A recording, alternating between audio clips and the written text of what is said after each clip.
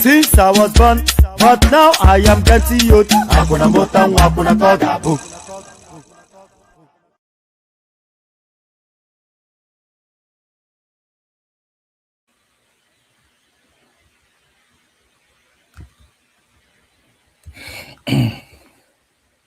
And there it is right there. So there it is right there. A yende bar. So I wonder why I look so funny. I'm somewhat in a different position. And by the way, it's going to be, my voice will be somewhat low because there are people sleeping around me. So you have to just accommodate for that. Hopefully you can hear me okay though. So that's the main thing. If you can hear me okay, why is this thing buckling on my head? Do I make some adjustments? Yendeba, good day to you, good to be in your company. Over, good day to you, good to be in your company. So it's somewhat of an impromptu session. So there's no real craft around it, but the narrative somewhat wraps around how the American bombing will. Good to see you, Meadow man. It's been a moment, man. When was the last time I saw that name? What's up, man? What's up to you? I'm not cheered up just to see you there, man. I've not seen your name for a good while, Meadow man. So like I said, it's somewhat of an impromptu session. There's not a lot of craft around it, but the narrative is going to wrap around the American bombing and the impact on the elections to come. So we'll be doing all that, but there's been a lot of movement. There's been a lot of movement in the Nigerian political space, even with the Americans going on. So we'll be discussing that as well. So all manners of everything. So good day to you, good to be in your company, Anova. Good day to you, good to be in your company. Always a delight to be with you guys. So all that. The protocol remains the same. Please click on the like button just as you're coming in. Click on like. If you're not already subscribed, please subscribe. If you want to come and join me on the screen, come in via the hyperlink that says StreamYard. Share the links just as widely as you can and super chat towards the stream. You know the dollar sign at the bottom of the screen. That's there for a super chat. So just like Hassan has done right there with the almighty, not the almighty dollar, but the now increasingly mighty naira now. So thank you for the super chat, Hassan. So a lot of people join Hassan in that space. So as I said, there's not a lot of craft because it's somewhat impromptu. I just latterly decided to come out and I just put it up. So we're just going to create the conversation as it comes. But really, I've been reflecting on the American bombing, and I've been reflecting on how it impacts on the elections to come. And by the way, as many people as can have their cameras on as they join us, please have your cameras on. We want to start having maybe we'll start to do for the future. We start to do more cameras on our sessions. I think that impacts on the it impacts more when people can see the face. That's why I've got my camera on as well. It impacts more when people can see the face to place it with the voice that they're hearing. So all that. So I've been reflecting on how the American bombing affects Tinubu's chances in 2027. Does he take away from his chances or does he enhance it? So we'll be discussing all that. But like I said, there's been a lot of movement in the Nigerian political landscape. So we'll be discussing a lot of those movements as well. So we'll be discussing those as well. Before we get into those movements, actually, let's speak on the impact of the American bombing on the Tinubu journey. So now, the narrative of that bombing has to be managed by the government in order then for them to come out on the positive side of it. So that of course.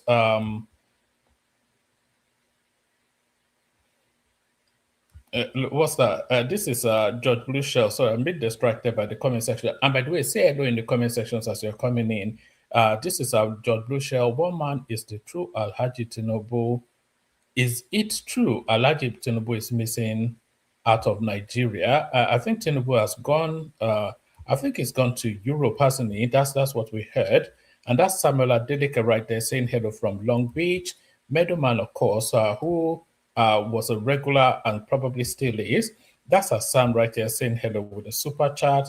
And I thought I saw Agbadomo Tinubu as well. So everybody keeps saying hello in the comment section as you're coming in.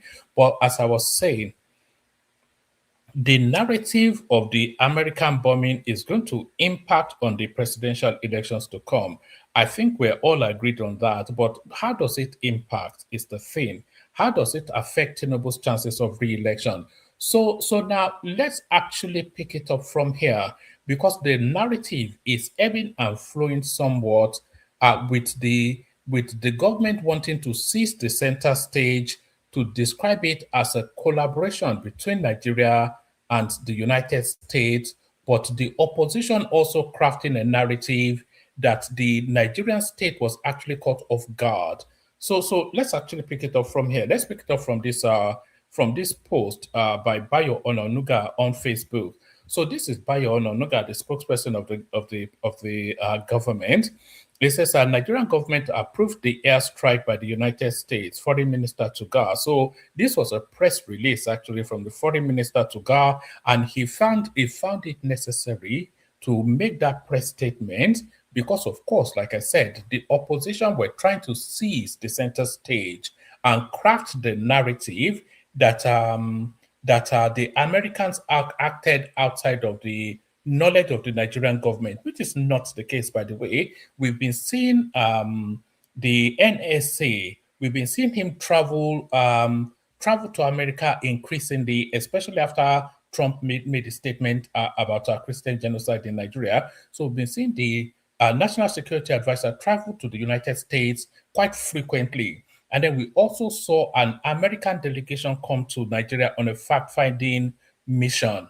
And a lot of the narrative coming out of those interactions was a narrative of collaboration. So the Americans, we saw him, Riley, Representative Riley, when he came to Nigeria, he led that delegation. When he got back to the United States, all of the public outings that he had was to discuss then how they had gone to done this fact finding, how they were identifying what the problems are with the Nigerian insecurity situation, and how they are going to collaborate with the Nigerian state in order to try to tackle it. That was the narrative coming out of America, and that was also the narrative coming out of Nigeria. So that was the narrative in the build up to now that American bombing coming out. So as I said, the opposition did try to seize the center stage and to, of course, use it to try and attack the government. So here is now the battle of who controls the narrative. So the government comes out. Nigerian government approved the airstrike by the United States. This is the foreign minister, Yusuf Tugar.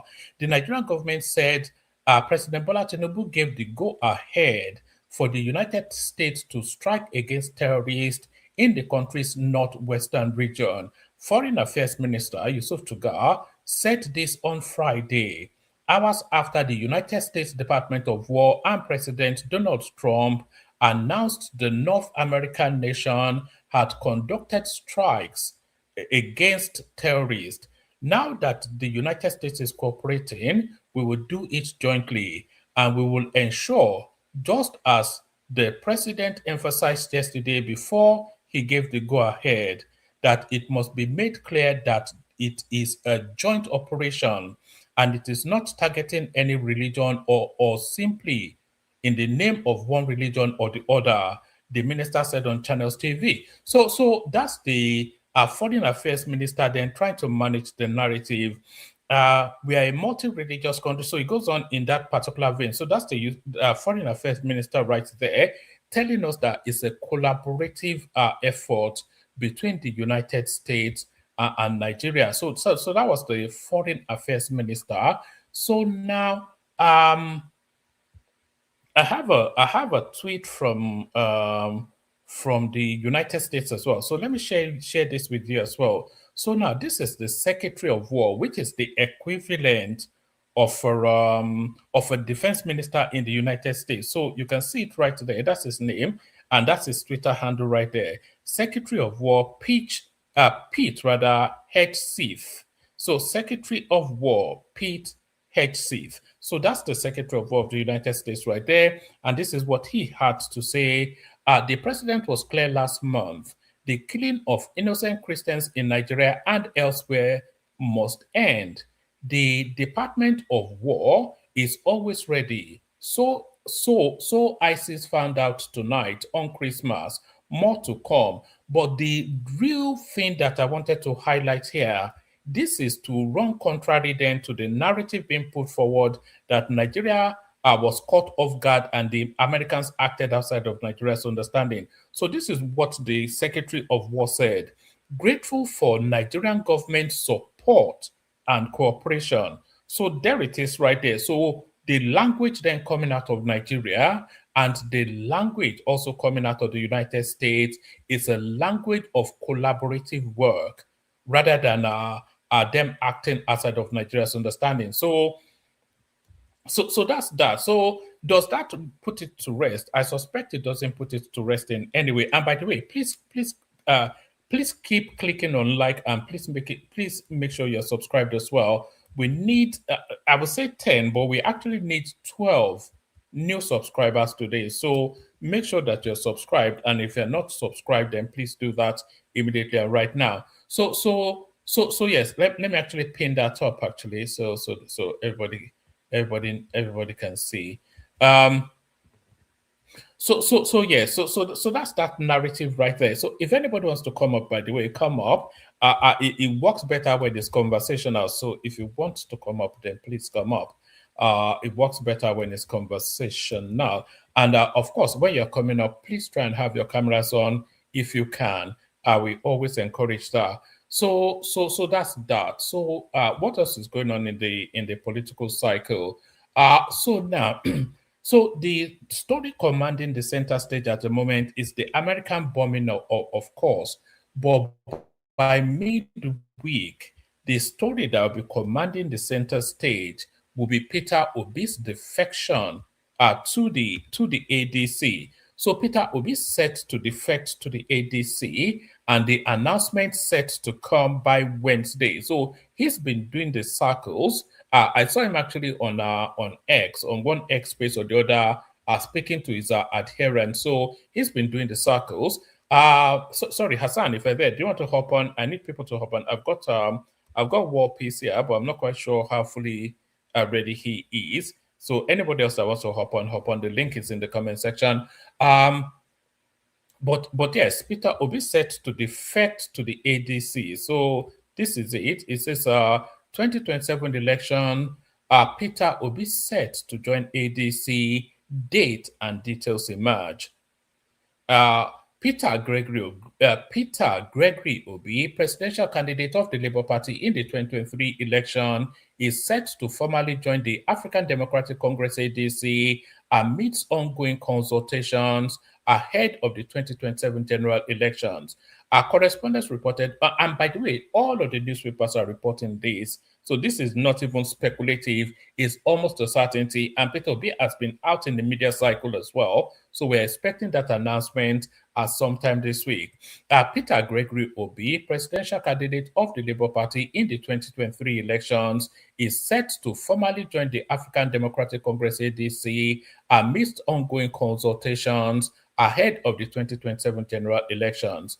Our correspondents reported on Sunday, December the 28th, that a top ADC official in Abuja confirmed that Obi had finalized plans to join the coalition party and hold a declaration rally in Enugu State, the purported capital of the Southeast geopolitical zone, on Wednesday, December the 31st. So there it is. And by the way, I think it's living with all of the accoutrements of the Labour Party. So where else did I see that? I think it's living with. Yes, let me bring it to you from here. Actually, it says Obi lawmakers' obedience set to defect to ADC. So he's not actually even going all by himself. I think he's taking everything that he took to the Labour Party out of there and to the ADC. And of course, that's the expectation. If he's going to the ADC, then he has to go with his weight. Obi lawmakers' obedience set to defect to ADC on Wednesday. So I'll do this fairly quickly. Nigerian political landscape ahead of the 2027 general election is poised for a reshaping as the Labour Party presidential candidate in the 2023 elections, Peter Obi, is set to join the African Democratic Congress ADC 31st of December 2025 in Enugu. The development would put to rest months of speculation about where Obi would pitch his 10th in the coming elections. Obi will be defecting with serving senators and other lawmakers produced on the platform of the Labour Party, as well as remnants of the People's Democratic Party PDP in the southeastern region. So it's essentially an ethnic move. So what you're seeing there, that tells you then a narrative of a convergence of the Fulani, of the Northerners and the Southeasterners. And by the way, this is a throwback to the 1960s. So because the first political alliance in Nigeria was actually between those two entities, the Southeasterners and the Northerners. They were the first political alliance before, of course, it all went awry. The coup, the counter-coups and all that. So it looks as though a revisitation of that, and that revisitation has always been a conspiracy against the Yorubas. We have to say it because that is factually true. But that's it. Well, so it's essentially a Southeastern movement. That's essentially what that tells us. Nigerian political landscape ahead of the 2027 general elections is poised for a reshaping as the Labour Party presidential candidate in the 2023 elections, Peter Obi, is set to join the African Democratic Congress ADC on the 31st of December in Enugu. The development would put to rest months of speculation about where Obi will pitch his 10th in the coming elections. Obi will be defecting with serving senators and other lawmakers produced on the platform of the Labour Party, as well as remnants of the People's Democratic Party (PDP) in the southeastern region. Correspondents gathered that Obi will be defecting alongside the senator representing Anambra Central, Victor Ume, that of Anambra North, Tony Nwoye, Abia South, Enyinaya Abaribe, PDP chieftain Ben Obi, and other members of the obedient movement in the region.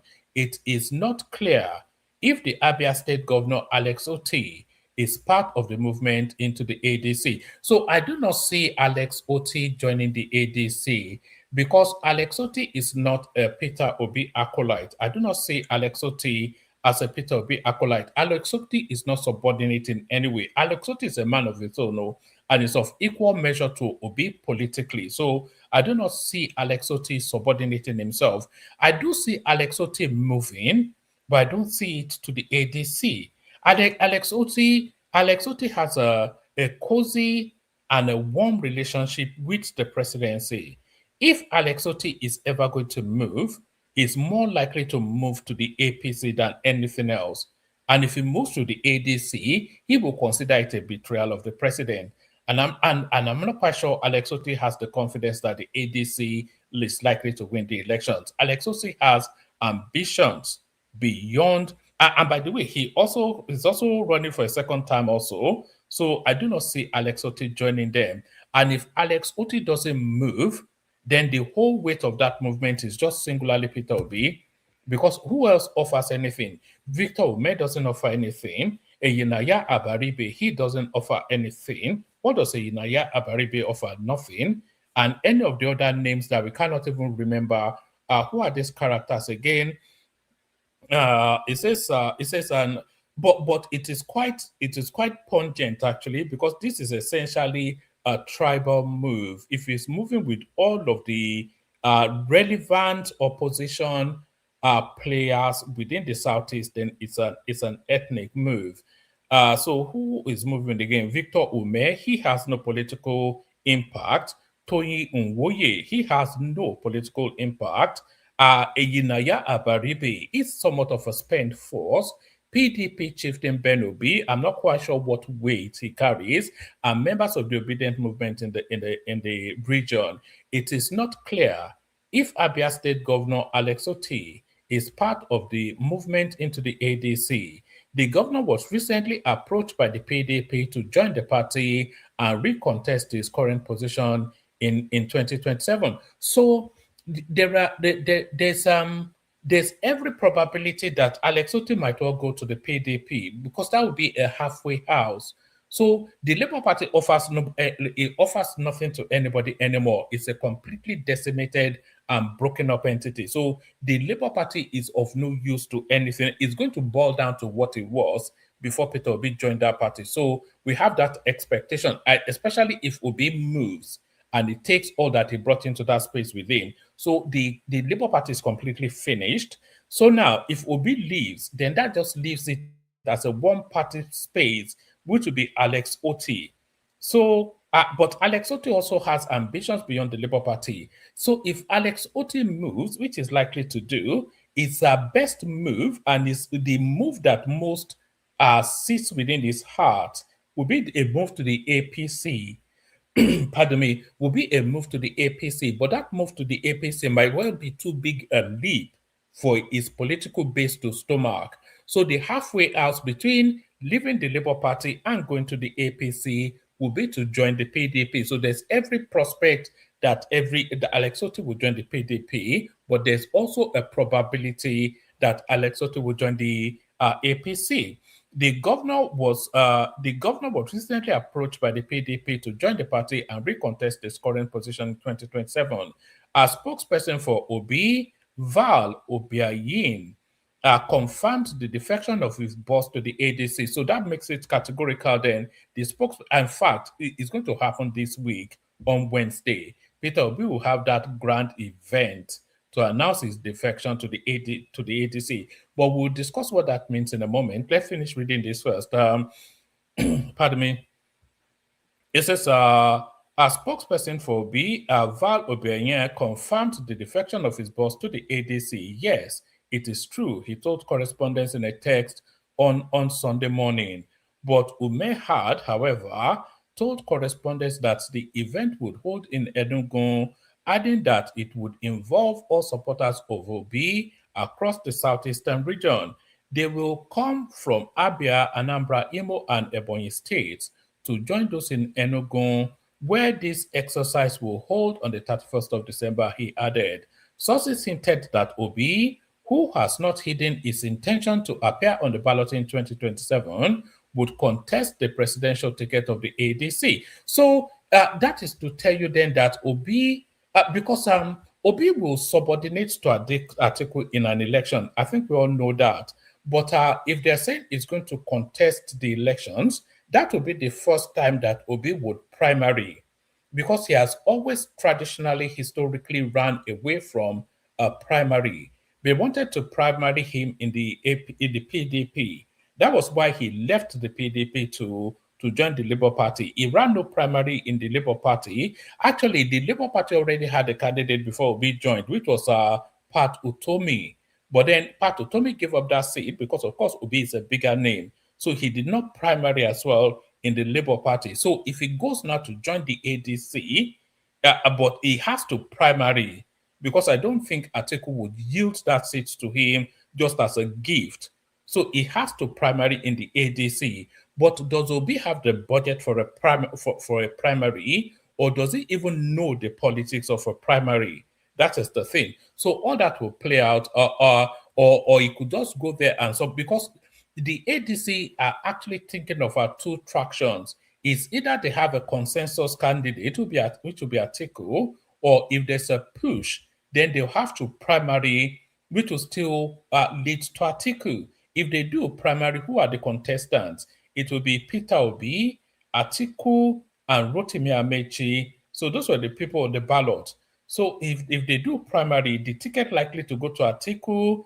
Rotimi Amechi, for reasons of being vastly richer than Peter Obi, will come second, and Obi will come third. But then having them moved to the ADC, it then doesn't have the wiggle room anymore. Atiku will then subsequently choose him as a vice presidential candidate, and that will be the ticket. That will be the ticket. That's just exactly how it's going to pan out. I cannot see it any other way other than so yes, they will come from Abia, Anambra, Imo, and Ebonyi states to join those in Enugu, where this exercise will hold on the 31st of December, he added. Sources hinted that Obi, who had not hidden his intention to appear on the ballot in 2027, will contest the presidential ticket of the ADC. Elder statesman Chief Okorie, while speaking to correspondents, stated that the expected formal defection of Obi to the ADC was a healthy development that could reshape the thinking and permutations of the 2027 general elections. I imagine that he will be defecting alongside with most of his associates and followers. I believe that a fortified and strong ADC would add value to the opposition and assuage the general fear of a possible one-party option to Nigerians in 2027. So I heard somebody say in a previous stream actually that that 2027 elections will be Tinubu versus Tinubu. So even with Peter Obi joining the ADC, and then when it comes out in the reigns, when it comes out in the reigns, before it's hung up to dry, it will be Atiku and Peter Obi. That's just how it's going. I think everybody that knows politics knows that is how it's going to play out. Atiku created that ADC movement, so he's not handing it over to anybody. So Peter Obi will have to subordinate himself to him. But even with an Atiku Obi ticket, the 2027 elections, a lot of people are still insisting will be Tinubu versus Tinubu. I imagine that he will be defecting along with most of his associates and followers. I believe that a fortified and strong ADC would add value to the opposition and assuage the general fear of a possible one-party option to Nigerians in 2027. The APC, ADC, and possibly the PDP locking horn in 2027 Democratic encounter promises a vibrant and robust electioneering campaign that will provide Nigerians with the required options to make informed choices in electing their preferred leaders at all levels. I imagine that the APC leadership will return to the drawing table to map out the strategy to confront the emerging challenge. Nigerians are in for an interesting time, Okorie said. So the only thing that would make that election interesting would be Peter Obi joining the only thing that would make that election interesting would be Peter Obi joining the ADC. The only thing that will make the elections interesting will be an Obi Atiku ticket. There is nothing else that makes it interesting. If it's an Obi, if it's an Atiku Amechi ticket, that remains Tinubu versus Tinubu. It's just an easy defeat. If it's an Atiku, if it's an Obi and Yusuf Dati ticket Labour Party, it still makes it an easy victory for Tinubu. So the only thing that threatens that space is an Atiku Obi ticket. But what do they even carry into those tickets is really where the question is.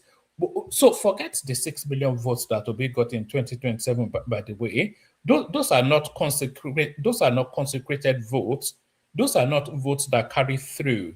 Those were spirit of the moment votes, So a lot of the votes, you can divide the votes that Obi got in 2027 by half because it's not going to carry more than half of those people into 2027, and the abundance of them will come from the southeast. The people that voted for Peter Obi in 2027, they were the NSAS remnants. Do you remember the NSAS? Do you remember that movement was still in its anger stage in the build up to the elections? So they were the NSAS remnants. They voted for Obi in their numbers. There was the religious phobia narrative that those voted for Obi in their numbers. There was the anti-Buhari sort of government space. Those vote. So a lot of those narratives are already spent in the cycle of Tinubu's governance.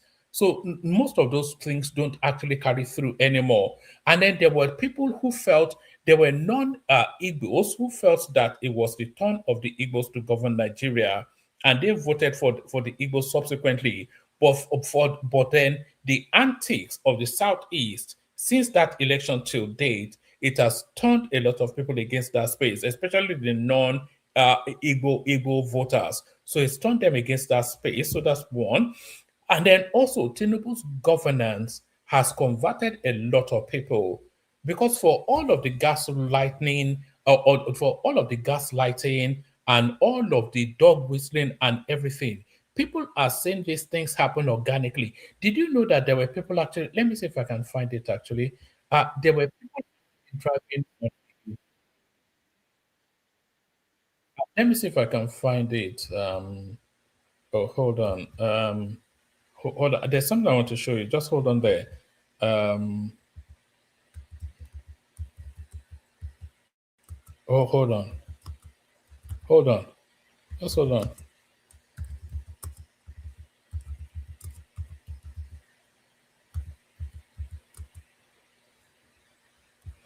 All right. Like I said, there were a lot of people now that have converted to. There were a lot of people now that have converted to. I want to show you something actually, because people have started to drive on that Lagos Calabar Super Highway, and the feedback from it is pivoting the narrative somewhat. They cannot, in all conscience, continue. Let me show you this. All right. So this is the Lagos Calabar Super Highway right there. I wanted to show you a clip of people driving on it, but maybe I'll show you that. Maybe I'll show you that later. But people are already driving on the Lagos Calabar Super Highway. So the impact of Tinubu's governance is being felt in real time by people. The prices of food is coming down. The currency is stabilizing. Electricity generating electricity supply is quantumly improving. There are reports now in Lagos that it's very rare that they take the light. in places like Lagos and Abuja, especially, I'm not quite sure what about the rest of the country, but especially in places like Lagos and Abuja, there are quantum reports that it is very rare now that they take the light. So if we removed insecurity, which was actually improving until we got this spike over the last 6, 8 months or so. And the spike in insecurity, by the way, is all wrapped around politics. That's the politics of the North. The Northerners usually play politics of violence. So the insecurity that we're seeing now is entirely about elections to come. This is the Northerners playing their politics. So there's so much that is going on that has converted a lot of people. They understand the direction of travel of the government, and a lot of people endorse them. And so there's a lot of conversion actually to the Tinubu camp, especially from the obedience space. And those people that are converting, they are not the bold in the coal sort of obedience. They are more level-headed people. They are more transitional obedience. They are special purpose obedience that I was describing earlier on. So that's that. Where was I? So that's Peter Obi defecting to the ADC to then go there, of course, and subordinate himself to Atiku. So that's what the expectation is. What else do I have from you? So let me send the link actually. If anybody wants to come in, this will be the time to start coming in because like I said, it's an impromptu session. I was really just opening up the space so that people can gather and chat. That is if they want to. Nothing compels, nothing enforces. But that's the link in the comment section right there. If anybody wants to hop on, hop on. Where was I? What else did I have for you? Oh yes. So we're talking about Peter Obi defecting to the Labour Party, and we're talking about the impact that would have on the elections to come. But the impact that Obi's defection, no, we're talking about Obi defecting to the ADC, and we're talking about the impact that will have on elections to come.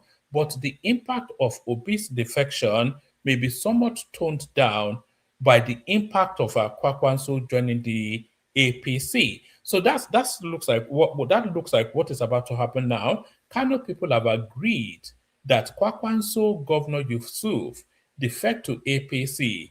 This is coming from a person called Rago, Director General of the Protocol Directorate of Kano State Government House. So this is coming from State House Kano, the Director General of the Protocol Directorate of Kano State Government House, Abdullahi Rogo, has said the citizens of the state and voters have agreed that the former governor and incumbent Rabiu Kwakwanso and Governor Abba Yusuf should defect to the All Progressive Congress APC from the new Nigeria People's Party NMPP. He disclosed this in a viral video.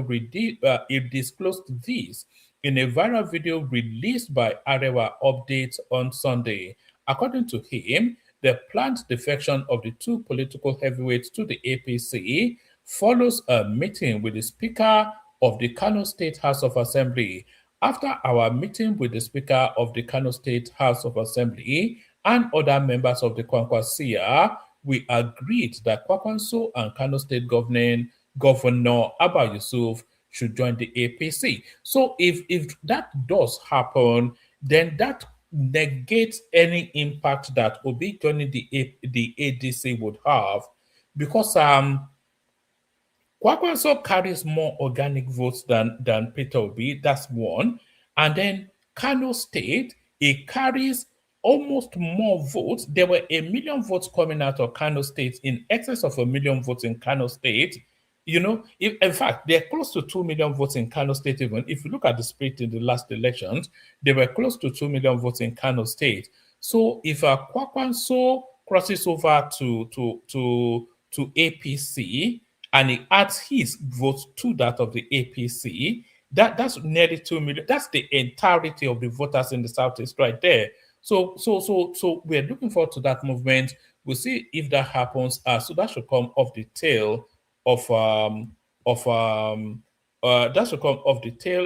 Peter Obi joining the ADC. But if Peter Obi does join the ADC, they should leave the room for Peter Obi to join the ADC. Let all the attention, let him have all of the attention, and then after that moment, then we have the Kwakwanso join the APC. I can't even get words out. What's wrong? I'm fumbling at the lips now. It's just because I've lost consistency. I don't do this with any regularity anymore. Let's see. I'm not sure if War Peace is able to speak. I think it may well be on the train. I think he said there. Are you able to speak now, War Peace, or no? I don't think we fully have War Peace yet. So if anybody wants to come up, come up. Let me give you one more, and then we'll see if anybody turns up or not, and then we might just bag and tag it there. So now the goings on as well. Shea Makinde obviously bringing himself into play. So this is what the field would look like in 2027. So in 2027, with the ADC, you're likely to have either Peter Obi and Atiku or Peter Obi and Rotimi Amechi. If Peter Obi is not on the ballot on the APC, and if it doesn't defect, as it's almost certain to on Wednesday, then you will have Peter Obi on another ticket, and that's that. So that's what that field would look like. But then the flag bearer for the PDP, most likely Sheyi Makinde. Sheyi Makinde then being deputized by Bala Mohammed of Bauchi State. So that's what the PDP ticket is looking like, because of course there is absolutely nobody left in the PDP. But then, of course, Fayose tries to throw a spanner in the wheels of that particular motion. Breaking, Fayose releases document, insists Makinde got 50 billion naira from the federal government. Former Ekiti State Governor Ayo Fayose has released what he described as the documentary evidence to support his claim that Oyo State Governor Sheyi Makinde received 50 billion naira from the federal government as a special intervention fund following the January 2024 explosion in Ibadan. Fayose made the document public on Sunday in a statement accompanied by a memo from the Office of the Accountant General of the Federation. So Fayose has been accusing Sheyi Makinde of stealing 50 billion naira from the Oyo State coffers, and this is him now doubling down on that. He's even inviting Sheyi Makinde to take him to court. That is just how certain he is.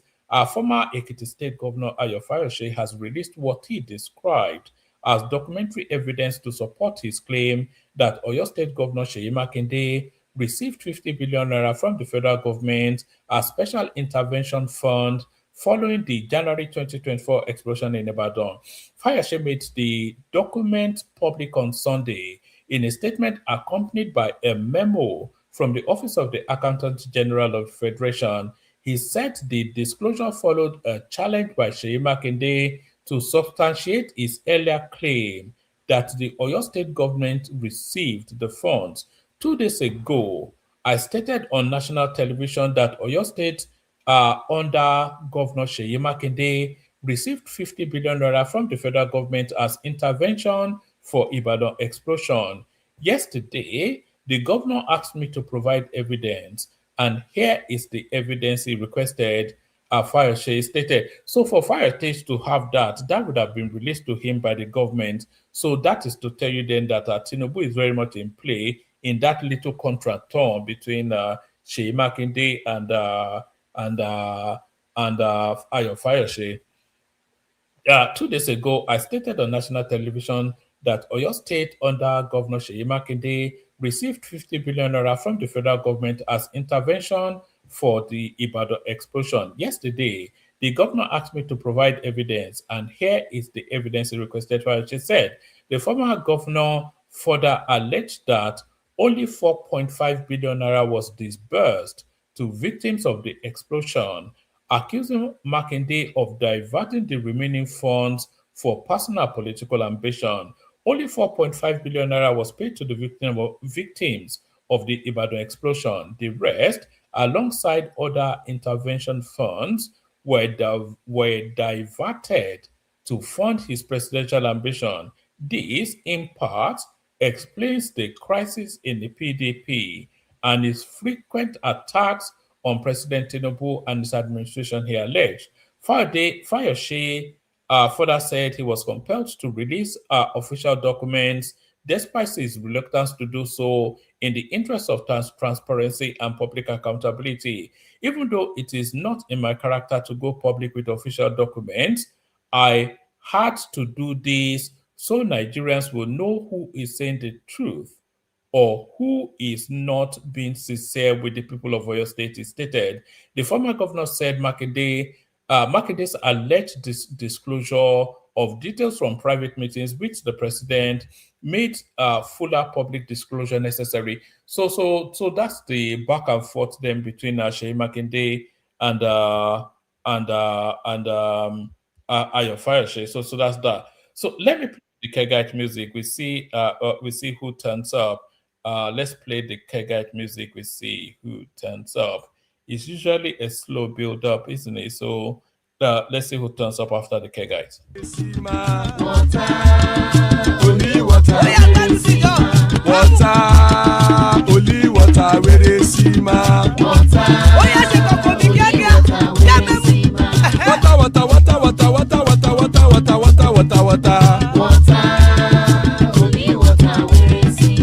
Hapa o naido.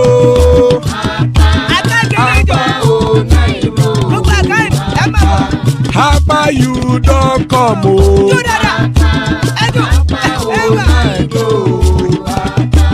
Hapa o naido.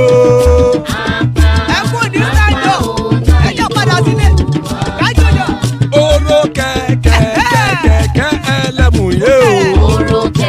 Ilé sọ́dí àkẹ́kẹ́rẹ́ ẹlẹ́mù ré o. Bọ́bí màsà kẹ̀kẹ́rẹ́ ẹlẹ́mù ré o. Chifu Fáìlà tí kẹ̀kẹ́rẹ́ ẹlẹ́mù ré o. Eruku lẹ̀lẹ̀ ẹlẹ́mù dé. Eruku lẹ̀lẹ̀ ẹgbẹ́ ẹlẹ́mù dòde ojàre o. Eruku lẹ̀lẹ̀ Ghana ti dé ẹgbẹ́ bọ́dì o. Ọmọ ẹlẹ́yẹ ẹyẹ o ó dilé o. Odúyẹ̀lá ẹyẹ o ó dilé o. Petrosonama ẹyẹ o ó dilé o. Petrosodúnkẹ́ ẹyẹ rẹ̀ ó dilé o. Ẹlẹ́kọ̀ ọ̀run mú ìní o.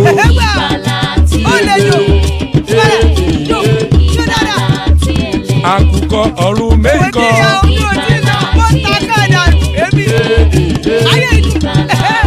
Ikú kò ní ríwà gbéṣe o.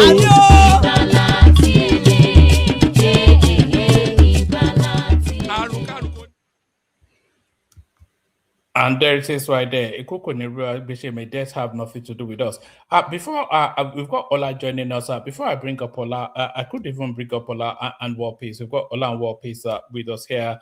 So that's War Peace right there, Konnichiwa, and that's Ola right there. But before I go to the two of them, let me bring you this storyline. So I don't know in full details what is going on here, but this is a story that has seized the center stage of the Nigerian space. It's a guy called Pastor Chris Okafor, who seems to be in some sort of a romantic dalliance with I don't even know, but let me bring you what we do have. I just saw it in passing. Everybody's talking about it, so if you know anything about it, you may well want to speak about it.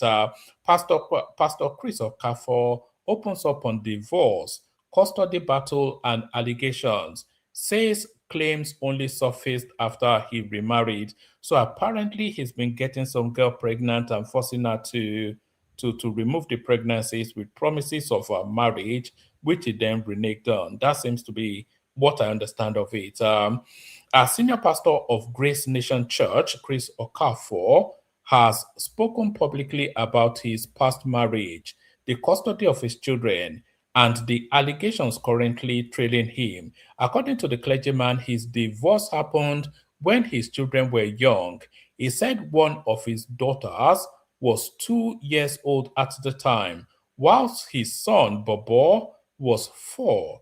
Okafor, I think we actually have a clip, so I don't even have to labor through having to read it. So let me see if we can get him to say it in his own words. Let's see. Let's hear it.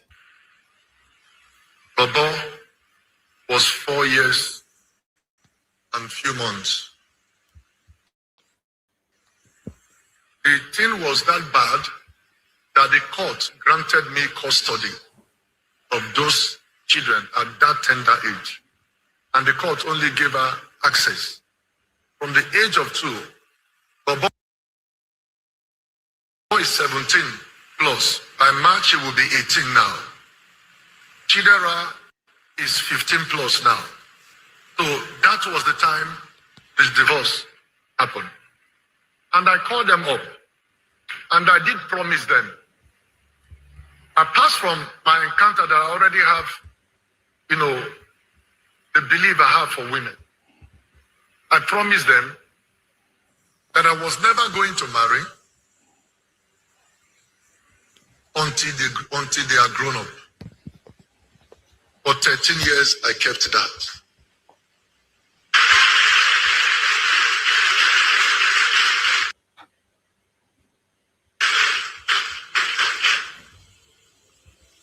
For 13 years, I kept that. And within that 13 years, it was not easy. We made a lot of mistakes. So the certificate of the divorce is there. Let me state very quickly. From that moment she vowed, I would destroy you. I would destroy the church. She says this openly. That over as long as she liveth, that I will not be able to marry again. Take note, none of these lies or allegations ever came until I married. No one ever came. No one. The vengeful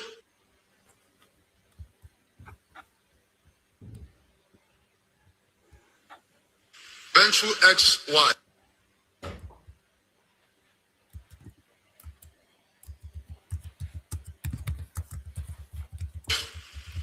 angry that I'm starting a new life, recruited children. Let it be clear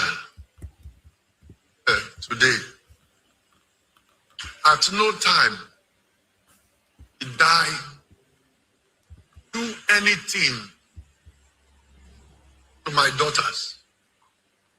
At no time let God kill me, the God who created them. At no time.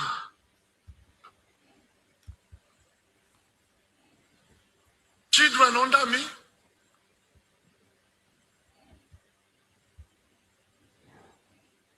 If anything of such has happened with that vengeful woman, I would have been thrown to jail. It was never raised. Please, Chidera, come. Please come. Please, I'm sorry I have to call you. Please come. Please, very sorry. Please come. I'm sorry to drag you into all of this. I'm sorry. Please come.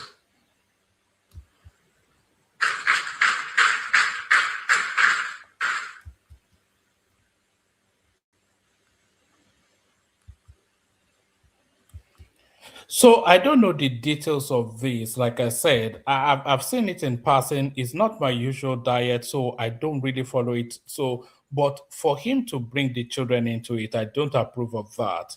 Whatever is going on, don't bring the children onto the stage and start to use them in a battle between mommy and daddy. So I don't approve of that. Sorry.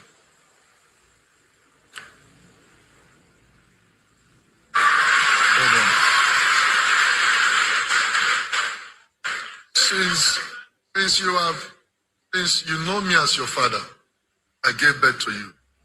Have I ever taught you in any way indecent? Huh? No. Has it ever happened in any way? No. If you lie God will judge you, God will punish you. Has it ever happened? No. In any way? No. It has never happened. No. Never.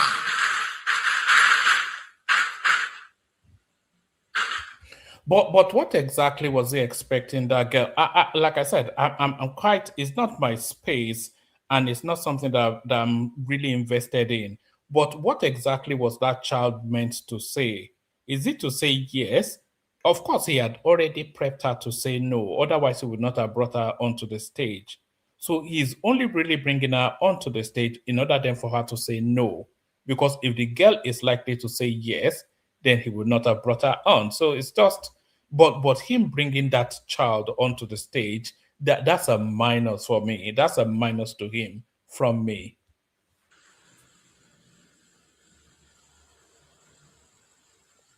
It is the story that can be told, and people will say this man is an occult man, is a beast. A well-coordinated attack. I'm sorry I'm speaking for the first time.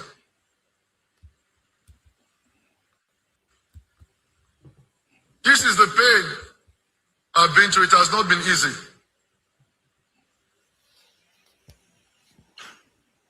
I became suicidal. I thought of committing suicide.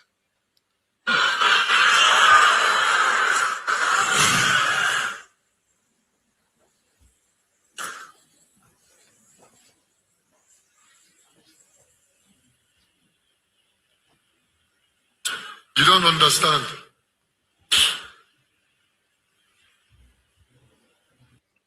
Chidera here was 2 years old. All right, so that's that. Like I said, I'm quite sketchy on the details, and it's not a space that I follow with any vigor. But everybody's talking about it. So if you're following it and you want to chat about it, then please feel free to come and do so. But the one opinion, I have no opinion. I don't know the details of his divorce or whatever is going on in his life. But the one opinion that I do have is that it was wrong to bring that child onto the stage and make her say what she said. Would the child come up and say, yes, you did whatever? So of course he would have prepped her in order for her to do that. So that's what we have. Did I play the Kegite music already? I think I may well have played the Kegite music. So why don't we just kick it off? And by the way, can people please make sure that they're subscribed and click on the like button as well? So like and subscribe as we try to kick off the conversation. So who wants to start it off first? You are unmuted, Hassan. So yeah, floor is yours. Where do you want to start? So we're talking about the aftermath of the American bombing in Nigeria and how that affects Tinubu's journey towards the presidency. We're talking about Peter Obi's defection to the ADC, which they've told us now is going to happen on Wednesday in a gala event, a grand event in Enugu State. We're talking about that. We're talking about Kwakwanso telling us that they've gotten the approval from the Kano State space for the governor of Kano State and Kwakwanso to move to the APC. So how does that counterweight Peter Obi possibly align with the article? We're talking about that. And then we're talking about Fayose versus Governor Seyi Makinde. So a whole raft of all things. Good to see you, son. Yes, one man. Well, I would want to talk about the politics, but I want to start with this young woman that was brought to the stage. It is god awful. That is just so disgusted. There was no reason why he should have brought her. That will mentally scar her. I don't know why some people do these kind of things. And look at the things that he was talking about. Is this in Nigeria? This must be in Nigeria, right? Can't happen anywhere else. Yes, it is in Nigeria. Pastor Carr for. No wonder. I know nothing about it, but that's singular. No, whatever it is the case, that's not where to handle it, for God's sake. Oh God, my God. So I don't know what to take of their children. Hassan, what emerged from that? Is the reason that made me to join. Like it does disgust me. It shocked you. You know, the backstory seems to be that it's been alleged that it was inappropriate with his daughter, and that is part of it's part of a divorce process. It's been alleged that it was The court should handle inappropriate. it. Child rights, that's Yes, what should be done. but then he then brought that child out to deny it. So Oh not God. everybody will believe it, and now not everybody would even know that And child. the way people follow their priests, their pastors, their imams, nobody will believe the child. Or even if the child said she did it, they will not still believe it. They will say, touch not my anointed. And in our own case, if the imam is extremist, his people have a way to get back at you. I don't know. That was god awful, man. I don't know. Things like this should be stopped. Azan, Yes, sir. My take in this matter is in many situations. Are you following it, Ola? By the way, that story, everybody seems to be talking. Are you following it? I follow it to some extent, but one thing I've learned about all these social media celebrities sometimes is that they've mastered how to use the social media for the wrong reasons, for blackmailing and for destroying people's lives, which I don't really which I don't really like, because in a matter like this, that thing is so common, especially among our women and the social media or and all the social media people. They just, once they get this thing like this, they want to destroy their target. Even if the targets are not guilty, they are guilty forever. And I think this is one of the reasons that I think we should strengthen our law around this kind of online blackmailing and it can, to me, if I happen to be among those people that make law, it will attract a life sentence. Because when you you can't give women too much sentences now. We have limits. No, that's what I'm saying. If I have my way, for those people that are coming to online to ruin people's lives, UN Women is there. They have representatives in the National Assembly. They will not let you. That's what I'm saying. I say if I have my way, because this matter should have gone to the court instead of coming to social media. Because and it's becoming so common now. It's so women are using common. It's so common, but I know that this, before they were. But the man was wrong. The man was wrong. That's clear. The question is this: how do you know? The man we want to fight that child on. Even if he didn't do that, it was wrong. He didn't need to prove that to anybody. You should prove it in the court of law. That's all. Let the evidence. Azan, may we not find ourselves in such situations. See. Amen. Yeah. I've seen people who have committed suicide and things like that. But very dangerous. Look at when the thing was raining around 2018, 2019. You will see some people before, maybe they weigh like 120 kg in weight. Under 1 week, they will come to around 70, because you will see them, they fall sick, some of them, they struggle to recover from that. And I think this kind of, and unfortunately, people will be cashing crews.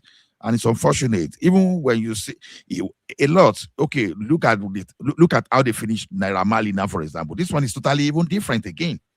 It's not even a matter of relationship. Look at how they use social media to finish Naira Marley for offense that he didn't commit.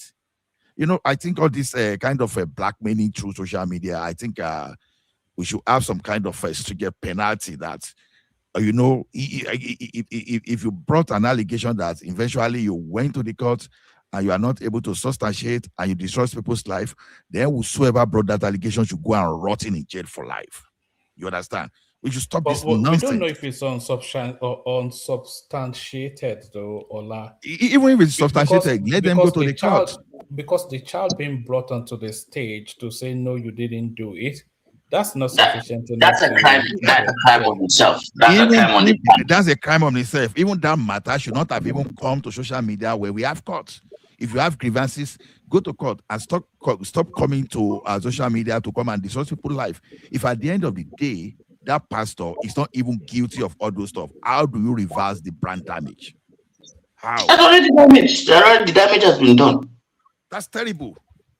And we should discourage all this, because to me, that's why I say if I have the chance to make a law, Anybody that came online, you can came. You understand? Do whatever you like. But at the end of the day, if that's in the you are going for life sentence, life imprisonment. That's what you are getting. It's unfortunate. We are so terrible in that country. We love blackmailing so much. We love blackmailing, and it's terrible. No, I think blackmail is, it's in the nature of women. I say this because from a biological point of view and from a psychobiological point of view, a woman does not have physical strength. So what she does is innuendos, gossip, and manipulation. It's nature. You cannot stop that. And, the social media has amplified their ability to reach more people. So you should expect this. What I expect from the laws is to keep up with the times. At least protect men, protect people, and do it such a way that people will have their day in court, to prove their innocence. We don't need to do all these things to damage children. God damn it. God. Is that not a westernized view, though? Because in the African setting, what you're saying, all these are children something. I suspect that the African child is a lot more robust to this sort of things. Because Africans that see owls and say that witches, they see what the cats and they kill them and they're just natural things. Just because your culture has not advanced enough, you can't just say that you don't understand this thing so much. Okay, one man, do you know why we are not feeling this thing now? Let's assume that you run a business. Let's assume you run a business that is as big as Microsoft or Amazon. You know that this little thing that happened today, assuming that girl or someone around that person is the best that can represent your brand, but for this type of thing, you will now avoid. You don't need to be guilty. An accusation is enough. You don't need to be guilty. Yeah. You know things like that. You don't want to associate your brand. So indirectly, people don't really know how to quantify the damages going along this thing. It's not about shaming. This thing just silence some opportunities and take some opportunities away from you, just because someone just from one person that cannot coordinate himself somewhere now brought a case to the public opinion, and in the public opinion, the accusers are always the one that is vindicated. But whosoever they accuse, even if you are as white as snow, you are always guilty forever. If you took the case to the court and you won, people will never believe you. They will tell, oh, you bought the judiciary. Why would I care what people think anyway? It's unfortunate. It's unfortunate. I don't give them time. I don't give them the time. Really. And there was one case that happened in 2001. The guy committed suicide. And that was when I noticed that, okay, it must have been that he was innocent. Because there was no way he could have killed himself if he thought the world was just to him. Now, he was a coward, I would say that. But things like that should not be allowed to happen again now. Okay. Right. I don't know if people want to discuss that, because I would rather discuss politics rather than the. Let's discuss politics. That's just weaken me. All right. Let's take it to the politics then. So a lot's happening. I was actually even going to discuss how the politics of the American bombing impacts on how the American politics rather impacts on the politics to come. So do we want to discuss that? How do you think it's going to impact on 2027? Azan, do you want to start that? One number. I think it depends on how Tinubu plays his game. So far, he's been too cautious. I think at some point he has to take the bull by the horns.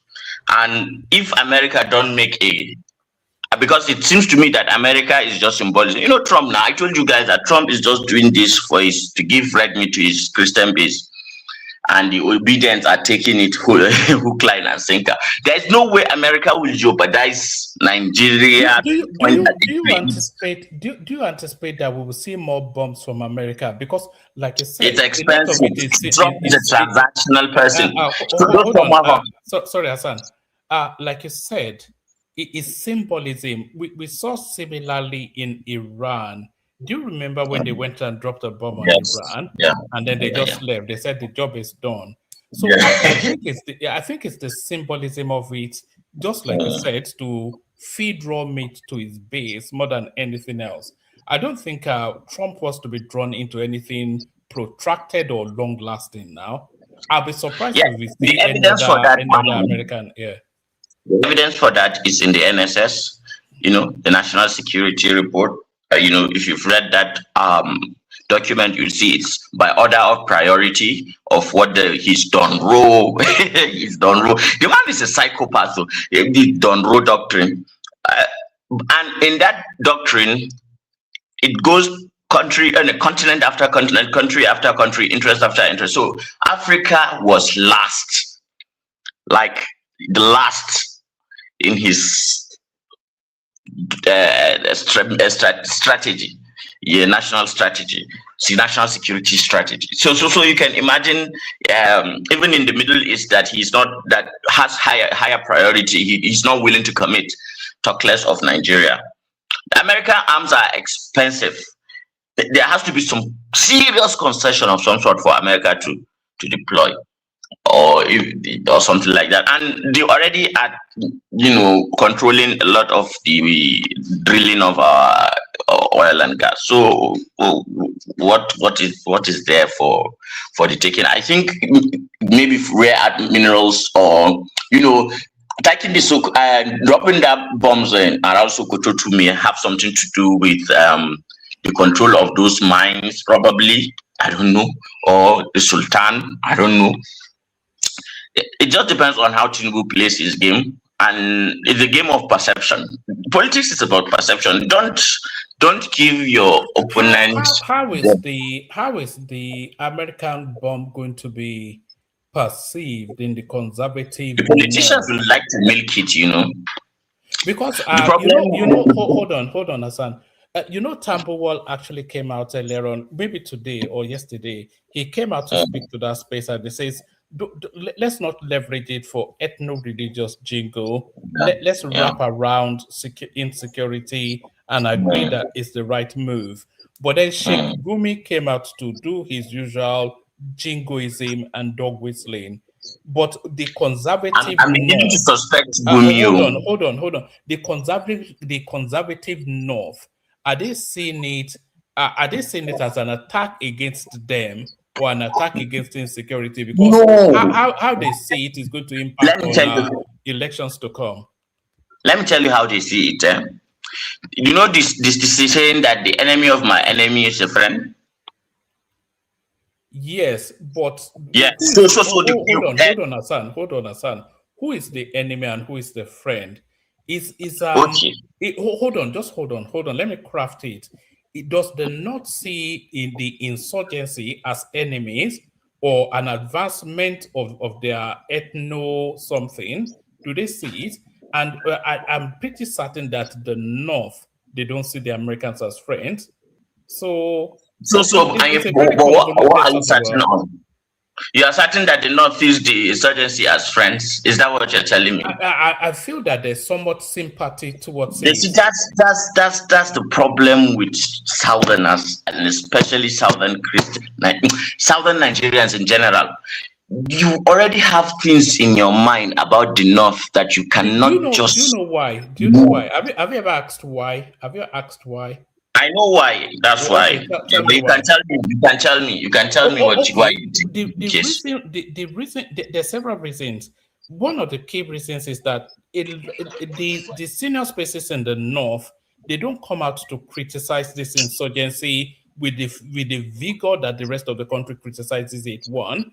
And then these insurgents, they're in their numbers, they're in the North, and we don't see any concerted efforts to flush them out or to rage against them. These people move in convoys, they move through the landscape. Look at those children that were taken from those schools. Look at the logistics of it. They would have passed through a whole swathe of communities, and nobody tried to stop them. Nobody raised an alarm. So Have anybody ever get an AK-47 at you? What's that? Has anybody ever pointed an AK, cocked it, and pointed it at your head? Well, I've never in that sort of. I don't As if live in that world now. I don't live in that world that that poor will happen. farmers to stop them on the road. Put yourself in their position. Would you stop? Would you try to stop them? No, Go and try to stop them and see what will happen to you now. No, but you can give intelligence to You the see, you don't give authorities, others. You don't give cooperate with others the security. benefit of the doubt that you give yourself. Okay. Fundamentally not good. Let me have a take there, Azan, if you don't mind. Okay. You see one thing. This thing is a matter of narrative. So, and I think the narratives are changing now. Now, just imagine a situation where Amagumi is the only person that is representing the North today, especially when we have the normal traditional broadcast media and those stuff. But you know, the game is changing now because a lot of activists are even coming from those northern parts Gumi of is the taken country. as a goon. You know a You goon? understand? He's taken as a goon. Gumi, he's taken as a goon in the north. A goon, a real even some Islamic, He has strong followership. Or don't try and No, diminish it's it. He has not, strong no, it's not followership. even about his followership, one man. I'm suspecting Gumi is a three-letter agent of some sort. That's why he's untouchable. Do you think the government don't know? If it were someone else that didn't have any kind of backup, I swear they wouldn't carry him. He's serving a purpose. I thought of the same thing today, to be honest. Today, I Things thought don't. of that same thing. No. Yeah, Apologies I for feel that. like Sorry it is for so. that. Hold on, Hassan. The reason why the government is not touching him is his sphere of influence. But when he influence, which influence does he have? He He's influences the holy whole chief. field of. No. It's not as influential as if people think. He's one of the arrowheads of Wahhabism in the north. No, he is not. Okay, well, if you say so. No, See, as I listen think to me. that is true. That might be No, true. his father was. He is not. His father was. He is not. He is not his father. People need to separate these things. And No, even Azan, wait. You know, even IBB is even publicly against his father, and implicitly his son. If you pick Amagumi today, you'll be surprised that a person like IBB may be so happy because IBB has never hidden his dislike for Amagumi. Now you start asking a question: what's so difficult about picking Gumi? Even if they could pick Malami, that still have. I think Malami got married to Buhari's daughter, right? see, even in the Wahhabi, thing between them, he is a rival of majority of the Wahhabis, and they want him taken out, but they can't do anything to him. They are looking at him. They don't like him, but they can't do it. And he talks. Nobody can say anything. Something is going on. No, coming back to the politics, though, because the way I see it is this, you understand? You see, obedience, they try to control the narrative, and there's this guy that talk church that keep posting some kind of a gory picture of what is happening in Mali and all those stuff. When they were not seeing the picture of what happened in Nigeria, you understand, they started saying, where are the picture? They were trying to control the narratives. But suddenly, some of us remember that Nigerian military, they don't normally really show all those gory pictures like that. You understand? When you trace the culture. So for those people that are posting from Mali, they have their own intention. But the journalists that went there, they were able to, you understand, ascertain and some local that they were casualty. But most importantly, what that thing did was that they look at the armory and some other logistic the logistic positioning, and that's what they destroyed mostly. Yes, maybe 1 or 2 or 3 of those system missile or 12 missile, whatever they fire, failed, but other actually achieved their targets. Then, most importantly, where we need to pay attention is this, even though I don't like it, is that 7,000 forest guards they are releasing.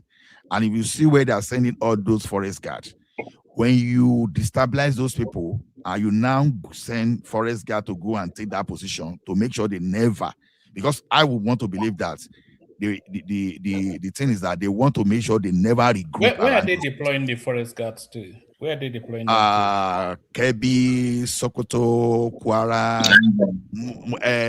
mostly I think Borno, mostly the Borno? Yes, I think Borno. Is there space for any? Okay, but they have to be Borno citizens, though. I don't think anybody will agree to come to Borno if it's not from here. No. Well, I know. I try to dig further because me, I have some kind of resentment. I don't like the fact that the federal is controlling, because just imagine you see someone like Buhari people tomorrow, they will just hijack everything. So I don't like that idea. And part of my research is this: even before now, even the state governor should have even recruited forest guard, because that thing is under the jurisdiction. And these group governors, they are getting away with rubbish for a very long time. These criminals governors, they ought to have recruited forest guard as far back as 1999 to have those forests secured. This problem of people infiltrating that are forests, the governors, if there's anybody to even be blamed, they are mostly governors, because this thing is not under the scope of federal government. The only thing that makes me angry with governors is that security votes that they take. That money is not accounted. There's no auditing. That's what I'm saying. Forest guard is under their jurisdiction. You understand? So now, I think what Tinubu is just doing is just to recruit those forest guard and just, okay, since you don't want to spend, I will recruit on your behalf. Yes. I will recruit on your behalf. But the problem I have now is this: you are now putting this thing under the NSA, and this thing may just change our constitutional convention, which I don't like. You understand? There's no federal character in the way they are, Now, no, my understanding is this: they are recruiting from the local governments, from where you are going to guide to your state. So they are not recruiting someone from Kano and Sento Kitty. So people from Kwara are recruited from Kwara. People from KB are recruited from KB. So you stay. So the only thing is that the coordination is coming from the NSA. You understand? Which is very far away from what is happening on the ground. Yeah, and it shouldn't be. And I think the target is going to be.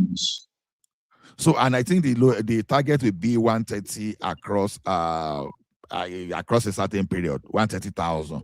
So what we are saying is this: the area that just the Americans just strike, I think they are deploying all those there. They finish their training, so they be deployed. So those guys, they are supposed to clear those places up. And it is unfortunate when you understand how Lakurawa got to some local government in Sokoto State. They were supposed to come and help them face bandits that were fighting against them. And then they over. Oh my goodness. They built village, they sank borehole, they built civilization around where they were supposed to be. And they took their crime to a level that, okay, before you harvest your crop, they will allow you to plant your crop. So during the harvest, they will go and say, okay, pay tax. After you pay tax, you think you are free? No, you sow your crop. They know the time you sow your crop, they will now come back and now kidnap the head of that family. Knowing that they've taken tax away from you.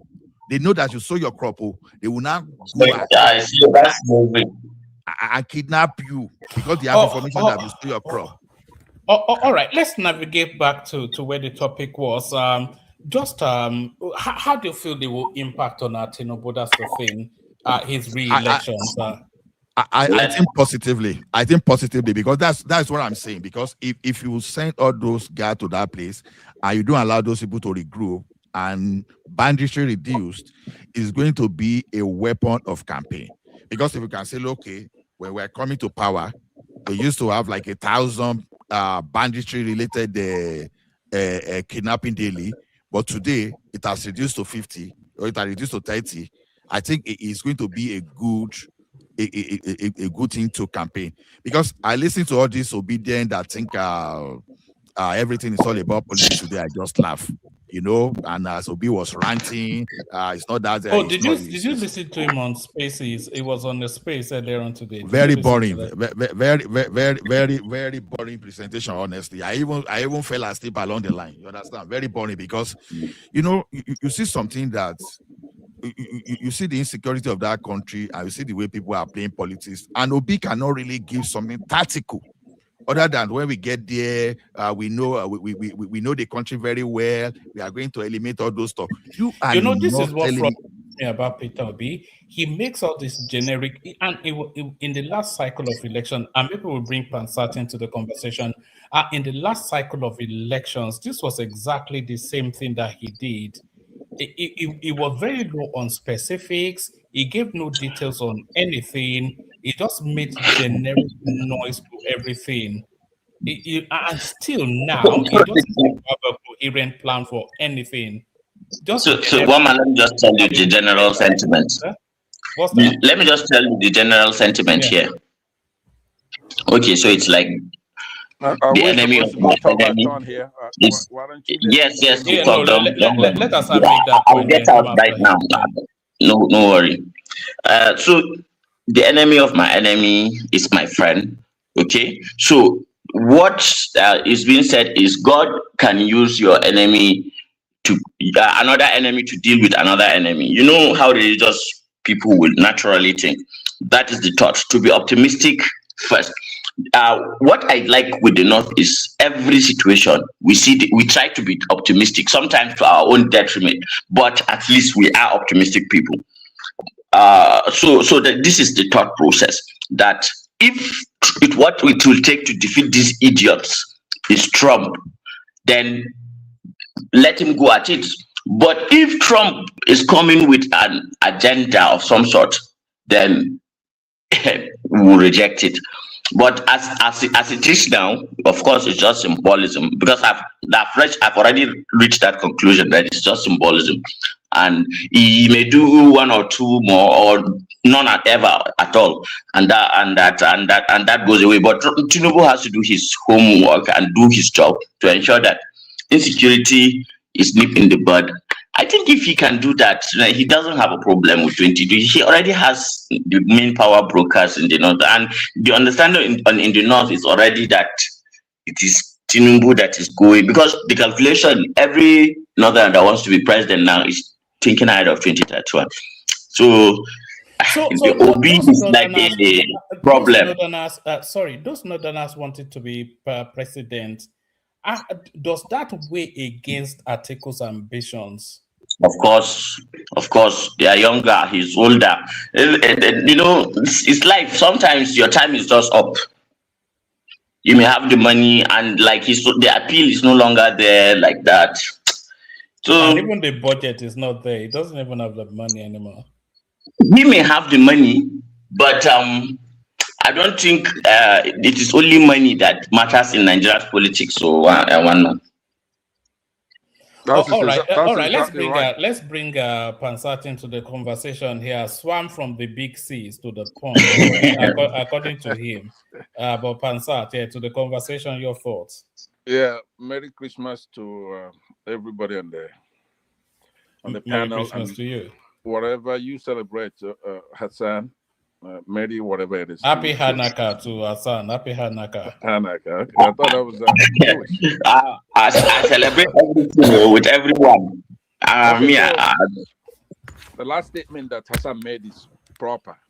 Money is not everything in politics. As Tinubu just found out, he dispatched a bunch of people to United States about a couple of weeks ago to prevent United States from coming in.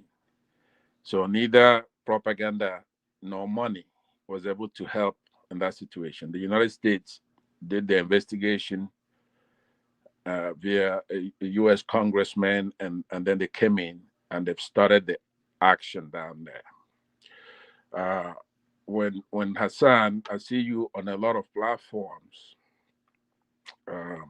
discussing stuff, it will be helpful for an educated person like you to actually go all the way.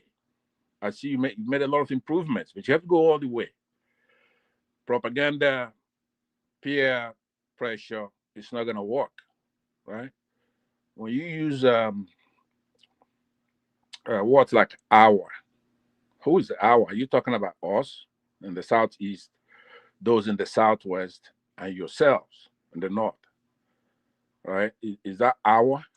Because our mores have to be the same for there to be an our etiquette, our mannerism, our attitude, demeanor, proprieties, rules, practices, forms, politeness, things like that. They have to be the same. We have to have respect for women. We have to respect human rights. For us to be a polity where there's an hour. If it's not, then that's you on the other side, no matter what. So we cannot have a situation where people go drive their cattle, go to villages and massacre them, disrespect our constitution, have an agenda. So look, if I was a northerner, I would be really, really good because it's easy to condemn those things, right? So when you're speaking, don't follow people like Ola, who he was asked a question by one man that says, "Hey, look, how does this relate to Tinubu? All these activities, how politically, how does it affect Tinubu?" And he started talking about Peter Obi. What does Peter Obi have to do with this? So in your case, Hassan, I will urge you, because I see you're redeemable. The paradox of political Islam, the failed aspirations, and then, of course, the shadow of terrorism. That's your problem. You have to go all the way. You want to be violent, then be violent all the way. You can't be in the middle. The only success that we can point at right now from the Islamic world is the success of Hayat Tahrir al-Sham, that's synonym HTS, toppling the Assad regime in Syria a few months ago. Everything else is the old Arab order. And then because of what the old Arab order is doing, you have all these terrorists emanating, coming out, shooting off here and there as an alternative. That's not going to work. You're going to have to go all the way. That's one thing, because we don't have a lot of people from your area. And what I mean area, north is not geographical. It's not a physical, terrestrial stuff, right? It's not a small town or provincial. North, it's that ideology that what I'm talking about. Islamic ideology is not going to cut it. We're going to have to rescue our country. You should start a little movement. You're in Nigeria. You like coming around us here on other platforms as one of us. I'm not picking on you particularly. You know what I mean. What I'm saying is that you should start a movement that will condemn, apologize and condemn those who have this mentality of conquering Nigeria, something that's impossible to do. You do understand, by the way, that without Britain supporting that ideology and causing trouble in our country, we Christians Britain is supporting Wahhabism. Who is that? I mean, Britain, yes. Right from the inception of the country. They made it so that, I mean, it's not only in our country, everywhere. Britain actually gave the country to the southeast. If we really want to delve into that, Britain actually gave this, but then they anyway. That's a whole. Yeah, when we got our independence, and actually before that, they were working with the North. This Fulani, yes, especially the Fulani Caliphate. Now, people have written a lot of books on those. Those who have the gift to write the history is right there. They're working with that caliphate, and that fools the Sokoto Caliphate to believe that Nigeria is actually their property. They made a deal with them. They actually signed a contract, so they're not denying it. So it's not only in our country. They did it in India. That's why you have India-Pakistan problem. They did everywhere they colonized. They tried to use the minority to neo-colonize the majority so they could then tell them what to do, manipulate them. But what I was trying to point out to Hassan is that Southeasterners, without Britain, can defeat and conquer your people over there very, very easily in days. So once that you know that, you have to then understand that you don't have any movement in that area. So what I would do, somebody like you, is to start a movement in your place. There's no need to come here arguing us, trying to teach us anything, right? Nothing to teach us here. We ought to support you to go and talk to your people, those terrorists up there, and tell them, hey, look, you're not a part of it, and you're not gonna let it happen. Do you know that Hassan is a cleric? Yeah, look, it's not. He has not laid a foundation, right? I've watched him not only here. I want you to know that I watched him, and the other day he challenged that we should be given 5 minutes or 15 minutes a piece to debate. I welcome that. There's nothing wrong with a debate. It's not an argument, right? It's a debate. He could be my son, as you know. I'm an older guy. Let me go on camera to say it so you know. Could be a son of mine. I have sons older than he is. So, but I don't mind debating him because we don't get to see a lot of people like him who come to work. Yeah, but what would be the premise of the debate? You just badger him now. No, it's not a badger. That's why you're misunderstanding me. What I said to him is this: he has talent. He's educated. He's friendly. He wants to be one of us, right? He's already using our and things like that, pronouns. But he's not one of us. Because yeah, it's the collectivity of being Nigerian now. He's a Nigerian, therefore he's one of us. Yeah, but Nigeria is in Kuwait. Nigeria hasn't formed yet. We tried, and it was derailed at the nascent stages. So it's aspirational, which is still okay. I'll count that. But if we are going to have an umbrella where we say, okay, look, Africans, like what you're saying now, we are Africans, right? And that we are, but they have to really then embrace that. They don't even embrace that. They're so slippery. When we consider them to be Africans, some of them say they're Arabs. You see, as Pansat, yeah. You know, I partly align with your sentiment, but never really with your language, because I don't know quite. You know, you could deliver it without being provocative, but I partly align with your sentiments, but not with the language I use to express it. I too, I feel that there's somewhat of I don't want to say a sense of superiority or misplaced whatever it is that you get somewhat from the north. You know, they get quite finicky anytime they are being ruled by a southerner, especially within the Nigerian space. So there's that. They have this sense of entitlement, and then there is this underbelly of an agenda to just overrun the country and subdue it and bring it under one umbrella, which is never likely to happen. So I agree with that. I agree that a lot of the narrative or not even the narrative, a lot of the sentimentality in the North is sympathetic to that narrative. Even the more moderate sounding ones, they're still aligned somewhat towards that narrative, but not the totality of them. I wouldn't say somebody like Hassan aligns to that narrative, but Hassan is one of a very minuscule small minority within that space. You know, so I do agree that they have this broad agenda, but not your choice of language, which is always punchy. I accept that. The authorizing of political Islam, it's not my doing, it's not my making, right? If they're gonna have a political Islam, then it has to be cleaner than what it is. It's not about language. That's the least of it. I will look at it. I'll go back and listen and see what language you would have preferred. If you want to tell the truth, obviously you cannot sacrifice the truth. I believe that once I pinpoint somebody as redeemable, it is my practice to use language that will redeem. You understand? So the political Islam. Now remember, nobody here has time to talk about tenets of a religion. We're not talking about the tenets of Islam. Now, it's a long run with that, but that's not what we're talking about. We're talking about the political. We have to reject normalization of what they are doing right now politically in our country. Now, we've talked about historical. What about presently? It's unacceptable to go into villages. Forget about Southeast for right now.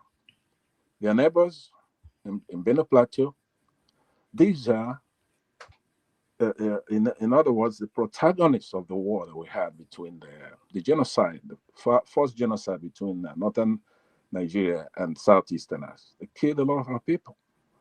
Now, the people who helped them do that were these Christians in that place, the Middle Belt. And then, go on being the protagonists of the war, they're going over there massacring these people, scores a day. How do you defend that? What kind of language would you use in that case to admonish anybody who doesn't come out here first, like Hassan? Say, look, I apologize for what my people are doing. I reject it, and I'm going to condemn it. Those are just the three things I require. I had a formula made for it, which is N+1. N being the number of times you apologize, that somebody asks you to apologize. Then +1 is one you did on your own. You have to do that on your own. But I'll leave it at that. I'm here just to say to Hassan that I accept his challenge for the debate. If they won't put it together at Dr. Damages, then one man can try to arrange something like that. 15 minutes, not an argument, just a debate, because if we could redeem him completely, it will be a good thing. Let me finally conclude by saying that one man, obviously, the question you're asking, we can ignore the big elephant in the room. Mr. Tinubu has jetted off tonight to Europe, the way they put it, they're going to Europe and then go to some kind of conference in the Middle East, right? This is a man that his country is being surveilled and bombed. And he hasn't made a statement to the country. And he's taking a vacation. Completely aloof. Completely aloof. I don't know what else he would do for you to start. So, sorry, what sort of statement were you expecting him to make? Well, whatever the facts are. For example, hey, look, we had terrorism in our country. We have inability to do it.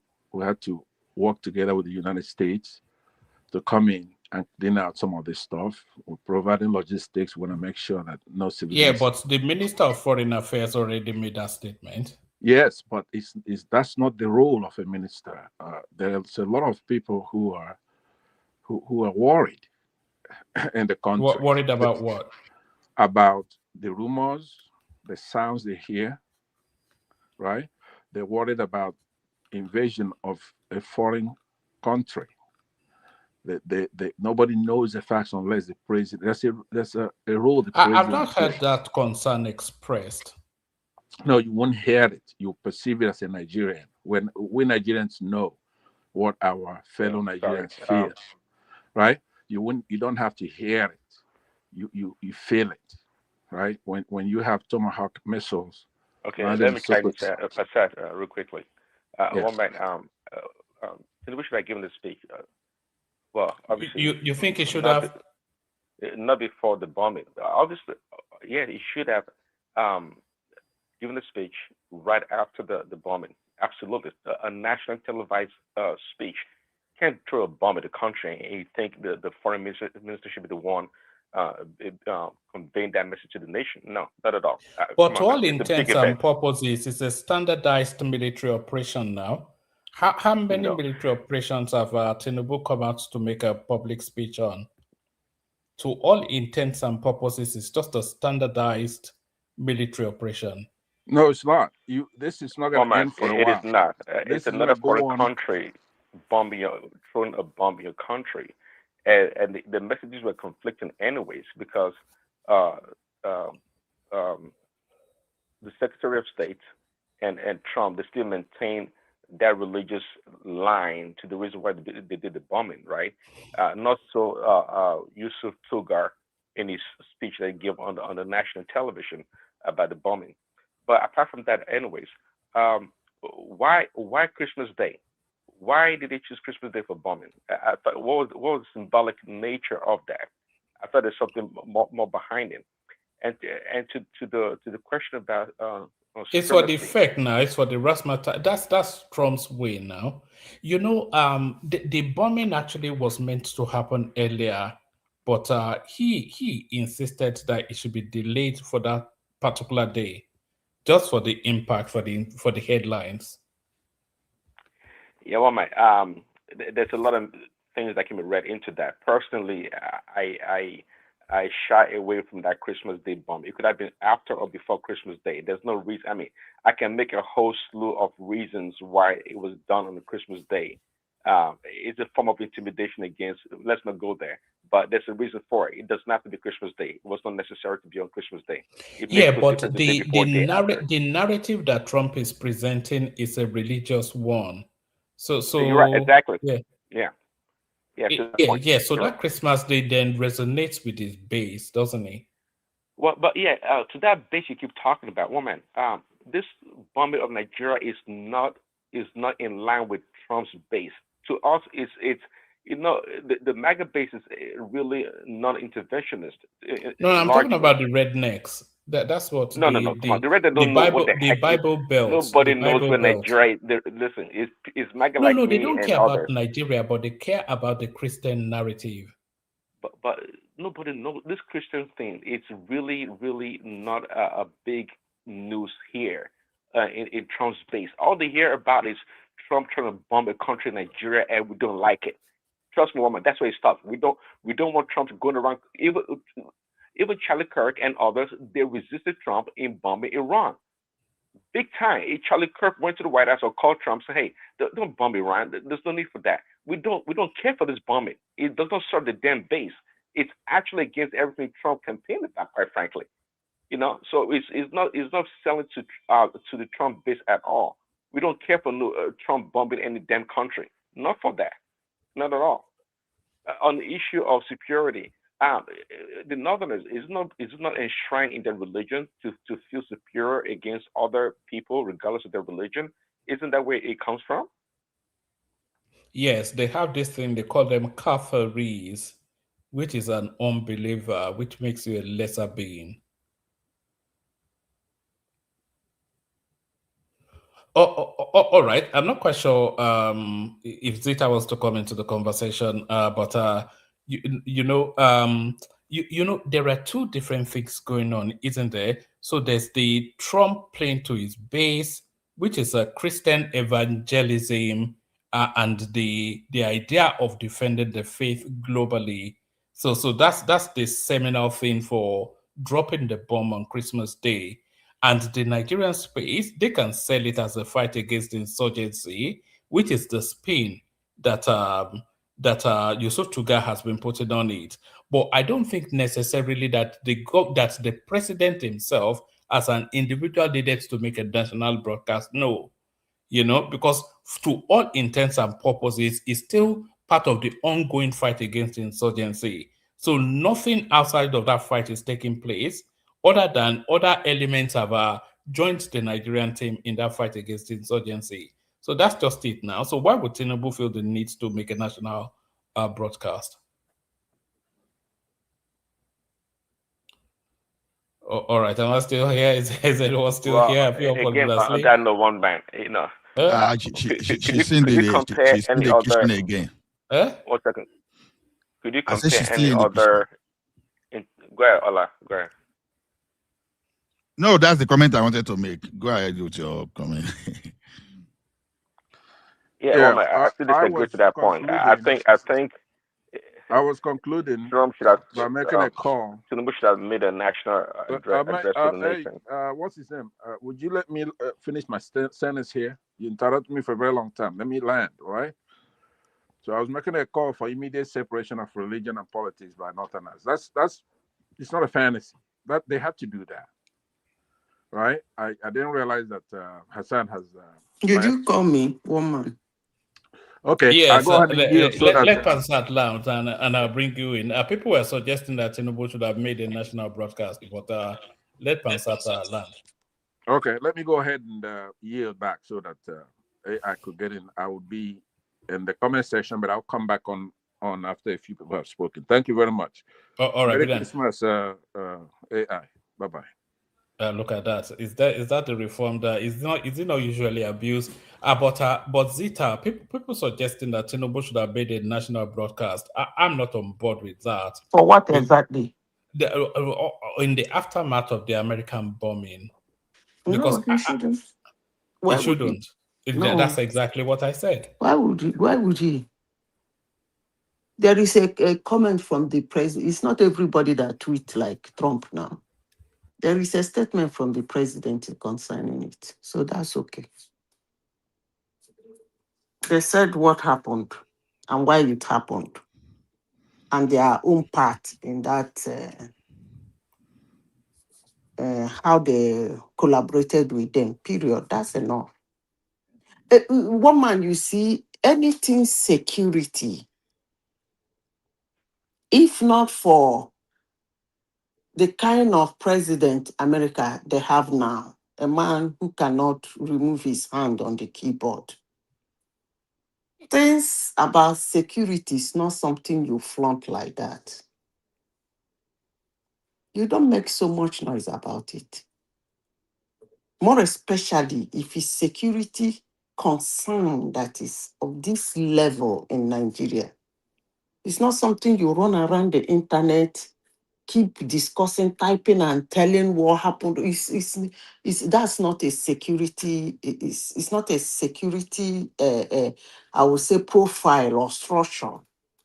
You don't do things like that because I know most people.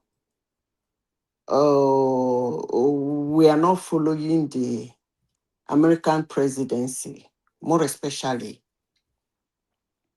most people in the world until Obama came, he made the presidency like a global thing. It became, the campaign. But I noticed that most people did not actually follow what he did. That guy thought he could depreciate or depreciate the armory of the United States. I've never seen a president who used over 100,000 bombs in 8 years. Hammering it on anything and anywhere and anything.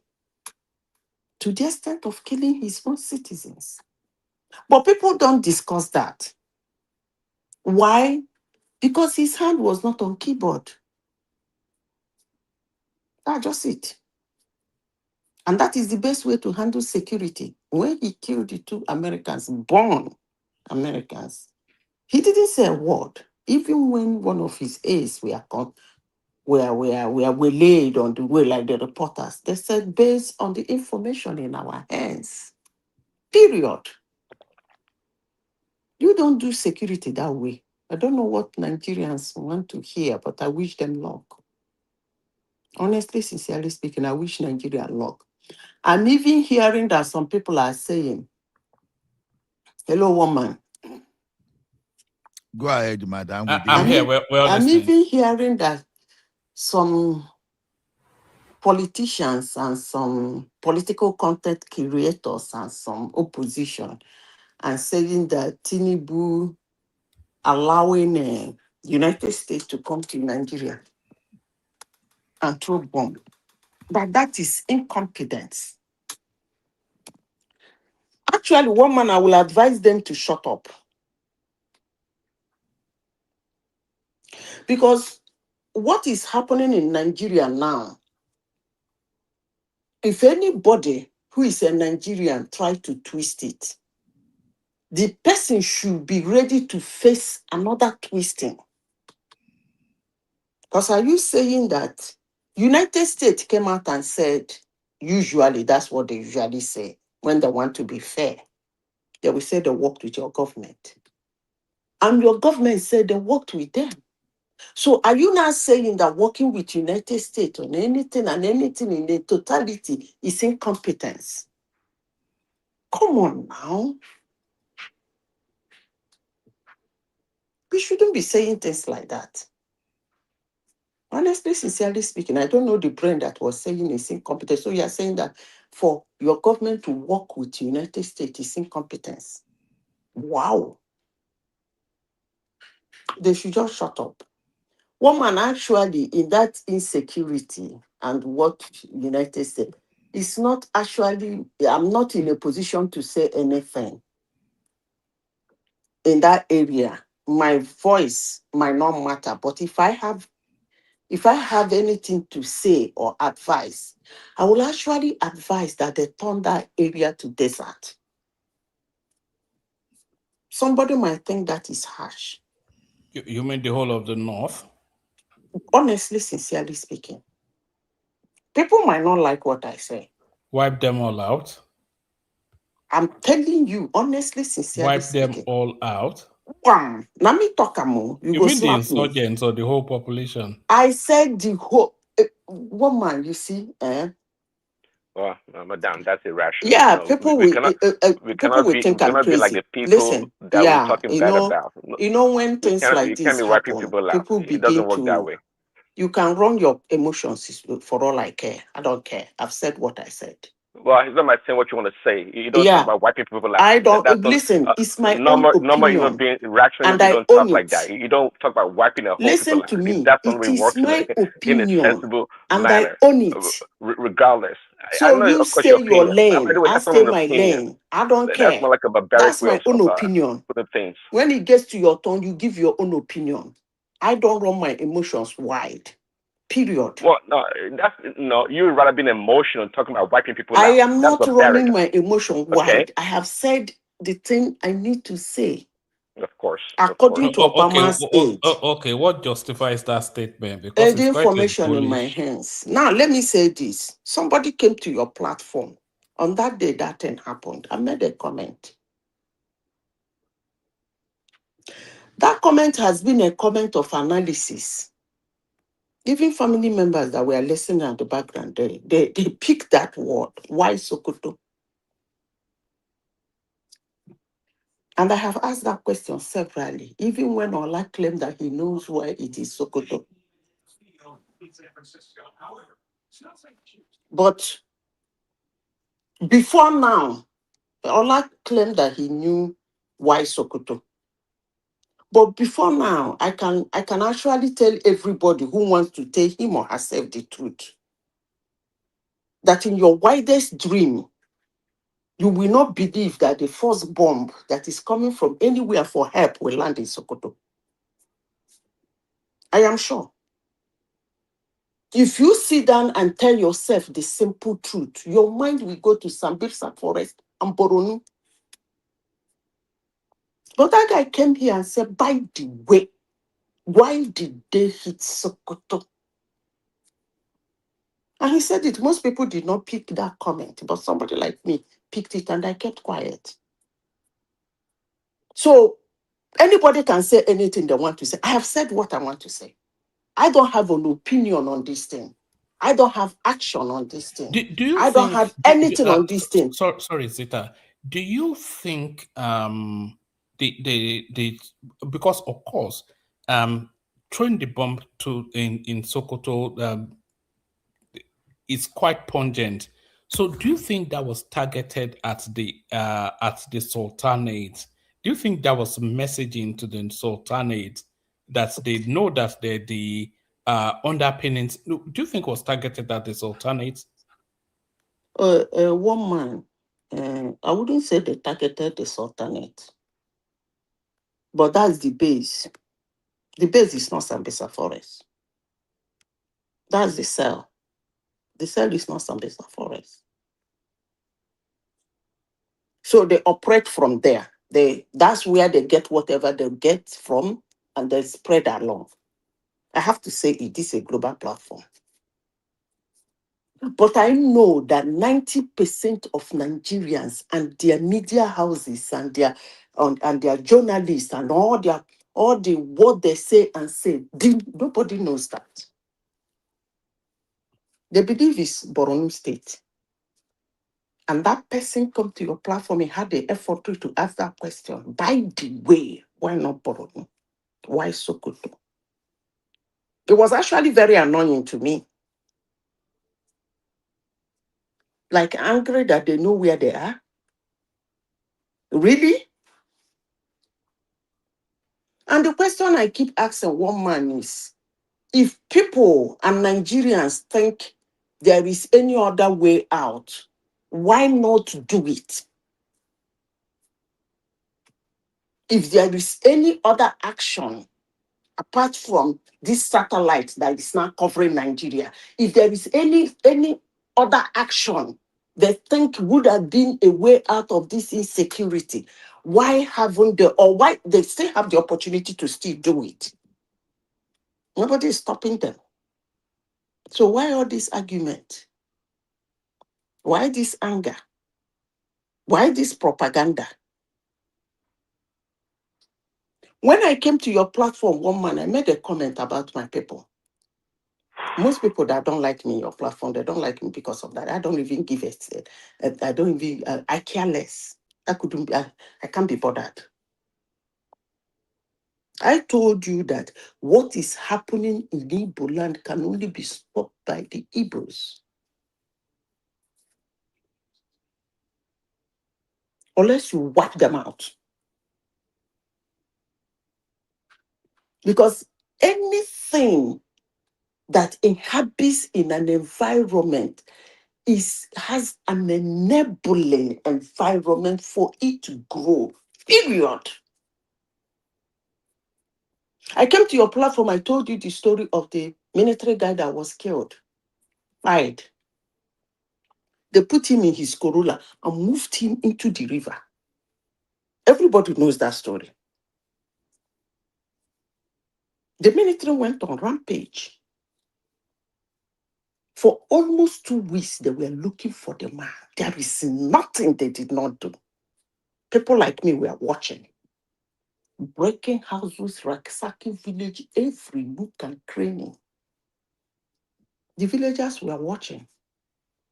All of a sudden, the day the military came to siphon the river, the villagers went on riot. And I stand here today and I said, if I have an opinion and an action to do, I'll wipe all of them out. But I don't have an action.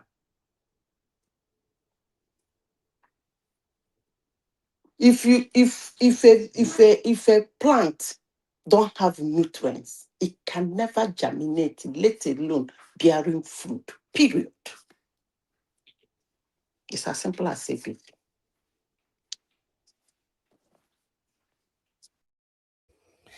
I'm not quite sure I agree with you, Zeta. Yes, go after them aggressively, but don't flatten the whole of the north now. It's like using a sledgehammer to try and kill an insect. That seems a bit extreme to me. You see one man. One second. One man, let me say Concept, this. an idea that we reject, the collective punishment that we reject of Christians. One man. I think should apply to other people one man, also. You see, One man, this is the reason why. Hold on, Zeta. Let Prince counter you. I think he wasn't quite pleased with that comment. I'm not countering, but I'm just saying, the idea of collective punishment that we talked about against Christian should be applied also to the other side. We can't say because people of the ethnicity or tribe or whatever religion they believe in that's antithetical to ours, then we should fight them all. I'm not sure the germination of such thinking. That is too much. But I was going to ask Ola. Ola, do you think also that Tinubu should have come out and give a speech also, or you also think it's not necessary? If Ola is still there. See, have you finished your interjection? Can I continue? No, let me quickly just answer him if you don't mind. The thing is this: you have your Minister of Foreign Affairs already that talk, so that's why that president have ministers. So it is not everybody. And if you notice earlier that time, people were not paying attention when Tinubu addressed people for that Christmas that everybody should be free to have their religion, whatever. And he now intentionally copied the DJT. And when he copied the DJT, what happened several hours after? Bam, they eat. So I think the message was in the detail. For those people that wanted to spin it, that Tinubu was not aware they came. He copied it, and they copied him, DJT, and that has never happened in the issue of that country. So he knew he already addressed the country, which everybody gave everybody the seasonal greeting. Then when anything happened, the people saddled with the responsibility. They came out. So he didn't know to speak. What will he speak about when we are still going to have more of this happening? He needed not to speak. Okay, back to my shenanigan. One man. I don't know if you know the story of Odi. That one is Nigeria. But you have read about Hiroshima, right? You see, maybe I'm speaking from military standpoint. There are some security situations. If you don't take that drastic decision, you have only one choice. It's either you take that drastic decision or it takes all. Period.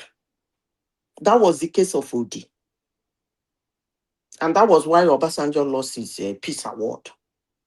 He went around the world making peace, everything. But when he came to Odi, there was only one option. In the military, it gets to a point in insecurity, you have only one option. It's either you wipe them out or they wipe everybody out. So that was what Obasanjo did in Odi. He wiped all of them out. As I said before, you cannot plant a seed in a land that does not have nutrient and it will germinate, let alone bearing fruit. Period. So hate me, like me, that's fine. I don't care. But the way those people are going, if they don't take their time, it will get to that. Because I don't understand this. The question we're actually asking, Zita, which was the original question that led us to where we are now, is how do you think that bombing will affect the They said they've been 2027 relocated. They've relocated. relocated? What you mean the insurgents? Yes.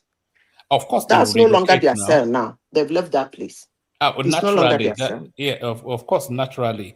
But how would that bombing impact on the 2027 elections? That's really the question we're asking. I thought I have said, Does I've it, just said it now. I just said it. which is I what? said, if you think you can twist it, when it is retwisted against you, don't cry wolf. Because what are you going to say? You are going to say that your president, normally, every country in the world call for help, financial help, economic help, military help, security help, whatever help, natural disaster help. Countries call for You it. know that the North is a large voting bloc in Nigeria. Wait now. Wait.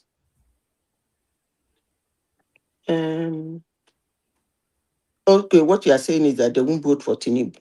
Well, naturally, depending on how the narrative is crafted. Okay, no problem now. Let's see how it goes now. Shebi in 2 days' time or 3 days' time, we enter next year, right? So they will be doing the twisting and the retwisting. Why I keep saying that twisting and retwisting, and everybody have to be very careful on saying that the fine line they put out, if you stay outside of that fine line, actually you are looking for trouble. The fine line they put out is that Nigeria and United States, which is a normal thing countries do, have a collaboration for an action. That is a fine line. And I will advise opposition and politicians to stay on that fine line. But if you want to twist it and say that Tinubu hired Americans, remember when you are doing this, your campaign, and you are saying this thing, internet know they forget to, one man, sure you know that. Even this one where I talk, at the talk now, in 20 years to come, somebody can put it out. That's why I always tell people I own my words. To speak in anything digital, make sure you own it.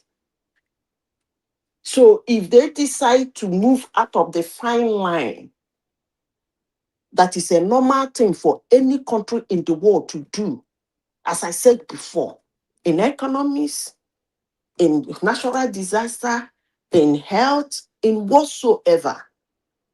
Countries always call for help in totality. If it's going to drown them, they call for help, they call for upper hand. In Burkina Faso, people have come here to praise Burkina Faso government. I don't even want to go there. That man is even using Russian military to guard himself. I wonder what they would have been saying if he's in a Tinubu. So I will advise everybody to stay on the fine line. The fine line is what? Nigeria is having a challenge. They have AIDS challenge. US came for their head. There are a lot of challenges Nigeria has been having as a country that US has been coming to their aid. It's not only security. So if you are a politician or a Nigerian and you decide to say that having collaboration with the United States is incompetence, I wish you luck. Woman, that's where I end my own. No. Let them twist it and propaganda it and let the Northerners said it is incompetent or Tinubu wants to kill all of them. That would even make it very nice. Because one man, I've said this before. America knows terrorism. Terrorism knows them. And they are the only country in the world that goes to anywhere they deem fit that they have seen a person of concern who is either a threat to them anyway or anyhow. They go in there and whop up at the person. Either in collaboration with the government of the country. Most times the government of the country doesn't really do have choices anyway. They are actually chasing terrorists. But if anybody said Nigerian government and United States coming in collaboration to chase terrorists that entered Nigeria is incompetence and is killing the Northerners, you are actually telling us that Northerners are terrorists. So one man, honestly, sincerely speaking, I don't even know why Nigerians are concerned themselves with this. Because Nigerians are not terrorists. The people that are chasing is terrorists. So why is everybody saying they're not? And I said, wipe them out. Somebody is telling me, why would I say that? And you are saying what I just said indirectly. Because if they are chasing terrorists and Northerners are angry, that means they are terrorists. Come on now.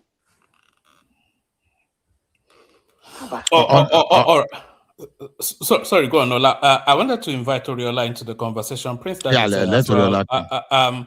Ola, let me be hand over to you. Super Tata Hassan. Thank you, everyone. See you tomorrow. Yes, Ola, over to you. Yeah, Oriola, go ahead and have your take on the matter. Well, I'm still enjoying Madam AI now. Yeah, I kind of agree to an extent that I mean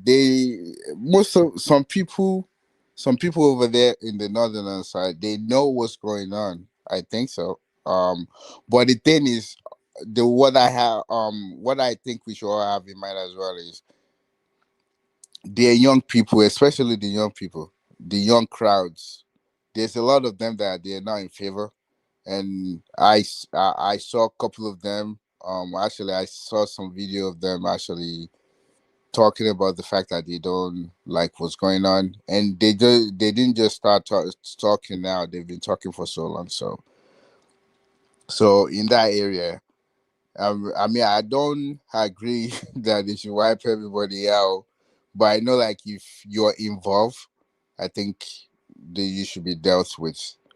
And what confuses me as well is, because it looks like this is more like a, I think in military they have a term for it. It's like a secret thing. Like, they don't want a lot of stuff that they're doing, they don't want it to be in the open so they don't get sabotaged.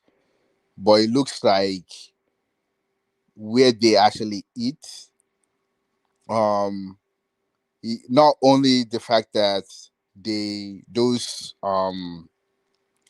guys they live there, and even from some of the analysis that I heard, they said some of them they're actually in the government as well, in the local government. I mean, they marry some of those northerners as well in those areas, so they're already intertwined. Like, they already it's so difficult to kind of like differentiate them, because they still involved in what they involve, but they at the same time they're they're already they're more like a family with some of the people there, because they're marrying to them, they have kids and so all. And some of what I also hear, or what I heard, which I'm not 100% sure if it's factual, is the fact that they have they have underground base, like where they store some of their weapons. I'm not sure if anybody actually saw some of the weapons that they said they didn't, is it disseminate yet? That they saw. It looks like those, some of those bombs, it looks like they're digging them out. So if someone, from what I heard, that it might be like, it looks like they have underground. So that might kind of like tally to it, to the fact that maybe some of those ones that didn't disseminate is not the one that they actually, the United States sent. It might be the one that belongs to these terrorists. I mean, they're terrorists. So the thing is, I feel like it is a very tough and delicate situation. I like the way, I mean, you don't know, because this is a politics, and when politics come into things like this, is very hard.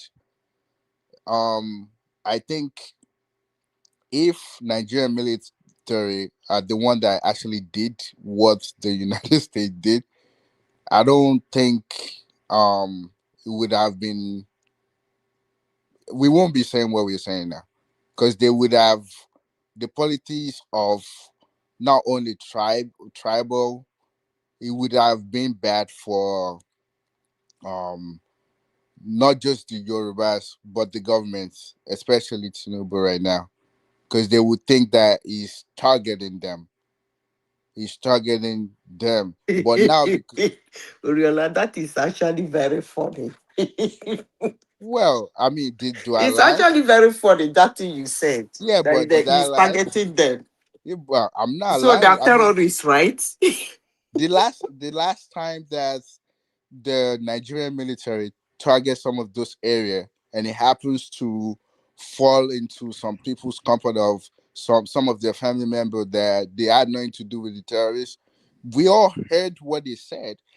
They felt like Nigerian government trying to target some of their people that was not even a terrorist. So I felt, that's why I'm saying that if Nigerian military are the one that actually did what happened 3-4 days ago, it would have been, this is not what we would be saying, because they would have twisted it.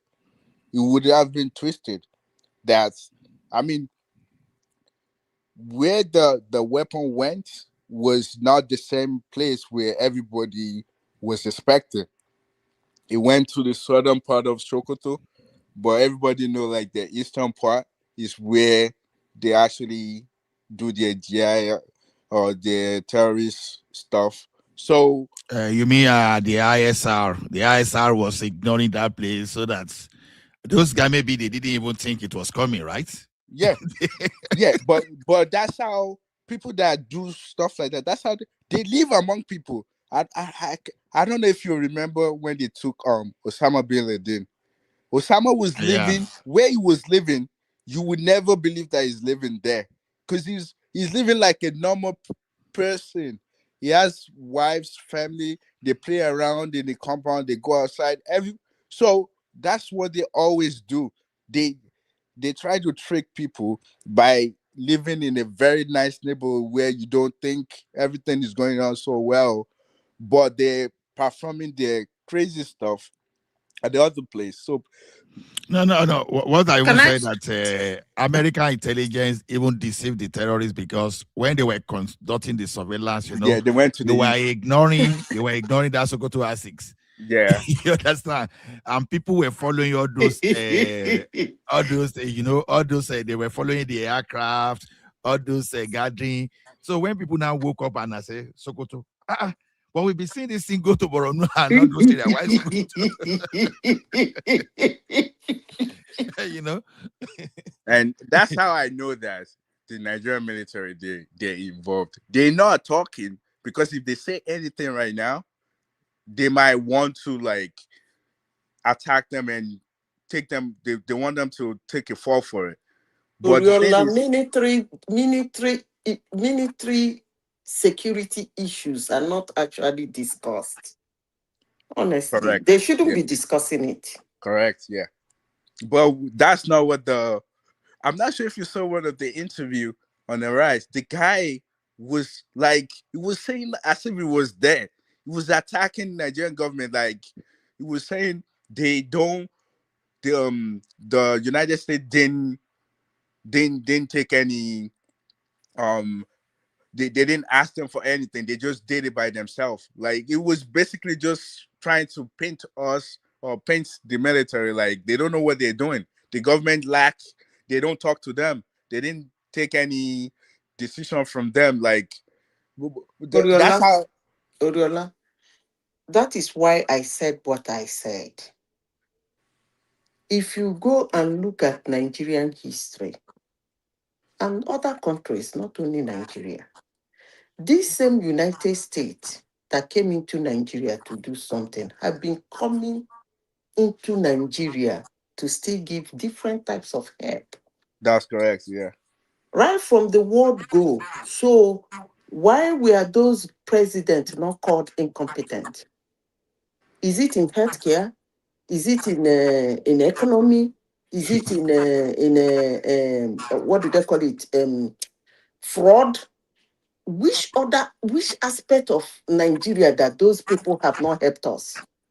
Yeah. It's So are they politics. trying to say that those helps that have been coming to Nigeria one way or the other, even personal visits and personal equipment, were incompetence on the part of those governments? So why is this one? Why is this one being showing concern?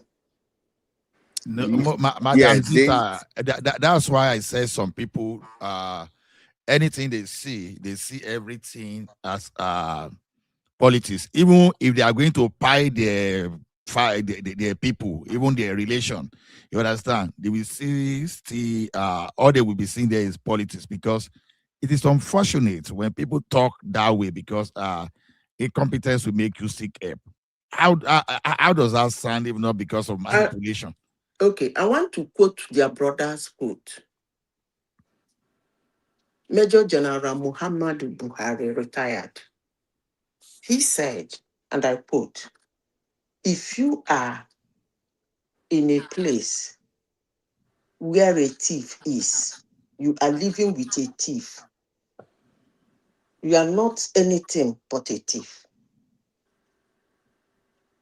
You see, Oriola made a comment about Osama bin Laden. He said he was living a normal life. The question is, all those people living with him, do they know that he's Osama bin Laden? The answer is yes. Yeah. So why didn't they stay away from him? They were living with him. They knew he was Osama bin Laden. And then when the attack came, obviously, there will be casualties. So, and that's exactly what happens in the north, in anywhere in the Yeah, world. Madam Zita, I actually think the ideology with Pakistan and northern Nigeria, I think is the same, because this guy Osama was actually living very close to their military base, so there's no way Pakistan would tell me they have no idea. And when you look at these people also in Sokoto, there's no way. I mean, I don't know it Oriola, for they fact, know. but They there's know. no way the government would tell me they don't know them. They know. They know. You know how I know they know? I follow the The press. first time, okay, how I knew they know is the first time Trump did that, his ridiculous tweet. The emir ran to Astor Rock. So why did he run to Astor Rock? Yeah. Have you know the watcher? No, the history there was this, you understand? Boko Haram, and is it Boko Haram, or there's a local bandits and terrorists that were terrorizing them there? They're all terrorists. Hold on now. They were now looking for solution.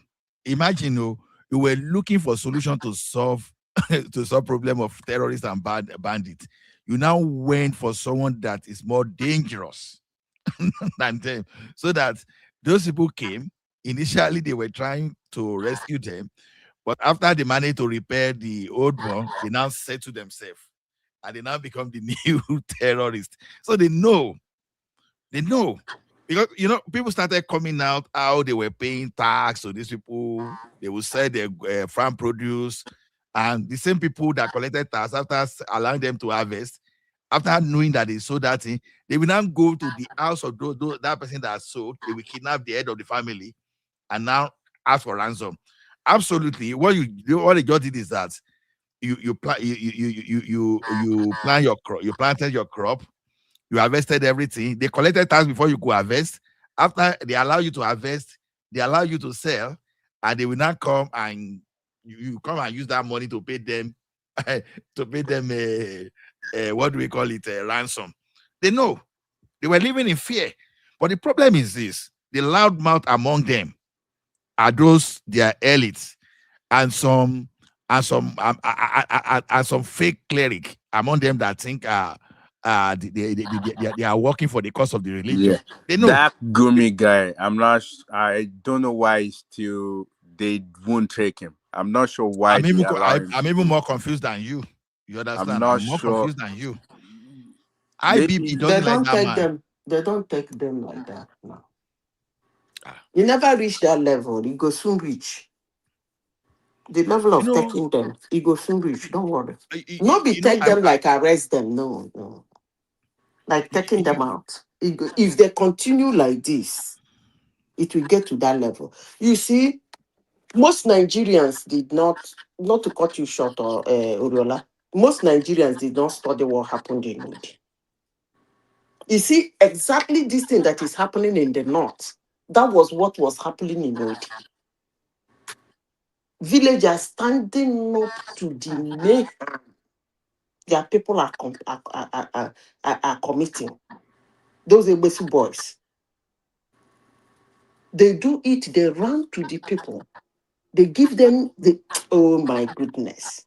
At a point, you as a security personnel, you lose intel, you lose power, you lose everything. At that, I would even say thank God for US. Otherwise, the only if it's during the time of Obasanjo, he would have been doing them pompo. You know what would be pompo? Because he can't stand it.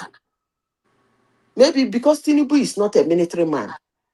Obasanjo could not stand 150 police officers spied. He couldn't stand 50 foot soldiers spied. Over 50 foot soldiers. I think it's from Ekremo. Is it Ekremo or where is this King Erebrubu? He's in his stand now because King Erebrubu was a retired general in the army. It was from his stand that they set up that thing that buried Dodi. That was his name. Was the president, the Senate president that time? What's his name? Who's this thing is making this noise? Sorry, microphone that is talking like Osoni. Wait, mine is doing what? When Okadibo, your microphone is feeding back. When Okadibo went to he wept. Obasanjo turned into desert. Because you cannot handle such as a military person, as a security personnel. You can lose everything. You can't lose everything. You have only one option at that time, either to wipe them or they will wipe everybody. So which one will you choose? That a country is fighting terrorism. People who are not terrorists in that town and villages are complaining. That is the bit I'm struggling to process. And we're even discussing it. Yeah, but it's complicated than what you're saying. They already have kids there now. And They have what? They have kids, they have wives, they already intertwined Is their kids and wife, are they terrorists? Yeah, they are. But They're Oh, their shooting kids them and wives because are terrorists, eh? they are. What do you think eventually they will become? They're going to become terrorists. I mean, So why not wipe them now? yeah, but the You wives, give but them Israel style. right, but the Wipe them wives before they do belongs it. to So what did I say wrong? you. See, you say like you need to say, it, but it's hard in a way. But the thing is, you have to also realize that a lot of those powerful people are over there. Some of their kids married to them. So it's very complicated. And even some of those terrorists, some of them they don't belong in they're not Nigerians, but because they have the same ethnicity and the same religion, it's very hard for them to send them back. So that's another problem. You see how like the No, Benin. no, Oriola, some of them were forced. Because, see, the narrative. Okay, let me tell you one thing I realized around that Sokoto. You see, some people, they were already controlling the narratives that nothing happened. You understand? The people of that village were the one coming up, okay, something happened, no. Something happened. You understand? Some of them were Even the saying, J, even all the yeah, way to the J, I'm it telling you, happens. people in the south here, they started posting on the on YouTube, started condemning, wasted. When they went to the people, they said something happened, though. Now that time they come to tell us the history of what happened, how the thing started. But Some Ola, of Ola, I don't even know how human beings of these days, how they digest information. I don't know how we digest information. If there is any military in the world, somebody should look down on. It's not United States. exactly. So I don't know why people just take something as they come. You say No, United States didn't do anything. they were That thing expecting you saw, picture. that set off from that vessel did not do anything. Don't mind them. They were expecting, you know what they were expecting? Gory picture like what they were crediting to what happened in Mali. Someone was saying, this is how precision target should look like. They started showing some picture of those people pied. Then initially I wanted to buy into that. I now after some time I gave myself, I say, hold on, no. But the Nigerian military self, anytime they hammer people, they don't show picture. So what's the big deal there? No, You no, don't do but that it now. You will in run this Exactly. emotions. no, in this case, You will run emotions. yeah, but You in don't this do. case, what happened? They already circled that place. Like they told people not to go around where it happens. So a lot of people cannot speak to it because they don't have the chance to actually get Okay. closer. Odiola, let me explain to you. I know you're a very young person. I will keep saying OD, massacre. Because most Nigerians, they don't know what happened in OD. It wasn't in the news, but they knew that they hammered OD. That's all they said. Until Okatiwu, OD Bayelsa people cry, just as the Northerners are crying now. They don't kill us, so they kill us finish. Oh, the passenger don't kill people. Oh. He don't bury one village. Oh. Okadibo and his team. That was the Bayelsa senators and House of Reps were the people, hammering it. Okadibo now got up with his team. When he got there, he wept. You can still pull the video if he's still there. He couldn't believe that a president of a nation will have the mind to do that kind of a thing in a whole town. It was a desert. Do you know why? I will tell you why. These boys, the Northerners, I think,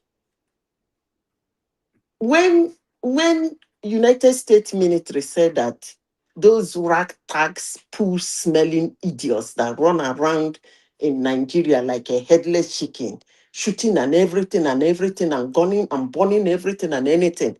When the United States say they're not sophisticated, they are 1000% correct. Because I don't think those boys use charms. I don't think so. They don't use voodoo. That's why they're easily quiet. I mean, what is happening in the north?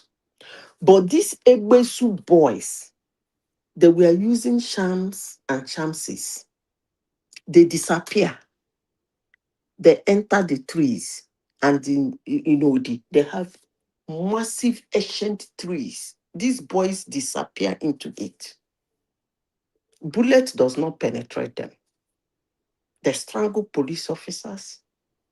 They buy military men. Anybody they send there, we come out in body bags. How do you handle such situation if you are the president of a country? The boy from OD that escaped, his whole family was wiped out. Well, his whole family were not even the best way anyway, because the younger sister that was in the University of Port Harcourt went on weekend in their village when that thing happened, that they took her.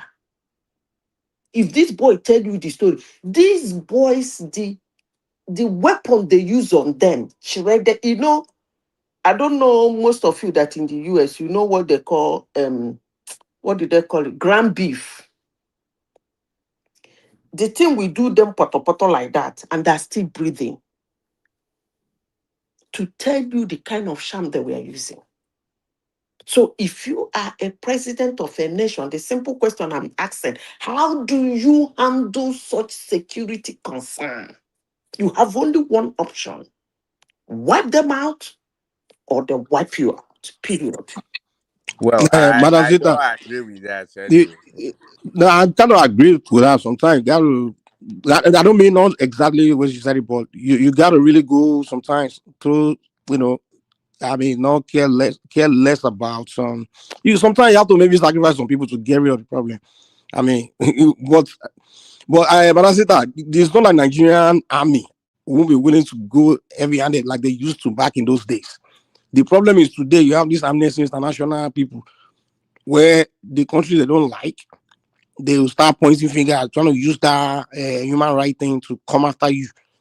You remember in the beginning of this Boko Haram thing, when this guy, what's his name, that was in charge of the army back then, when he went to that Maduguri, he was going heavily. Yeah, exactly. He was going like that. He was doing that thing. But the Amnesty International started charging Nigeria to international, whatever they call it, criminal court, all those things. So that's why they're like, okay, these Igbo people will start playing this politics. They look for every reason to come after your country. They don't like you.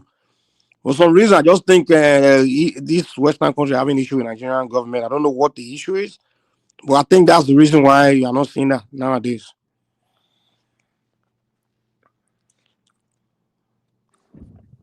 Yeah, but the thing is, when it comes to humanitarian people, like me, I don't take them really serious because basically that's their job. If anything serious, they kill someone or they do anything that affect humans, they always come up front, and that's their job. That's what they get paid to do. So really, the government have to do what they have to do. If they come on board, I mean, if they get sued for that, I mean, they can all go to court and sort it out. But the thing is, irrespective of whatever someone do, those people will still come. Even if you're doing it as something that is right, they will still come and say their thing because they get paid to do that. So I don't really always take them. No, Oriola, do you know why this partnership with the United States is the best at this time?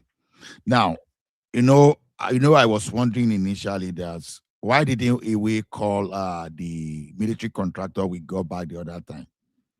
Now, if you are using those military contractor, like Mike said, now all this amnesty and co, you understand, they will be making noise. You understand? They'll be talking and they'll be forming opinion before you know. Do you know these same amnesty guys? Sorry. You know these same amnesty guys? They're not talking about what Pobia is doing in Cameroon right now. Because the guy is just going house to house. He's just killing people.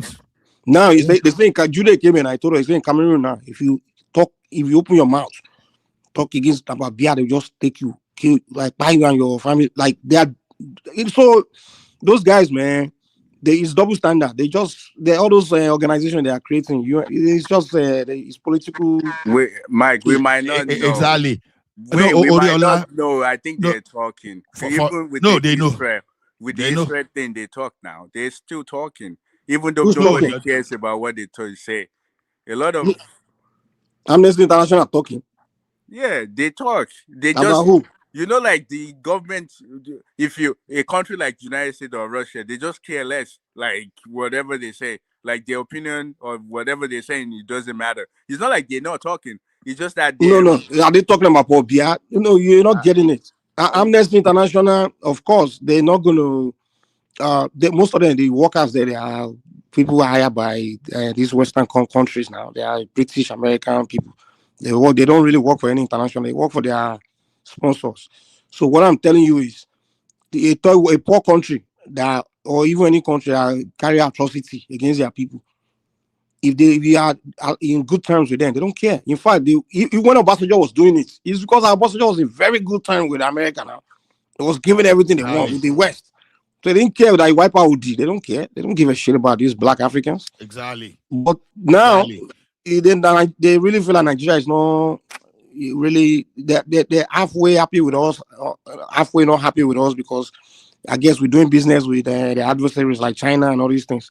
So they're not really in good terms with Nigeria right now, like before. So they will use all those things against you. Anything they can use. Mike, They will use it against. Mike, let me ask you a question real quick.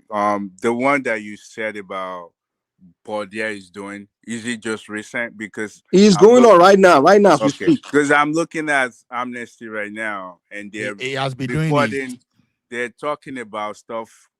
September. They talk about authorities must release protesters that they detain.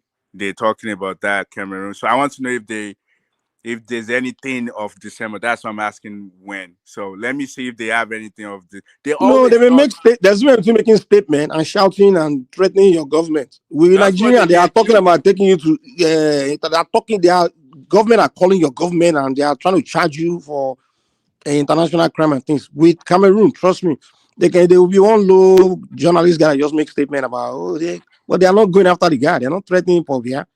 Paul Biya that's living in France and Switzerland.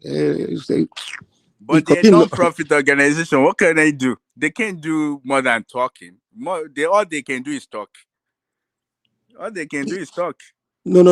If they are sponsors, they are masters, really, want them, they would trust me. They come after you. With Nigeria case, it wasn't just talk.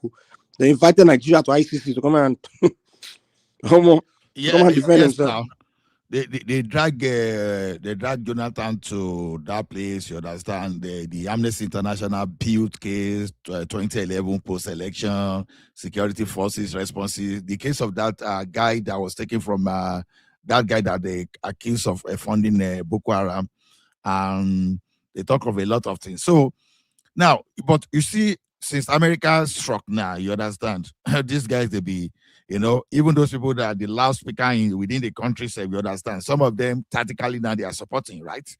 You see the like of the northern elders like Tamboa, like Udume, and many people now. You understand? They are lying automatically now, immediately. Nobody is criticizing Tinubu on this matter. Even El-Rufai that will now come out and criticize, he just kept quiet. Instead, he is playing his ADC politics. You want them to right now they're all shaking because Trump can launch that cruise missile. He want El-Rufai lavender to take. He can bomb their house, man. Those guys they can't open their mouth talking. They can't start talking. If they start opening their mouth talking against Trump, the next that cruise missile, that thing there. That Tomahawk, they will type your address. The way they do it, that thing, they will type your address inside that thing, and that thing will go straight to that address. I'm telling you, man, that's how that thing work, man. So it's a GPS now. Mike is lavender they use. Mike is lavender they use. That was the moment I hear BB mention Nigeria in his Christmas disease, I knew that their hand don't enter. It's lavender they use. It's a kind of an AI to dictate you. Yeah. They will your locations where they will put inside that thing. That thing will go there. Someone narrated how they catch Bin Laden now. Say the problem with that of when America want to track you, the only thing is that don't get on phone. once you talk on phone like this, you understand, you are mapped everywhere in the world. So if you like, travel, go to they will UK. tell that thing to find your phone. They will tell that mister they go the look for one you. that I If listened that to mister can was. find your phone, he don't find you. Did you listen to that interview of one of the generals that were acquired during the 12 days war? The interview of his daughter. The daughter granted interview. He said the father doesn't use phone, he doesn't use wristwatch, he doesn't use anything on him. And he changes his position every 5 minutes. But still, they got it. Yeah, Because but the way that's the what two we've work been is this. saying. They're part of our military. They give information. I mean, there's no way they will live with you, have wives, kids, and they also participate in our government, that they won't be part of our military, and they're already part of our military. So every information, everything that's going on there, they're passing the information back. So they're already part of us. So that's why I'm saying that it will be very difficult. We can do it, but it will be very hard to get rid of them because they're already No, in no, that one. I think America is the best partner we can have for now, because I don't disagree with that. I'm just saying that how can we get rid of They them? are so good in this. no, They are so good. like Oriola, like what I said, I was shocked that immediate. Okay, now look at it now. They struck on 25, right? Then on 27, they were already deploying. Forest guard to Sokoto and all those areas. So it simply means that the forest guard will take over of Sokoto. We take over those forests. They are sending to Kebbi too. Then they are sending to But Kwara. I have a question though, man. Oriola, Were that they Sokoto strike don't make you make una laugh. It makes me laugh. Oh. Okay, why did it make you laugh? That is the least place you expect them to go now. even Abba. myself? I was wondering Okay. why did this try to go to self? Like, to me, was that where things was going on? Because we thought everything was going on more like my people. Okay, Really, Mike, you know what happened? I've been following this ISR since late November. They will go to Lakeshore Bay area, they will go to Sambisa side, they will go to all those areas. They were not even going to Sokoto at all. So you will know, okay. Now, normally you'll be expecting that when they will strike in all those areas. As someone just woke up, I say Sokoto, I say, what did they happen? I saw people, they make Even the almighty Sandvisa forest, they don't scam. I just begin to dig. I don't get information for almost 6 hours. But later, one guy, he get this YouTube guy from America, just came online, boom, started analyzing. He now started showing how that place is the staging area. When they are coming from Sahel. That is where they have the logistics. They will train, they put the armory, everything there. No, it makes sense. You understand? Mm-hmm. I was saying, wow. You understand? It took me 6 hours to get that information because it makes sense. It makes sense. It makes perfect sense. So basically, where the base of the people, they won't want to put thing shock them. That get there. They that won't thing shock them. It makes sense, man. Because it's true, man. One funny thing. Before that time, they were cutting their supply because that was Nigerian part. You understand? If then see Okada moving to that place, you understand? They go pay the person already because the Nigerian military, they were already cutting supply. So they were restricting all those guys to that remote area. All my mind was that, okay, since these people were restricting people to that area of Sambisa, all those areas, that okay, that's where they will hit. You understand? It didn't come to my mind. You understand? Because they were, okay, so people that were carrying food to that place, they intercepted them. They didn't allow them to carry food. People that were carrying a weapon to that place, they intercepted them. Mister, I always wonder why terrorists never attack Sokoto. Like, I mean, they don't. You understand? So they don't carry their bomb in there. They don't. I'm like, why is Sokoto always safe now? And so some people were saying, they didn't hit the target, they just wasted the bomb, they all this. You understand? The villagers came saying, I lie you. Say, immediately they hit like this, say some people fled the country. Some people fled the country to the other side. And I trust America, they go to investigate where They already know what's going on. Well, they will hit the roots of the matter. I initially I was buying to that narrative that America just wasted this. You understand? I was thinking that too. Like, did they just waste bomb? I mean, like, I was even suspecting, are they were just trying to attack the Niger Republic? I'm like, what? I'm like, what the heck? Because I was expecting bomb to land in Sambisa. That was my thing. They were fast asleep. The next thing they had was oh my goodness. They so deceived them. You understand? You see, you wake up early hours of 25th and you're hearing that Sokoto. Sokoto is the heart of the leadership of Northern Nigeria, So the fact that those leaders have always been, Gumi, all of them, it's almost like they're supporting those guys. Do you know why it's shocking? So Sokoto is a total, he kept them warm. Give them mouth. Because if you look at Sokoto, all those movement of the terrorists, it's not actually, you've not heard Sokoto school children taking Sokoto farm bond, stuffs like that. Sokoto is kind of peaceful. It's relatively peaceful. So for you to wake up in the morning, but madam, do you know what I realized? Is like they were suppressing information to some extent around there too. Even not because of these villagers now. Now yesterday I just know the story of what happened in Sokoto. Sokoto said, them, the villagers say when they were being terrorized by all these Boko Haram and Iswap, they say them go invite La Kurawa to come and rescue them.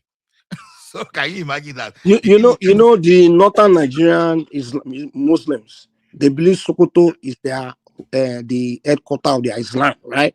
Their Mecca. Their Mecca, Yeah, it's their power base. Exactly, their power base. So if Sokoto is keeping quiet as them pushing this guy Islamic jihadists in Nigeria, then it means that Sokoto is not against it. And if there's anybody that's going to give message to them to stop their madness of Islam bullshit, it will be Sokoto now. But we don't hear that Sokoto saying too much. So it may be that maybe you are in support of this rubbish, I don't know. It may be. To me, indirectly, I'll be honest with you, I think those Islamic leaders in the north, they kind of see these Islamist guys as people that's favoring them in a sense that they're helping them to not allow Islam die in the north or not allow Christianity to push to the north. Because to be honest, with this mixture in Nigeria, a lot of Christianity is moving to the north, it's growing in the north. And I don't think their religion already tell them that that's unacceptable. That's because the Islam really tell them that someone, any other religion is infidel, and in fact, anyone that converts other religion should be killed. Islam tell them that. So, and the Nigerian law will not allow them to go and be killing people now, to be speaking up, because of course those northern leaders, they get money from Nigerian states, so they want to keep quiet, but indirectly they'll be supporting the Islamists that are they are kind of these jihadists against people, anti-Christianity or you understand? They will be indirectly. Are you sure is indirectly or directly? I don't think maybe directly. Or I can't say either way, so I can't give them. I can't accuse them. I'm not accusing them either, but it looks. But with this strike, I'm almost convinced that it's directly. With Trump striking them, that means Trump must have got information that it's directly.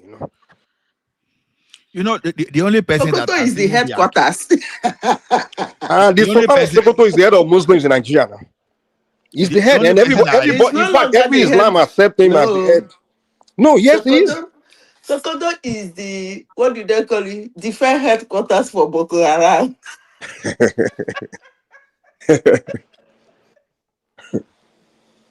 I was saying that the head of Muslim leaders, even the Yoruba Muslims, they believe Sultan Sokoto is head of. But Mike, that is the reason why it should have shocked you that they hammered the place now. I wasn't thinking it until that happened. Like, nobody is thinking on that direction. Nobody. No, but they hammered to play. Hold on, please. I'll be back. So just be discussing that I'll be back in 30 minutes. Yeah, they did Kwara as well. They eat Kwara from what I if we heard. can. Yeah, it really exposed the caliphate, man. Because I think the Sokoto caliphate, they are really, because they are tasked. But Because the Sokoto, this, Mike, Mike, before this strike, if they tell you, ask you a simple question, where do you think they will hit first? No, be Sambisa Forest you will call. yeah, that was my thinking is in Trump is going to strike Nigeria. I was thinking Maiduguri, even I'm thinking even in the middle belt or somewhere, somewhere there, in the middle belt of Maiduguri. I didn't think of Sokoto at all. Their I didn't think of that headquarters. place.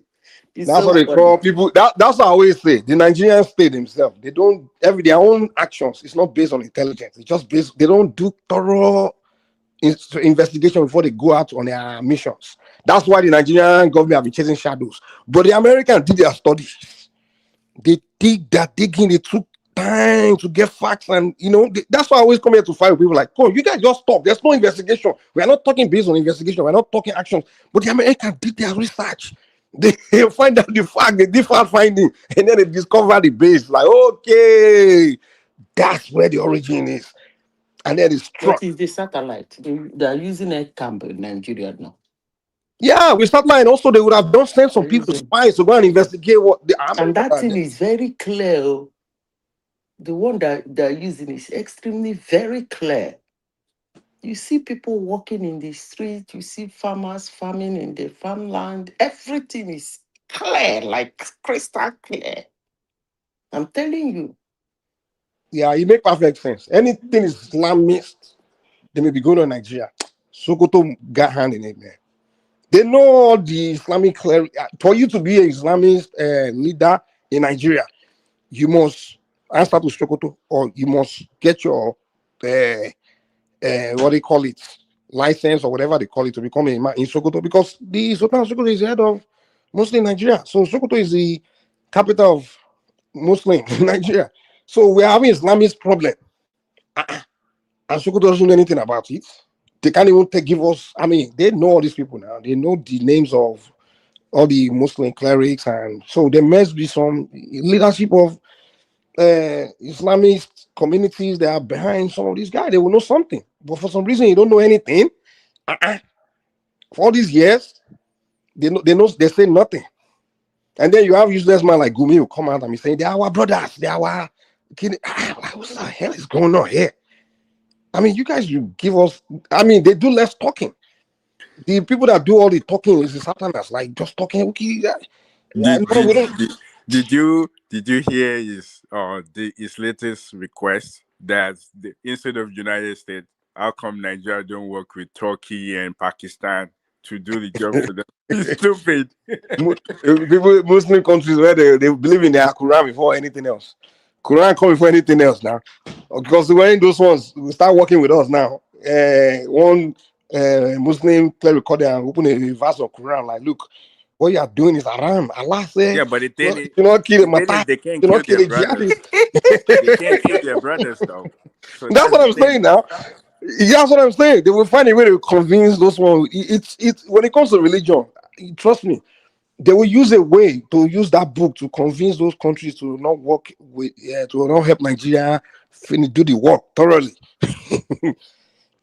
They believe in that. And I was listening to Gumi, and it was like, no, if the guy would have done this way, it would be a matter. I'm like, you calling someone matter? What the fuck? What matter? You're using the word matter in these things we're dealing with. So they believe some of the action of their jihadis is justified in the Quran. They believe it. Religion, man, that thing. Oh my God, you can Yeah, use that but the book. military too, though. The military is Even infiltrated. some people in the military said some of them they Yes. are the Quran. They can somewhere in the Quran somebody can quote them like, look, you're not supposed to. You're supposed to support this guy because the Quran said this. You can use that book, that Quran Bible. You can use it to justify anything. I'm telling you. You just let them go open a page and next thing they will start. Oh, in the name of, I can't go and kill a matter because So you are I will saying go to what I hell. said indirectly now. All of them should be wiped out. Who? Like there's that too. I don't have action. If I have action for those people, na total desert. Oh. I will do them with the style. Honestly, sincerely speaking, because it is getting to a do you know these people are having a free ride in Nigeria? Did you see that one in was it Kwara State, the church incident that was held live? Did you see how they walk into the church? People were crying for help, weeping. They took all they wanted to cook, buy all the people You the see that money. one, that one enter the church. If someone like Gumi would tell you that that's justified, he would tell you that. Yeah. So why they were having a free ride in Nigeria? They can enter anywhere, do whatever they want to do. Look, let me tell you, people, those people are doing unspeakable things. So Yeah, you guys said that Yeah, but Africa will what can you do produce though? What do you think the government can do? They can't do anything. is These people are desert part they of the can do a now. lot, government. man. They just got to use They their can brain. do a lot. There's no They're problem Just as part long because as of the the that doesn't place have is government. desert. How? They're part of the Oriola, there's no government. problem. How? Also have solution, and Listen, that's the problem. The same, this see the way you are talking. Is probably the same way the government are it's talking. either How? you How? do them It's like No, you Hiroshima, no, always no, want no. solution in your hands, right? Hiroshima In the Okay, middle, I'm or asking you. Odi. I'm asking you both a question. and that's How? what I'm telling If you they're that part of the government already, they're That's already what I'm in the saying now. system. Oriola, I've told you that the only answer is either you give them Odi style or worst come to the worst, you give them Hiroshima. The Hiroshima now that US have will not cause those toxic and all those things. It's a very good Hiroshima. They will Yeah, just but give it what? to you. They you see, they're young people. Those guys, they're not in favor of what their leaders are doing. Oh, They're come on, talking. man. Come on. Somebody came to this platform and asked a question angrily. Most people in the platform that day did not take a notice. He was talking, all of a sudden, he said, by the way, why Sokoto? Why not Madigri that they have sold to us? That is the epic center. Yeah, but that's one person. A lot No, of no, them. no, don't do that. Oh. Let me tell you why you shouldn't do that. Let me tell you why. You see, Northerners are not like Southerners. They're not like we Southerners. We Southerners, most times, our thoughts are individualistic. When a Southerner says something, you can affirmatively say it's one person, it is his thought. But for a Northerner, you can't do that. These are people who live in communities, they live in clans, they live in families. They it's have more the this, religion. The religion, they are and called. they live in their religion too. They have this communal life. So whatever come out of there is not individual. Wait, I hear you, but I don't It's agree with not. it. I It's not hear individual. you, but I don't agree with it because I see a lot of dear young people on YouTube. They have their own podcast speaking against. Even when Gumi came out, this I've saw like 2-3 videos, Most of and them they're are not girls. living there. Oh. That's what I They no, usually they quote to live. Buhari. Buhari said, if you are living with Boko Haram, you are Boko Haram. Period. Yeah, The thing Buhari Period, I is can say people. old. about the North is When Buhari he is old. started fighting they Boko put the Haram, religion people were above telling anything him else. that they're having It's kind of civilian. like He said they're having Zita. civilian casualties. It's kind He of like said, if you are living with Boko Haram, you are Boko Haram. it's kind of like Period. Zita, let me support the point you made. It's kind of like when they stone that girl to death. What's that girl? That Deborah girl. You see Yeah. that they were. Yeah, it's almost like okay. They look at each other's like okay. What's the popular uh, uh, belief agreement in the North? Is okay. The popular Penalty. agreement is that okay. The girl's supposed to be stoned to death according to Islam. So that's why they kind of kept quiet, even though they know it's against Nigerian law and it's wrong. Even Atiku himself, Atiku, Is it he not in tweet Sokoto that they buy the initially. girl? Is it Initially, he not this same tweeted Sokoto? he was in Sokoto. It happened. Oh, good. So even Atiku Oriola, that's the ones to be president of Nigeria. Initially, he sent a text that he condemned the killing of the girl, and later delete the text. Can you imagine? How can you delete such a text? Yeah, I mean, sorry, tweet. He tweeted And because when I immediately say they wipe all of them, you people say I'm so crazy, that's what right? I'm saying. So the religion thing, once they can use the religion to justify any act, it's like almost everyone there have to kind of align with it. And that's what I'm saying. Once somebody can use the religion to justify some of the act of these guys that are doing the Islamist thing, everybody is just kind of aligned because Yeah, but I they agree believe there with is you. the will of Allah, and then Right. See, I agree with so the fact that people will just align with it. But the thing is, not everybody actually agree with it. But because they don't have a voice, and if they speak up, they get either stoned or yeah, they can get chopped off. Exactly. exactly. See, yeah, that's what I'm saying. I'm not disagreeing with the point. I'm just saying that not everybody agree with it, but they don't have a voice. They can't do anything. There's a lot of bishops in northern state now, but they can't do anything because they don't have a voice. If they even say something, they go out of line. They can do them anyhow. So that's what I'm You know, saying. I think the one thing in the north is this: they have it's very organized in terms of that religion. Like there's no community, where they don't have a spiritual leader, like in a man, right? They have them in every pocket, and every community they have the what they call the king, the version of the king, but like that emir, right? Even up to Ilorin, So it's all set up. It's like the Northern Nigeria is like a caliphate, so that is Sokoto Caliphate. So all those the spiritual leaders, every community, they all connected. You understand? They all like know who's who. It's kind of like in the southwest. Every village have a Oba. They're all You understand? Fulanis now. Every That, village from have what I Oba, heard, they're and all Fulanis. yeah. So exactly. So they know what's going on. So they have to have their code of silence. You understand? Because someone maybe among them, they were trying to use that religion to kind of water down the Yeah, situation. but if that's the case, they have a plan. So that means they have a plan. They have something they're gunning for. They're To just not me, letting us know.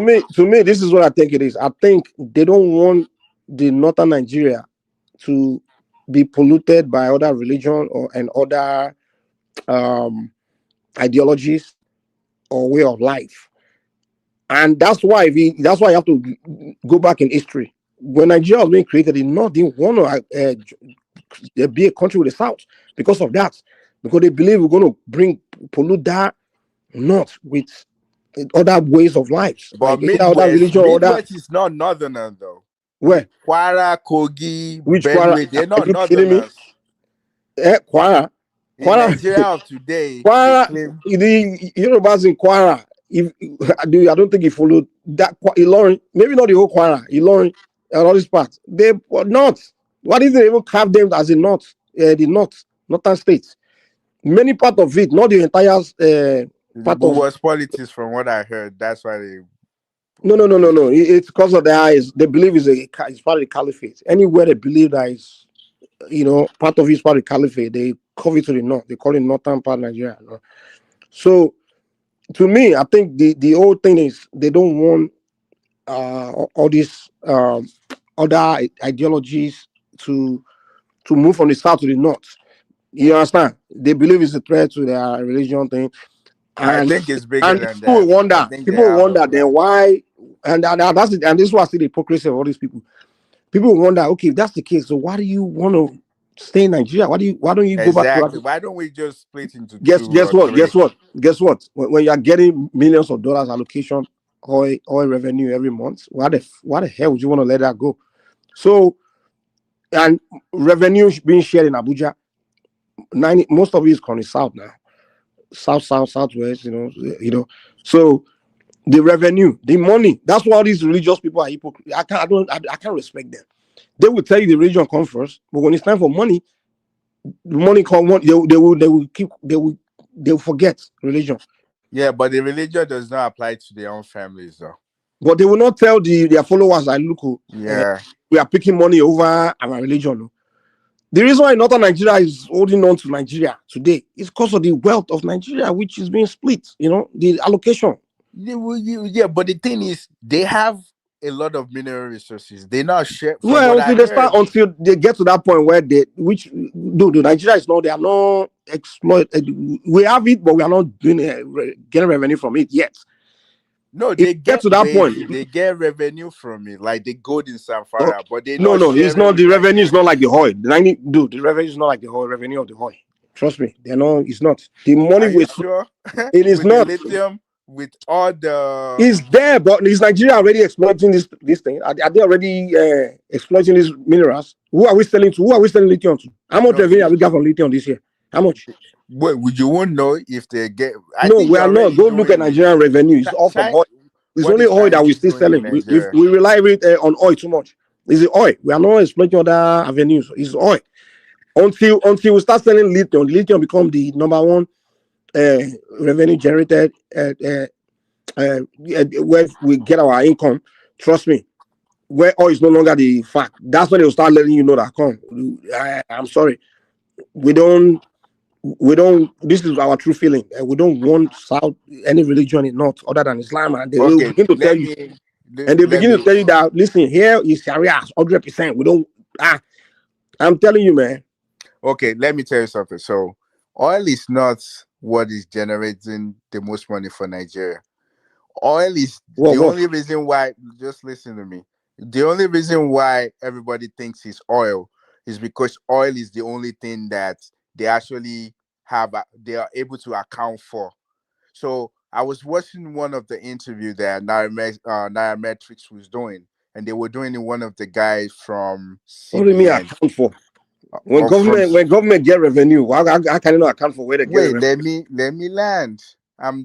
The guy from CBN said when they were getting their data and they were looking at all the information, they realized that the money from cocoa and all the countries that were telling us that they're getting cocoa from Nigeria, when they calculate the money, is way bigger than what this thing the crude oil is generating for them. That there's no account on how those money were getting out. So that's what they're trying to bring to the table now, so they can make account for every single thing that leave that country. And that's why I was telling you that Samfara, they're already selling gold. Mineral resources will live We are in talking about country. federal government revenue. We're not talking about an individual somewhere that's Wait, selling. ours gold individual. It belongs to Nigeria. Is it the So federal government that is exporting it?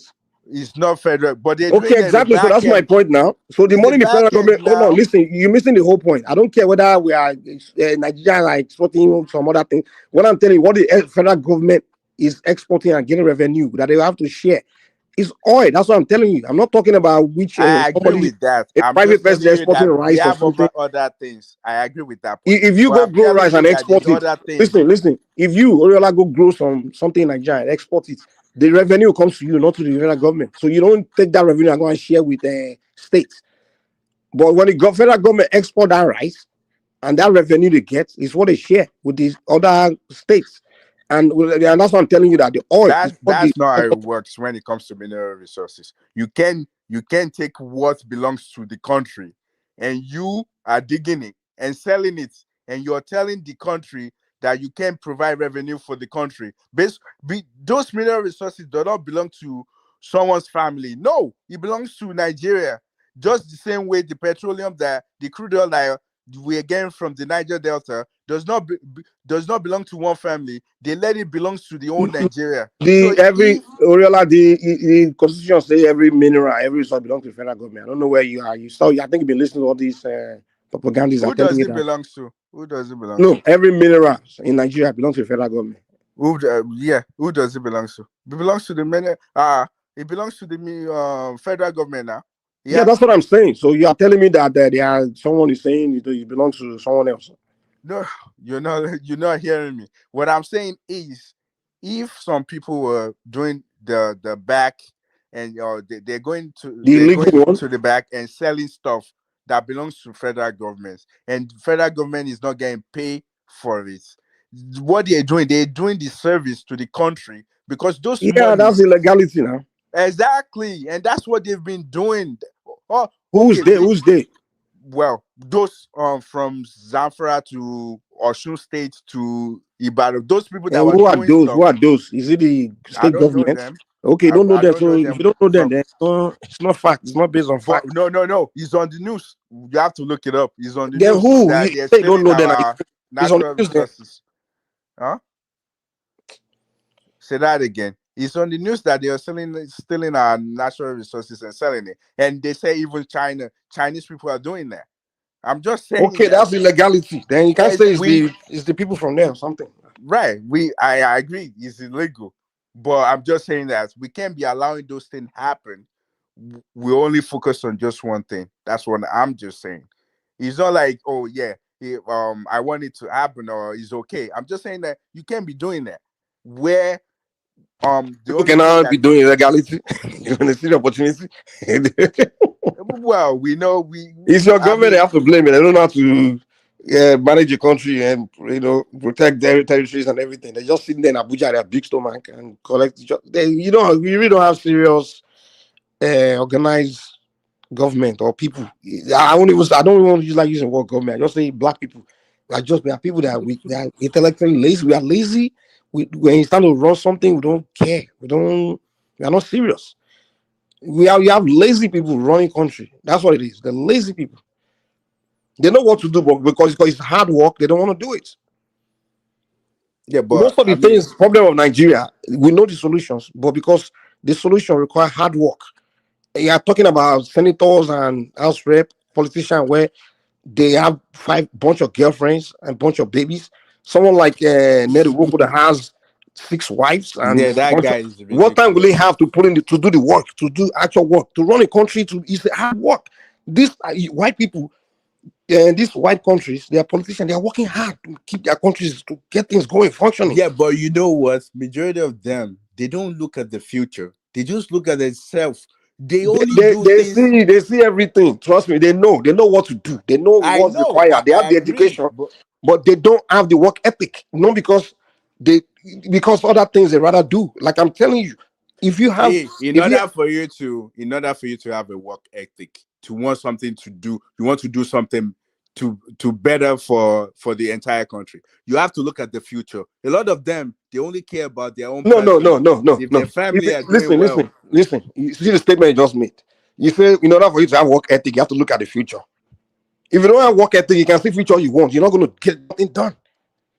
You have to have work ethic first, and then you look at the future, and then you apply your work ethic to it to get things done. That's it. You need both.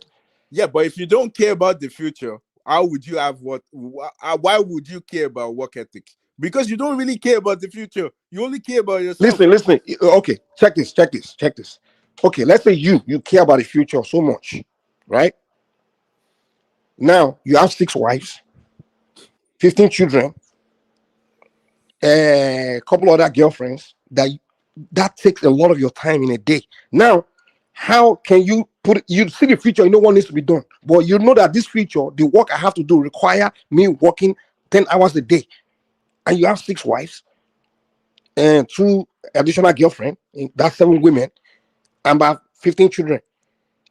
Where will you find that 10 hours a day to put in the work for that future? Wait, I don't agree with your analogy.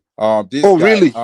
Oriola, you are telling me if you have five see, wives, Oriola, if you have wait, 6 wives, Elon Musk, you have to, Elon Musk has 24 kids or so. He has a lot of kids, and he has a lot of, but they're not when did his he start having the wives. kids? Before he became billionaire or after? Yeah, when he was a billionaire, Yeah, he became I billionaire think already made it before he started doing that. Now he yeah, already employed people to do what needs to be done and all those things. So it doesn't require all these. And now to have those kids, just get away pregnant. That's the. We're talking about real work, like real. He already made it before he started doing that. We're talking about running a society. Running a society requires work. Do a web. Do. You guys don't. You guys just think to get things done is just a wish to figure out how to get it done. No, you figure out how to get it done. It still require a lot of work, man.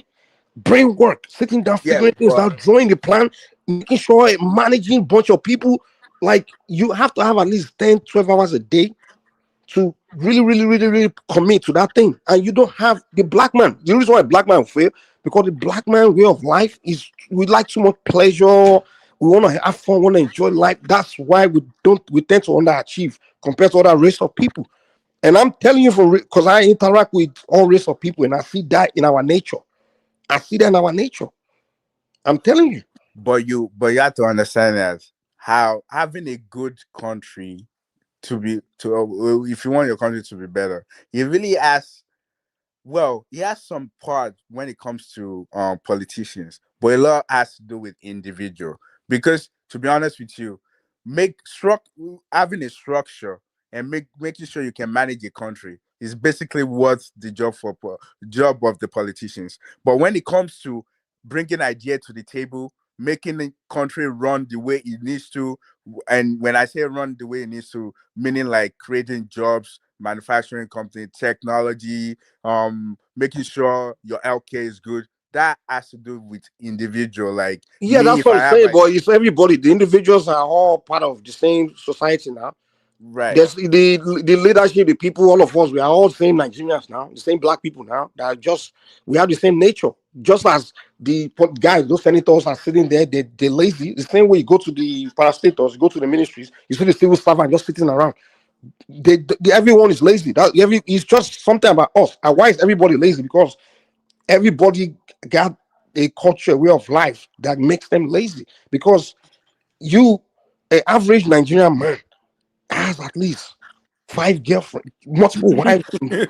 You understand? Like I'm are telling you you, saying white people doesn't they don't have white no five average white girlfriends? man is not too womanizing like that. I'm telling you. Like I'm That's around these not people, man. I'm that's around these not people, true.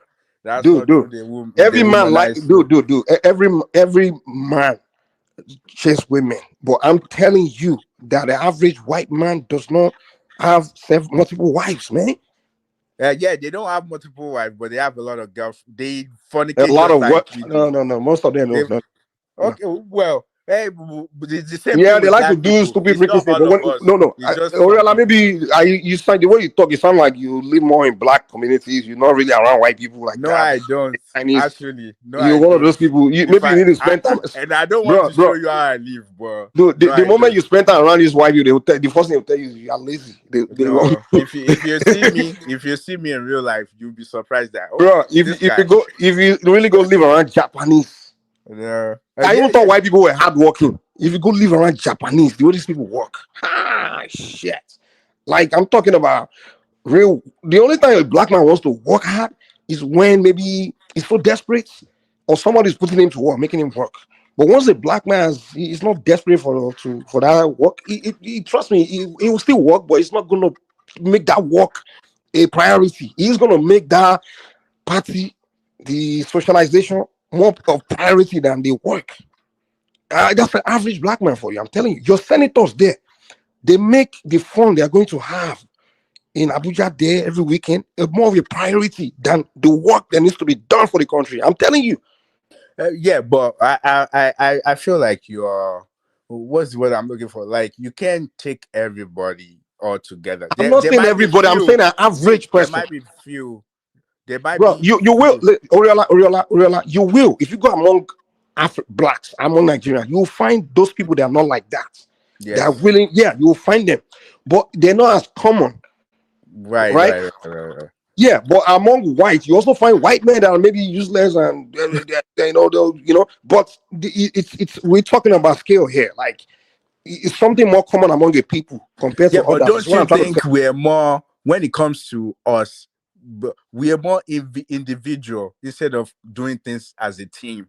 Like if I have idea, and if I care less if you jack my idea, like you steal my idea. But I still, if I'm able to bring at least 10 people together to go ahead for a struggle and make sure we see the end of that struggle, we will be good together. But a Oriola, lot of us were scared that if I bring my idea to this that's not true. Yeah, everybody's like that. White man had his idea too. When it comes to that human nature, of idea or working together, we all the same. The thing is this: it's just that work ethic to get it done. Black people have too much socialization to do, and that stuff gets in their way. They say when blacks really perform best was when they were under captivity during slavery and things like that, because somebody is forcing them to really oh my think. god. Yeah, so it's got to be under control for a black man to actually do, because his nature. I don't agree. A free black man, trust me, a free No. black man wants to enjoy his life, just have fun, have good time, than actually sacrificing for society. You go and tell Nedi Woku to sacrifice having 6 wives for the sake of changing changing What do you have society. against He will not do this that. He will guy? not divorce his 6 wives because he wants to, because they need him to go and do something that will solve Nigerian problem. He will not do that. He will tell you no. Can I Find someone else. contribute? He will not do that. Mike, I can I agree contribute? with that point that the elderly, people that are older, they are so scared to sacrifice themselves for the younger people, and that's when you look at the white people, they're willing to sacrifice themselves for the future generation. I think I agree with that point that we usually The young older people. people. Yeah, somebody is making Can I contribute? Can you hear yeah, me? go ahead, talk. Okay. Good morning. I've been listening to you quite for a while, but I think Mike, you cannot generalize that all black men have 5 or 6 wives and average. When did I say all black men have 5 or 6 wives? No, I'm talking about Nigeria and in context, because you mentioned that we are very lazy or something like that. We like social activity more than putting in the work. You might be partially right. I might partially agree with you, but in totality, I do not really agree with you. How much work are we doing that we are not advancing? No. When you want to compare and contrast, you are comparing with a nation that has been built for more than 200 years. Really? And no. How long have we been around? No. You have to also look at it from modernity in terms Remy, of that's not literature. a good excuse, though. The black man will give you all the excuse in the world why he's not advancing. They are facing the reality of what you are not doing.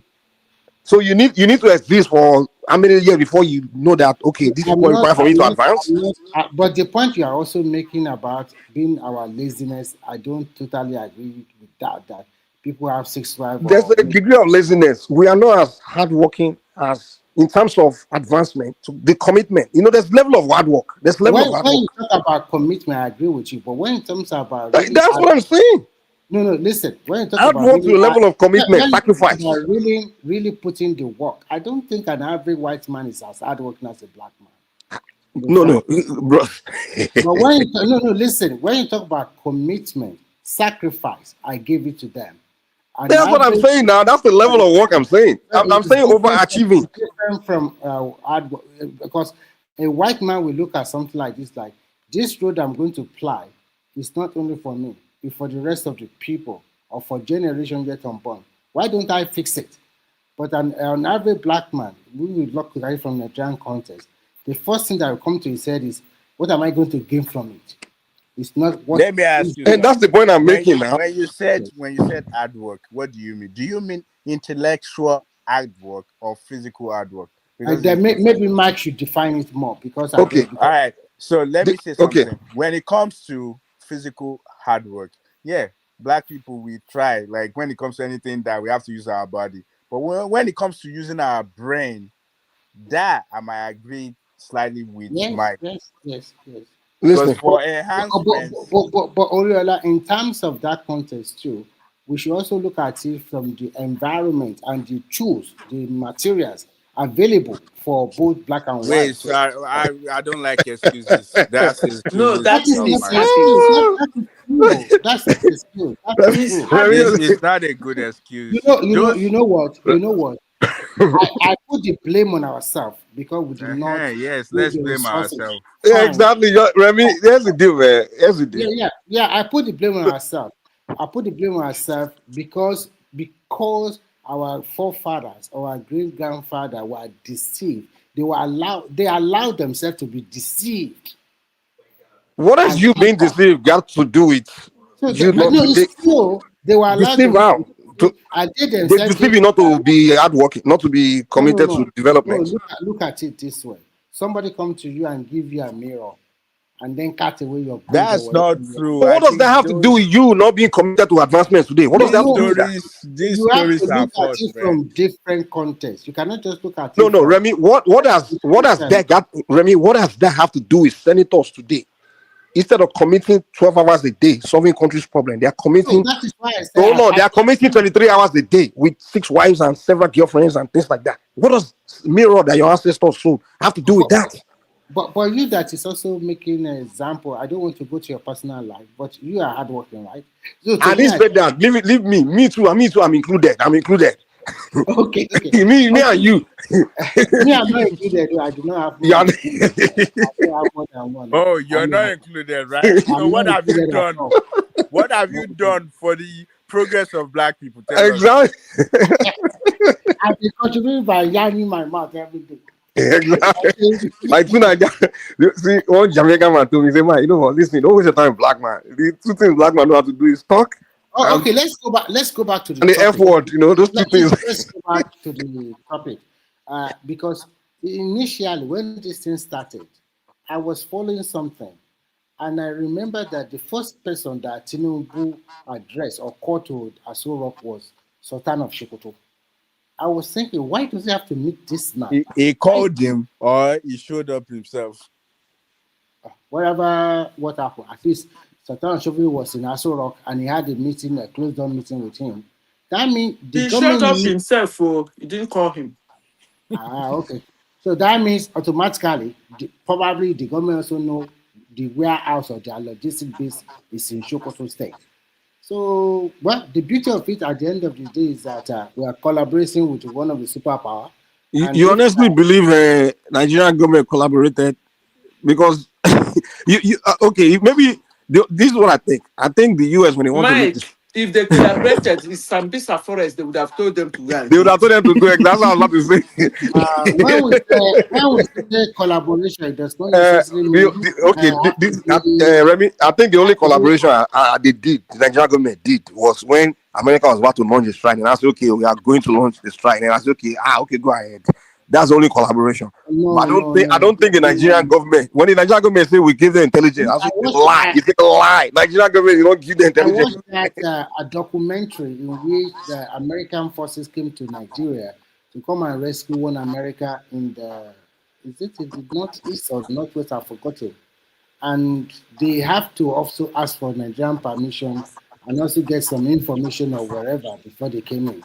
So when you say that the government will not know nothing about that, I don't think so. I think probably they might share some intelligence or information for American to strike Yeah, us. I don't think the entire, like, when it comes to military system, or they know, it might just be an handful of people, Mm-hmm. maybe the List the of few people, secretary of maybe the one or state, two this and time around. yeah, Not I like think it before was that probably somebody will like just two or drag three them out. people knows.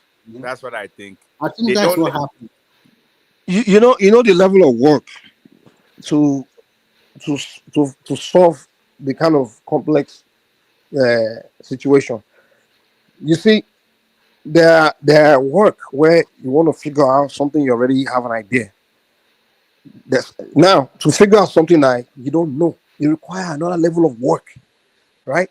So the Nigerian government is kind of like, which is typical of every average black man. When he see a problem that he doesn't have an idea, he realized that, oh, man, this one will require my brain work and extra work to figure it out, to even so first of all discover the idea, and now begin to discover a solution. That's when black man quit, and I think that's when so are Nigerian you No, government. saying Hold on, DSS no, is calm I not down, agree calm doing with down. you. Wait. anything? The Nigerian government, When we are talking when about they the look at a problem, once they realize that this is no, so complex, it's kind of like when you put. no. It's I like when you think put. when you Hold look on at now. the Hold on. Nigerian situation, And this to sorry, summarize what I mean by hard work. Hold on. Wait. okay, I It- understand. let, But when you let me look at learn before you understand. Now, just sort of. It's okay, like you're in high school, right? And algebra is what you are exposed to, right? You haven't discovered something called calculus, or even or even physics. All those subjects you haven't encountered it yet, right? Now, because you're exposed to calculus, right? And they put in calculus problem in front of you. Oh, you work hard in solving it. You work hard in solving it. Oh, it's hard working. Now they now put calculus in front of you. And physics. Now, a very hardworking student will say, I have no clue anything about this. But he's going to now engage trying to figure out what it's all about, right? Now, a student that is not on that level of hard work will look at it and say, no. I don't want to look at this, But That's where I define the difference between a black man and a white man. The Nigerian government and someone like American government. American government, all these Europeans, white, all these countries are solving problems. It's when they see something that they literally abstract, they are willing to put in the work to discover it and figure it and go deep and figure the unknown. But the Nigerian government, they're not willing to figure the unknown. They're just using the known. Okay, All can they I want to come do is in? solve the things that they understand. That's what I Can I mean by come they are too in? lazy to try to engage the Yeah. abstract information that they have no clue. To They are me, too lazy. to me, I think what happened in Nigeria in terms of security is that there are too much politics, and some people, especially from that northwest, they thought or they think they have the lever that control Nigerian everything in politics, everything think so, and they have a game plan, and this game plan have been rooted out now by America. That is the way I say it. Because once they know your base and they know that the headquarter of the people of the place that committing all this atrocity is Sokoto as the headquarters, as the base. That means where are you going to run to? If they can know your headquarter, what other cell would they not know your country? That's it. It's as simple as ABC. And unfortunately for them, it's not a good omen for them. So Unfortunately, are you saying Sokoto is the only headquarter? Because I think towards mm, when you leave Niger Well, area the to US will start, make us know more no, I'm later. talking about yeah, Nigeria. I'm not talking about in Nigeria. I think Sokoto should be. I think for them to go and bomb that place, I think is their headquarters, and yeah, I nobody will believe even that think is a about it. powerhouse. Yeah, Yeah, it's the powerhouse, and once they know your powerhouse, where will you run to again? yeah, And they're even scared because so none of them have spoken yet. Like you didn't hear their top people, even the they minister of cannot speak state. anymore because they already know all the information If, already. if they speak anyhow, then go code their voice now and put them for Yes, satellite. now, So yes, if now, they hear and their voice for they are not Dubai, safe then pick anywhere in them the world. anywhere. So that means sometimes, well, I'm happy for Nigeria one way or the other because at the end of the day, everybody now know that these people are also they are the sponsor of terrorism. They are But also I don't think protecting. they're done yet. I don't. I They are not think done yet. on the They are not. coming days there's going to as be another one. as I they speak to you, they still they conduct the ISR they go. In You fact, they understand? even. Still I they go. was surprised that they Now, even it's a state also. Is it Ekiti or whatever? I think No America Quara. Quara. said Oh, are Kwara. they carrying terror attack again today? No. No That day it surveillance. No was two. surveillance. They are still doing that. Yeah, That it the was two. One in ISR thing. Sokoto. You Oh, they are understand? One flying. in Sokoto. Even the US, they are doing surveillance. Yeah, yeah, that's Yeah, that is they streamlined now. continue You to do know, the survey. they got fly now. They You continue. understand? They are doing they call it intelligence Yeah. surveillance and reconnaissance. So they are still doing that. Yeah, at least that So will boost you in the mind of those. So, yeah, Mike, they you went are to right in that Sabisa Forest. analysis. They went to For Mandara. those, I think as they are going to that place now, you understand. It won't be a surprise to me if now should stay the next bomb land. People could just you also have to sell in Oshun. Okay, okay.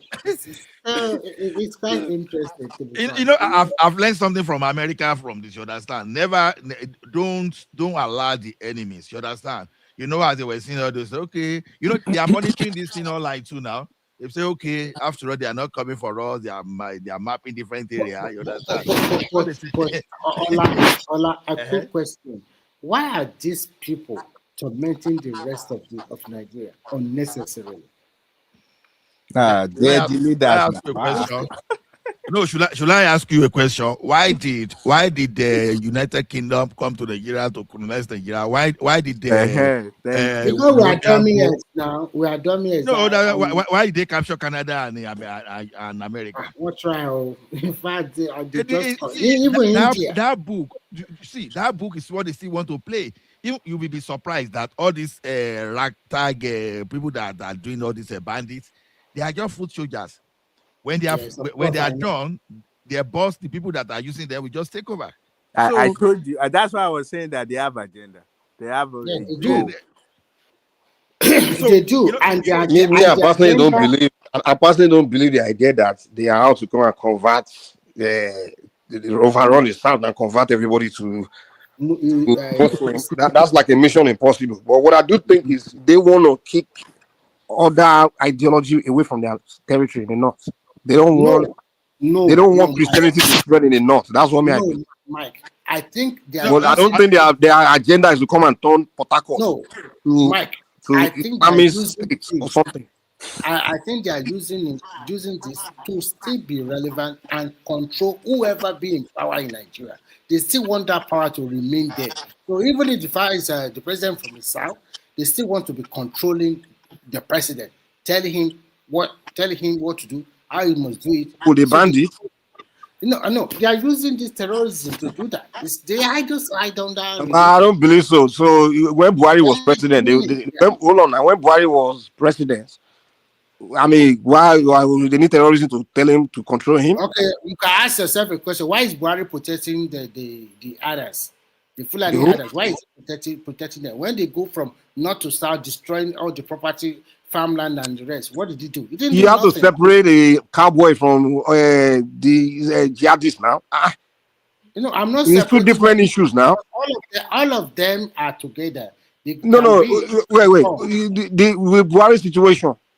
If those cowboys they are from his ethnic group and people are complaining about they are not all the same. They are not all the same camp. No. We have to start using our head. The way I look at a cowboy that's moving his cow and his cow is messing on someone's farm. But that time that's different from the ones that carry out jihadists. It's two different things now. No, you don't understand.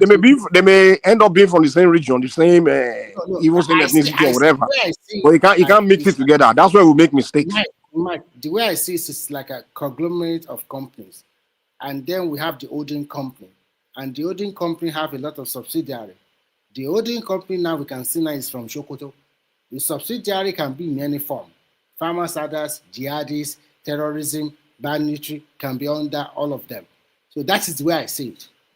They have a sense. No. Let's stop making mistakes or just mixing everything. No, I'm not making it's kind of like, and we make that mistake or just in the South, for example, we can mix. What is it? We have element of different problems. We can't just jam everything and say they are all one. I'm not jamming it. I'm trying to tell you something you do not really understand. Maybe if you calm down and understand me.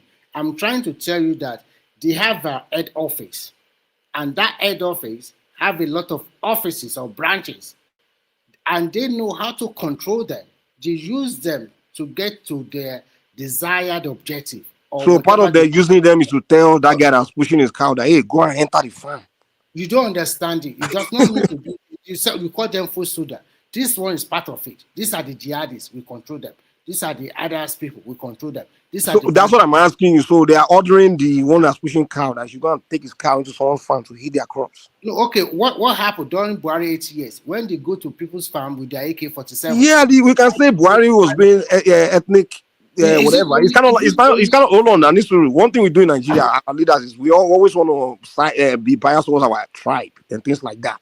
It's kind of like if some Yorubas are kind of like trampling on maybe misbehaving somewhere, and then you start telling Yoruba leader to condemn his Yoruba people. It's to kind of be easy on. He won't want to start something. You understand? It's the same thing. No. To condemn them. He wanna, even though he doesn't agree with what Hypop is doing, like he's still gonna. So that's what Buhari was doing. It's not different from the rest of us. That's what we all do. We struggle to condemn our ethnic group. So that's what I'm trying to tell you. But that has nothing to do with them controlling him. You understand? In the South, our leadership is quite different, and the way we live in a community is quite different from Northwest. Yeah, from Northwest or Northeast. Let me give you an example. In the community in the Southwest, they will never protect you as a terrorist, killing their own people. They will speak out immediately. They will point a accusing finger to your family. Hold on. If the Southwest leader were behind those terror things, they will protect them now. If the Gumi and all those northern what do you call them, imam, whatever, if they are against those things, if it's something they're against, they won't protect them now. So the reason, I think you are getting this wrong. no, the logic you're trying to present is that we won't protect somebody that's doing bad in our space. It's because we are not with the ideology. That's why. But if we were with the, okay, for example, when Sunday when Sunday Igboho was trying to do Yoruba Nation thing, right? Even though he was doing this wait. Even though the way he was going about it, he kind of causing yourself to the government, because some of our kings kind of agree with the idea. They were kind of protecting him now. But if he was doing something they don't agree with, they will call him. They were kind of they were protecting him now. Were they not the one that went to meet the government to beg to pardon him? Mike, that thing you said was a vital point. Do you Exactly. understand? It's when they support the ideology that they will not call you out. You are saying what I said in a different way. I quoted Buhari several times here. He said, Major General Muhammad Buhari retired, to his blessed memory. He said, anybody living with Boko Haram is Boko Haram.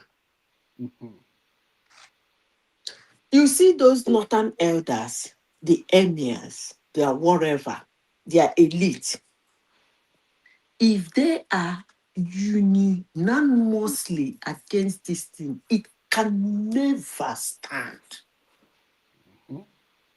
There is absolutely no way they will unanimously disagree with this ragtag, headless, poo-smelling idiots, and they will be running around their state. But on the contrary, they are actually the people sponsoring it. That's why I say, if I have an action to give to the northerners, it's desert. Honestly, sincerely speaking, I told you people here this morning that there is no way you will put a seed in a land that is not fertile, that doesn't have enough or nutrients to germinate that seed, and that seed will germinate, let alone bearing fruit. So that is what happened when it comes to things like that. The time the Yoruba people started speaking against that Sunday Igboho, he disappeared. And that was how the thing died. There is no way any woman on earth will tell me, if the whole northern elite, their emirs, the imams come unanimously and say, stop this running around our town. What is all this nonsense? And it will still continue. It can never happen. So whosoever is living with the Boko Haram is Boko Haram. So, Mike, what I'm trying to say is that they use religion to wipe them and control them. But in the southern part of Nigeria, especially in the southwest, you cannot use that kind of religion to put people under that kind of control. That's what I'm trying to say. So, yeah, like because you don't believe in the you don't believe in the religion. So that is what I'm trying to say. So it cannot germinate, like Madam Mia said. It cannot germinate in the south like that. But because of religion, and a lot of people are not literate enough to even see to know from their left from the right, so they control them anyhow. And that means she's right. If you are supporting these people for more than 15 years of insurgency in your area, and they continue to buy your people every day, destroy people, that means you are totally in support. And now they know your headquarters now. So what are you going to do? To me, I think it's more of they are tolerating it because the religion. But I don't think it's entirety of it is more of, oh, we support, we joining. But it's more like, okay, we are tolerating. It's kind of like, okay.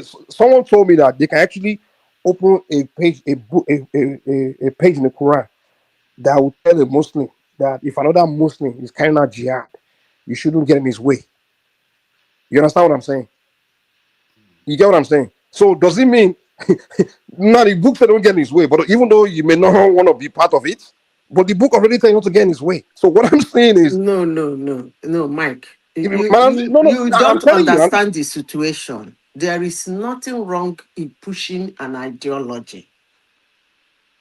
You see, the problem in the north that is spreading around Nigeria is much more than discussion we are having. yeah, it's more. You We are don't know it pushing all. an There's no way. agenda.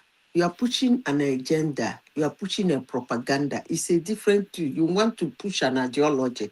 That is a different thing. But when the ideology you are pushing is spying everything and anything, it's no longer an ideology. You are buying an anything and anything. It is like, Do you know? Do you know? do you know any military man in Nigeria that you can watch the video of these boys in operation? Do you know one of the number one reason why the Quran say jihad is necessary? Do you know one of the number one reason is when it's a threat? Will you jihad on Oh, yourself? hold on, wait now, wait. No, hold on. Let me ask you a question. Jihad, is it not outside? Are you going to jihad yourself? You are Come on not. now, what is happening in the north is You are not. jihading I'm not making you yourself. understand the psychology, and that's the problem with Nigeria. We need to study the psychology of the people before we can really even know how to deal with them or deal with their problems. You understand? Or to even understand what the heck we're looking at, because we're just going to be confused a lot. And I'm trying to explain it to you that in that north, the reason why a lot of even the imams and people like Gumi is almost sounding like he's just tolerating these guys and he's just staying out of their way, or even kind of like, you know, uh, it's because this religion can really twist people's head. I'm telling you that one of the grounds for jihad is when it's a threat to Islam. You understand, right? So See, now, wait. Let me learn. So now you have Muslims book telling you that okay, if there's a threat to Islam, somebody that's a Muslim cannot jihad because of a threat to Islam. You, a fellow Muslim, should not get in his way. Hold on, I'm coming, I'm going somewhere. Should not get in his way. So now, these guys are doing this Islamic jihad, right? And they're claiming that they're doing it because there's a threat to Islam. And then their fellow Muslims that are there are staying out of their way. You get what I'm saying? So he tells you that. Mike, did you do Islamic religion in school? No, I didn't. I just did That's my why you are research. saying what you're saying. Let me tell you. Why I'm saying what I am saying is that number one, you don't jihad yourself because that is what is going on. Secondly, those boys, those poo-smelling idiots that look like madmen that run around Nigeria doing anything and anything, having a free ride. Most of the things they are doing is actually sacrilegious in Quran. I can call some of them. What they do in that their action, most of the things they do is actually a taboo in Quran. So you cannot tell me that they are pushing your religious agenda and are doing that thing and you are still supporting. It's deeper than this discussion we are having. Let me tell you the irony of this book, this Quran and Bible. Literally, this book, they literally can contradict themselves.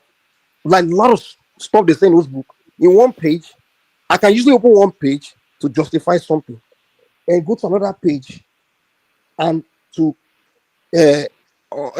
Mike, I just told you that. And that's what I'm telling you, like these books, these religious books, No. they're so contradictory. Quran is not like your Bible. I'm telling you, they are so contradictory that even the people got confused. You will see what I'm telling you, even you will see one Muslim quoting, convincing you that it's illegal to kill another Muslim. You will see another person quote somewhere else that will tell you why he can do it. The same thing with the Bible. On one page, they will say one thing, this is, and another page will say something contrary to that one. That's why people use it to brainwash people. You can usually use this book to convince someone to do something crazy. I'm telling you. That's why you have to get. They will use anything, just a page, and I think use it to convince you that this is Let me what tell God said. you, Mark. There are things those idiots are doing that normally, you try it at a Muslim, you be set ablaze. It's These not, books are so it's, contradictory listen, there is that these nothing religions we like, have listen, there is nothing like denominations. looking for another verse to counter it. So if no, why I'm saying this is that you are trying to peg it only to religion. I see beyond that religion. It's a convolution or conglomeration of things that is happening in Nigeria. Thank God we have gotten help. Because you cannot tell me that churches, elders, kings, emirs in a city will watch children being taken away in school, never return, which include children of their subjects. And those their subjects are wailing, crying. And you tell me that if You know, they come, hold on, let me finish. Don't make a joke of it. It's no, a I'm serious not. matter. And you are telling me that if all the imams, all the emirs, all the elites, all the governors in the north stand up and say, what is going on? Why our subjects and our citizens being paid anyhow and anyhow? What's all this reckless behavior? We can't tolerate it. You are telling me that it will still stand. Are you kidding me? Are you really And telling me that's that why it I will mentioned stand? earlier that we do, one thing we're doing is the problem is not. The thing is just like what's his name? Let me say both the cowboy, header, the kidnapper, the Boko Haram, the other ones say they are all together, and I'm like, no, we got to learn to separate them too. Separate them. We don't know if they actually met together, and get a devolution of duty to each of them. I think maybe it may be different group of problems. It may be that the ones that are kidnapping are separate from the one that are carrying out the jihadists. It could be that and separate from the one that's walking into farms. So we can't just jam it. Kind of like in the south, we have different form of criminality. So there's some that, hey, maybe some community that are behind that kind of crime, another different kind of crime. It may be just lone or a group, or you have, with someone from the north cannot look down and say, oh, both the cultists and the Yahoo and the armed robber, they are all the same camp of, they may be different, different, separate problems, separate issues. Sometimes we have to look at that. That's why I always say, let's try to separate the issues, because it will be confusing if we just think they're all the same issue. You understand? Because it won't make sense. The ones that are carrying those children, if we say they are the same as the one that are carrying out the Islamic jihadists, then we are confusing ourselves, because now it won't make any sense that the northern leader will be supporting that. It may be that they are supporting the jihadists, but they are not supporting the one that kidnapping kids. We don't know. So that's why we have to learn to separate these issues.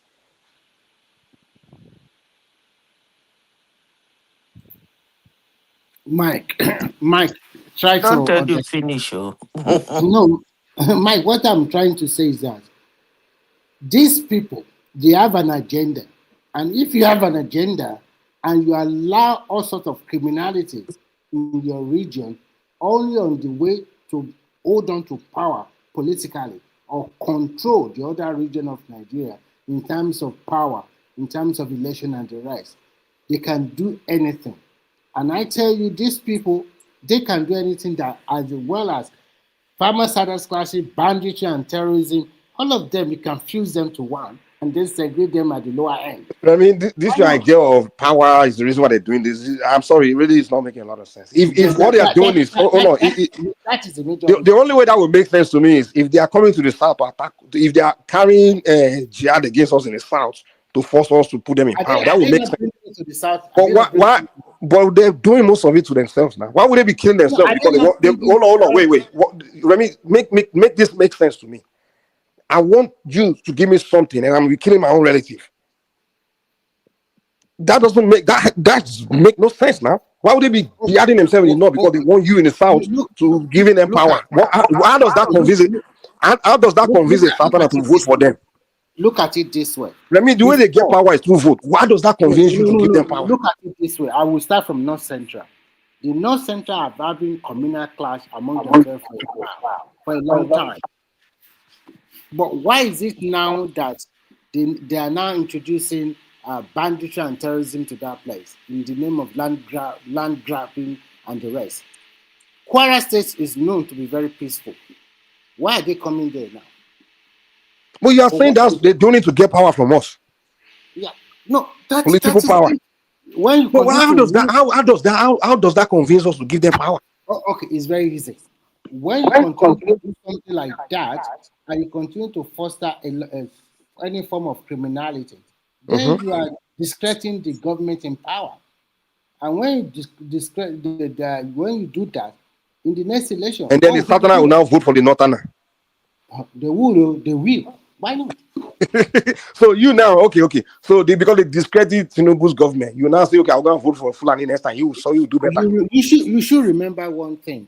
When this thing is very paramount in all over the region of Nigeria, and then the three northern regions bond together, that is 19 states, and they pick some leaders in the south. What do you expect? They will vote. They will vote your guy out. I also asked you earlier. So if it's because they want to discredit the southern guy for the northern to get power, so why was he continuing during Buhari time then? Well, it's another way to also land grabbing, because no. Focus on power. Leave land grabbing. You're saying is it not part of it? When you grab the land, you push your people there, and when you push your people there, in the next 10 years, the demography of that place will have changed, because they will marry. Calm down. You're mixing. No. You're saying they want power from the southern guy that's there.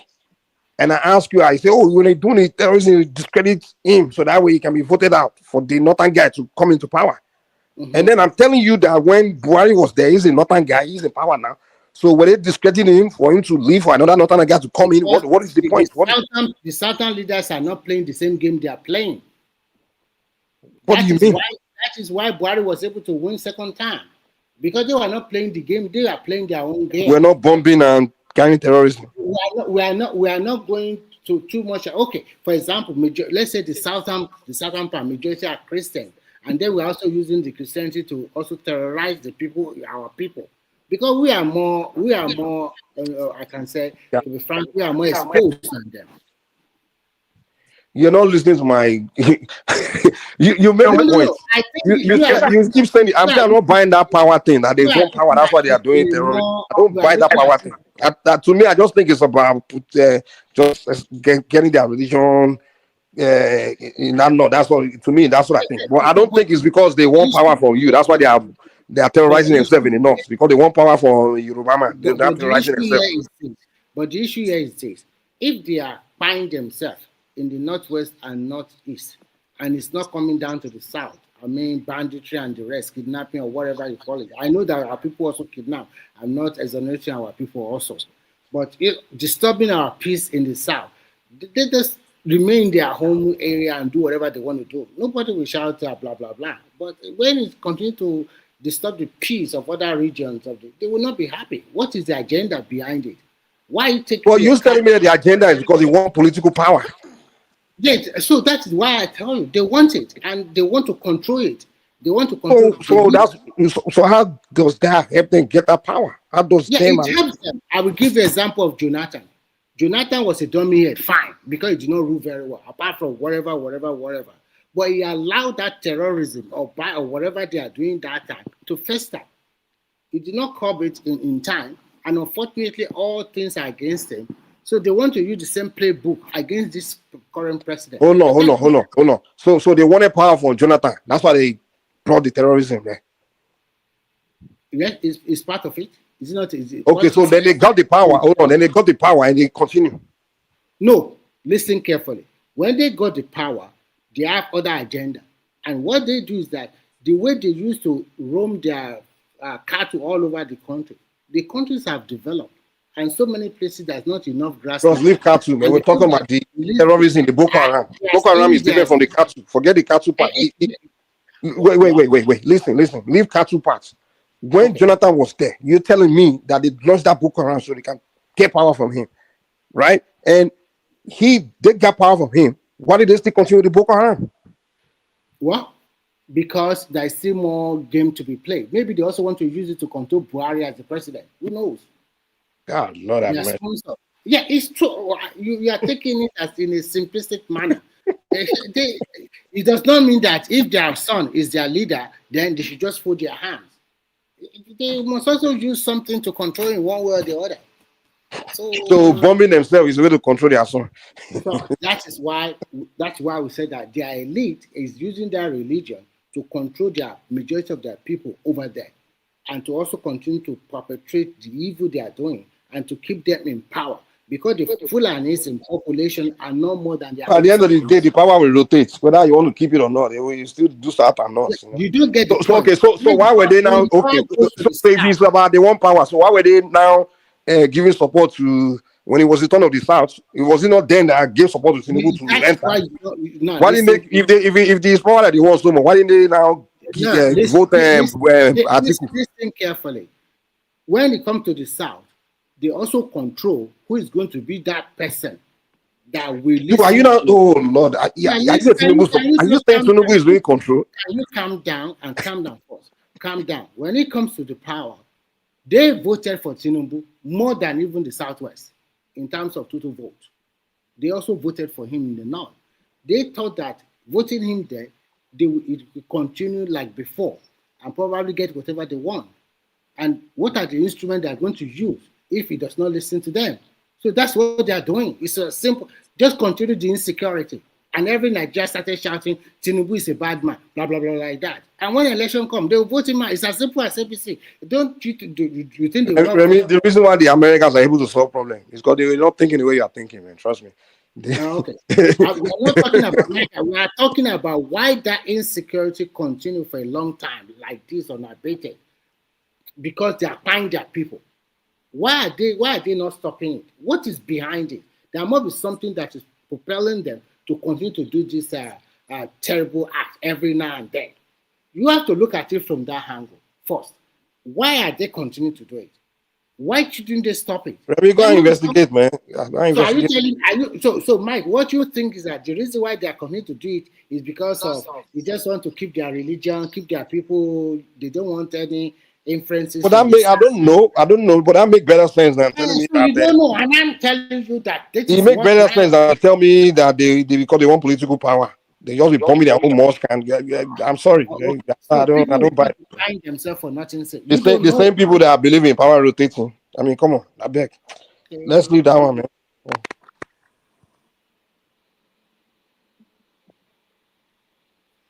Well, maybe time will tell. But I'm damn too sure that they have a game plan and they have stick to it. But unfortunately for them, they don't know it will come to this level. That another superpower will now started, geomapping Nigeria. To me, I've lived in the North before. To me, what makes sense to me, because I mean, even in the 90s, I remember when a lot of the Northerners, one thing I noticed was them in that North is that Islam, they take it very serious, man. Like, they take it very seriously. Like, even I remember in the 90s when I were there, where we used to in Lagos, we were doing hip hop, Tupac, all those Snoop Dogg thing. When I went to the North, I started trying to do those things. Those Northerners will tell you, don't, anything Western, all those kind of things. They didn't like it. And then I remember, let me laugh. Mumbo, I'm coming.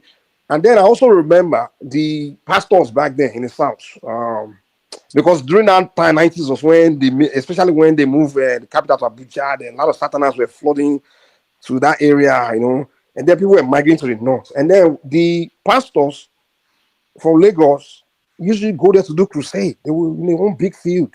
And then they will invite people, and then I remember the attitude of the Northerners back there. Those malam, those head of the, they call them the mullahs or the imams. They didn't like it. They didn't like it. Their attitude, their body language, I could tell. So when these whole things start happening, instinctively it tells me that the Christianity is beginning to grow in their midst, and they just don't want it.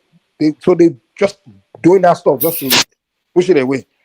The westernization, the Christianity coming to them. Because this guy, don't forget, Northern Nigeria was a caliphate. the jihad, they came there to turn into Islamic So you territory. have The amalgamation brought us together, and then now we're mixing. what you just said. You make a very good point.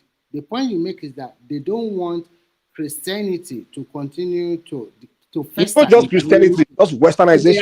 They have to stop Even it. Boko Haram, what is the meaning? Is it not Okay. book against Western education? Western education and So what does that have to do with politics power? So what should that not lead to them buying their own people? Well, bros, that one is a mystery to me, man. Maybe there's some of their people, they see them as So that is why you complices. have to look outside the box. You have to also understand that they have some liberalized people among them, and also we're mixing criminality with people among them. They cannot be up to 2%. When I talk about the North, I don't normally mix the North Central with them. I just talk about Northeast and Northwest. Because to me, in the North Central, to me, they are liberalized, but at the end of the day, they still have some core Muslims there. But North Central, liberalized? Deeply idealize, the way they look at it from the Northwest and Northeast. What I'm trying to tell you is very simple.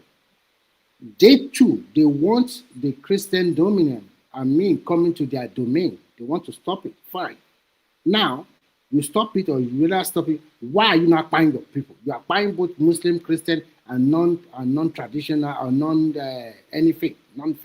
You are buying everybody. Why? For God's sake. And you have been buying them for more than 15, 17 years. But that part is what's mystery to everybody. And I'm telling you, it's because of power. And you do not believe it. That power thing. So Abubakar Sheka wanted power, Abi. Okay. You don't Abubakar Sheka wants to be president of Nigeria. In this contest, they already believe that they are born to rule, and they are the one that will. That stuff now, that born to rule thing now, which our papa and uncle they tell us, it's not true. It's not. It's just you are just regurgitating. You are repeating something they say, and that's the problem. Many of us we just say things someone is telling us. Look at the last election. They are the one that determined the winner of that election. What do you mean they are the one that determined? There's no region determining anything. I will tell you why they determined the winner of that election. Look at it this angle. Was it not part of that determining the winning of Buhari? Look at it this way. You calm down. The Southeast, more than 95% of the people there, they voted for their son, which is Obi. In Southwest, more than 65% of the people there, they voted for Tinubu. The reason why I use 5% because Obi won and Atiku also won. But when you go to the North, they make sure that they voted for their son too, which is Atiku. But they make it more competitive. When you see the result of Atiku and Tinubu, it's as nearly as par, especially in the Northwest. So they had a meeting, they plan to do it that way, Abi. So they know what they are doing. So they are most of this guy. The way you talk, as if they had a meeting. Wait now. Let me finish. I like to talk. Let me finish. I'm talking about the last election. I'm bringing out facts for you. They are the one that determined the winner of that election. Now, let's look at Obi's result in the entire Northwest and Northeast. His total vote is nothing. And when you look at Tinubu and Atiku election result, you will see that Tinubu was very, very competitive in the Northwest. And in the Northeast, he only won one state. The rest state that he lost is also competitive. That means they know what they are doing. You have to use your logic. Listen. This is my final thing. At the end of the day, the result in that 7%, the result in that 13th state is the one that determined the winner of that election. Remy, if you want to use your logic to determine who's believing in born to rule, if you want to say how they vote is what determines, what shows who believe in born to rule, then we have to say is we in the South that have the mentality of born to rule, because we are the one that generally vote for our guy. In the North, they vote. You can't. In the North, they split. If you want to, let me just say this: if you want to tell me that they had a meeting to say, okay, you vote for Obi, you vote for Atiku, you vote for this is not possible. They all not came together to decide that you vote this way, you vote. Their vote is mixed. So the way they voted is very obvious.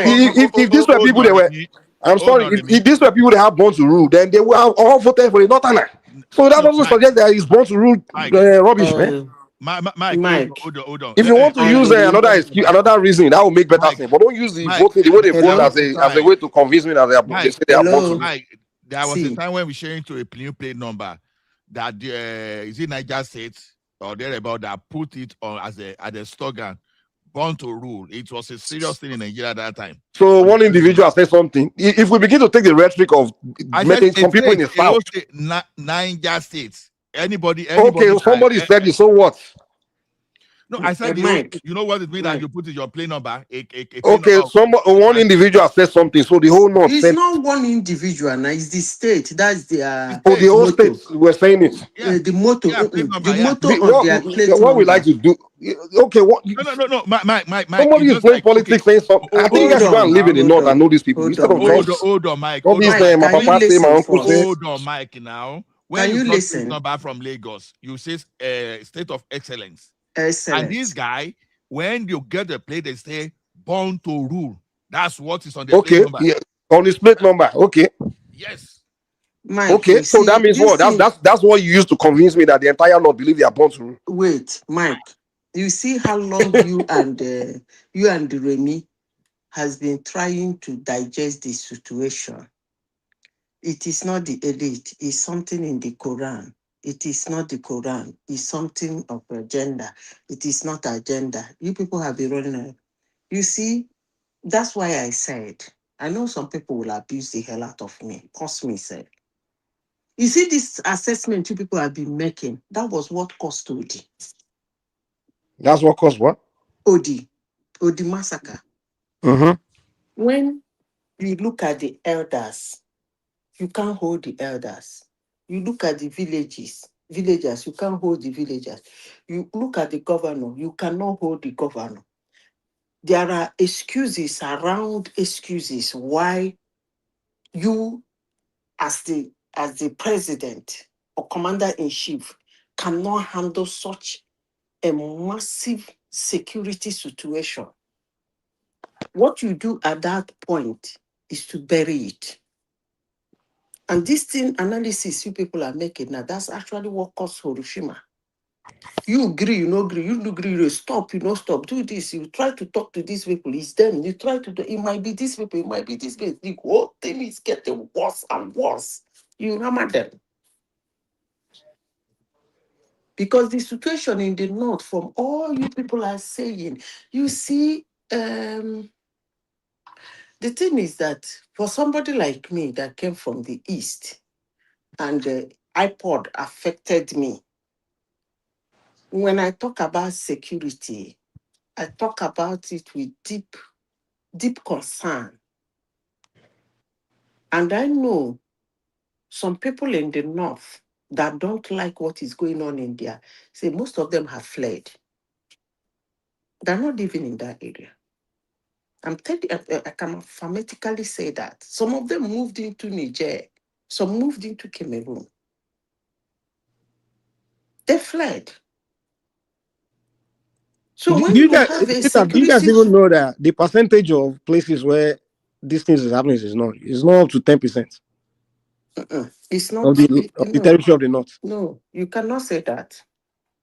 These people are having a free ride in Nigeria.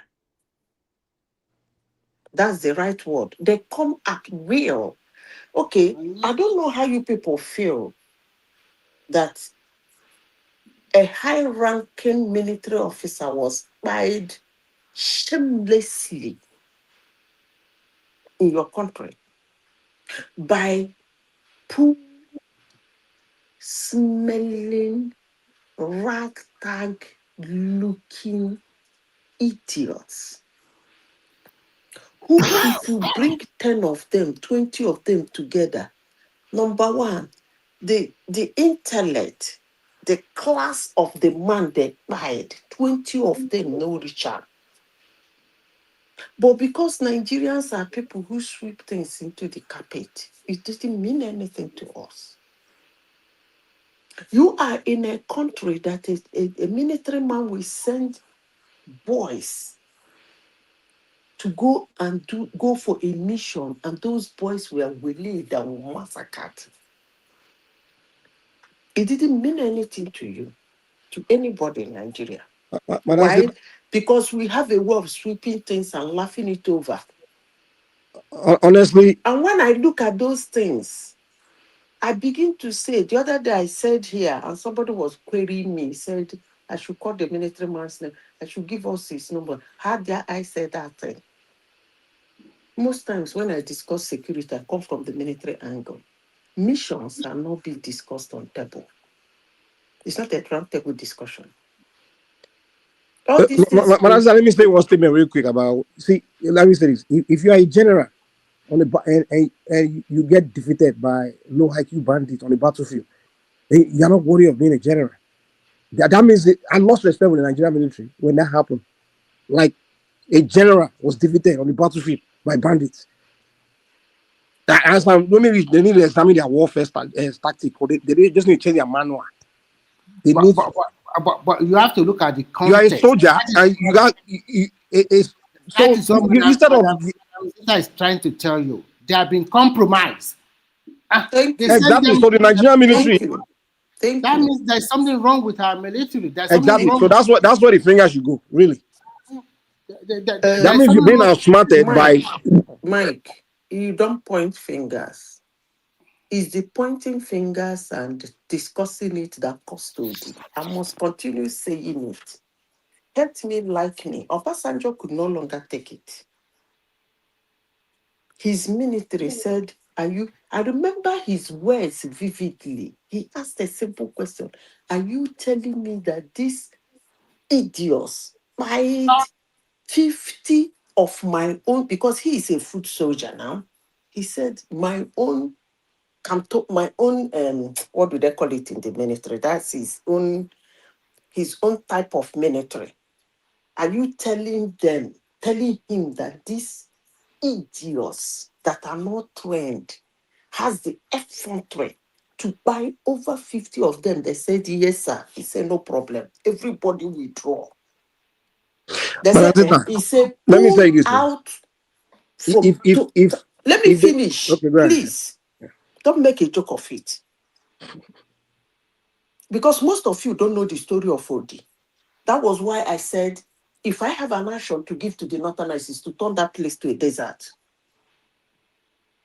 Obasanjo commanded anything called police, anything called military personnel to pull out from that area.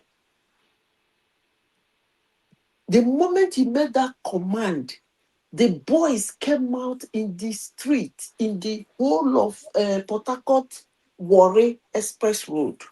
They were celebrating, they blocked the whole place that they have won Nigeria.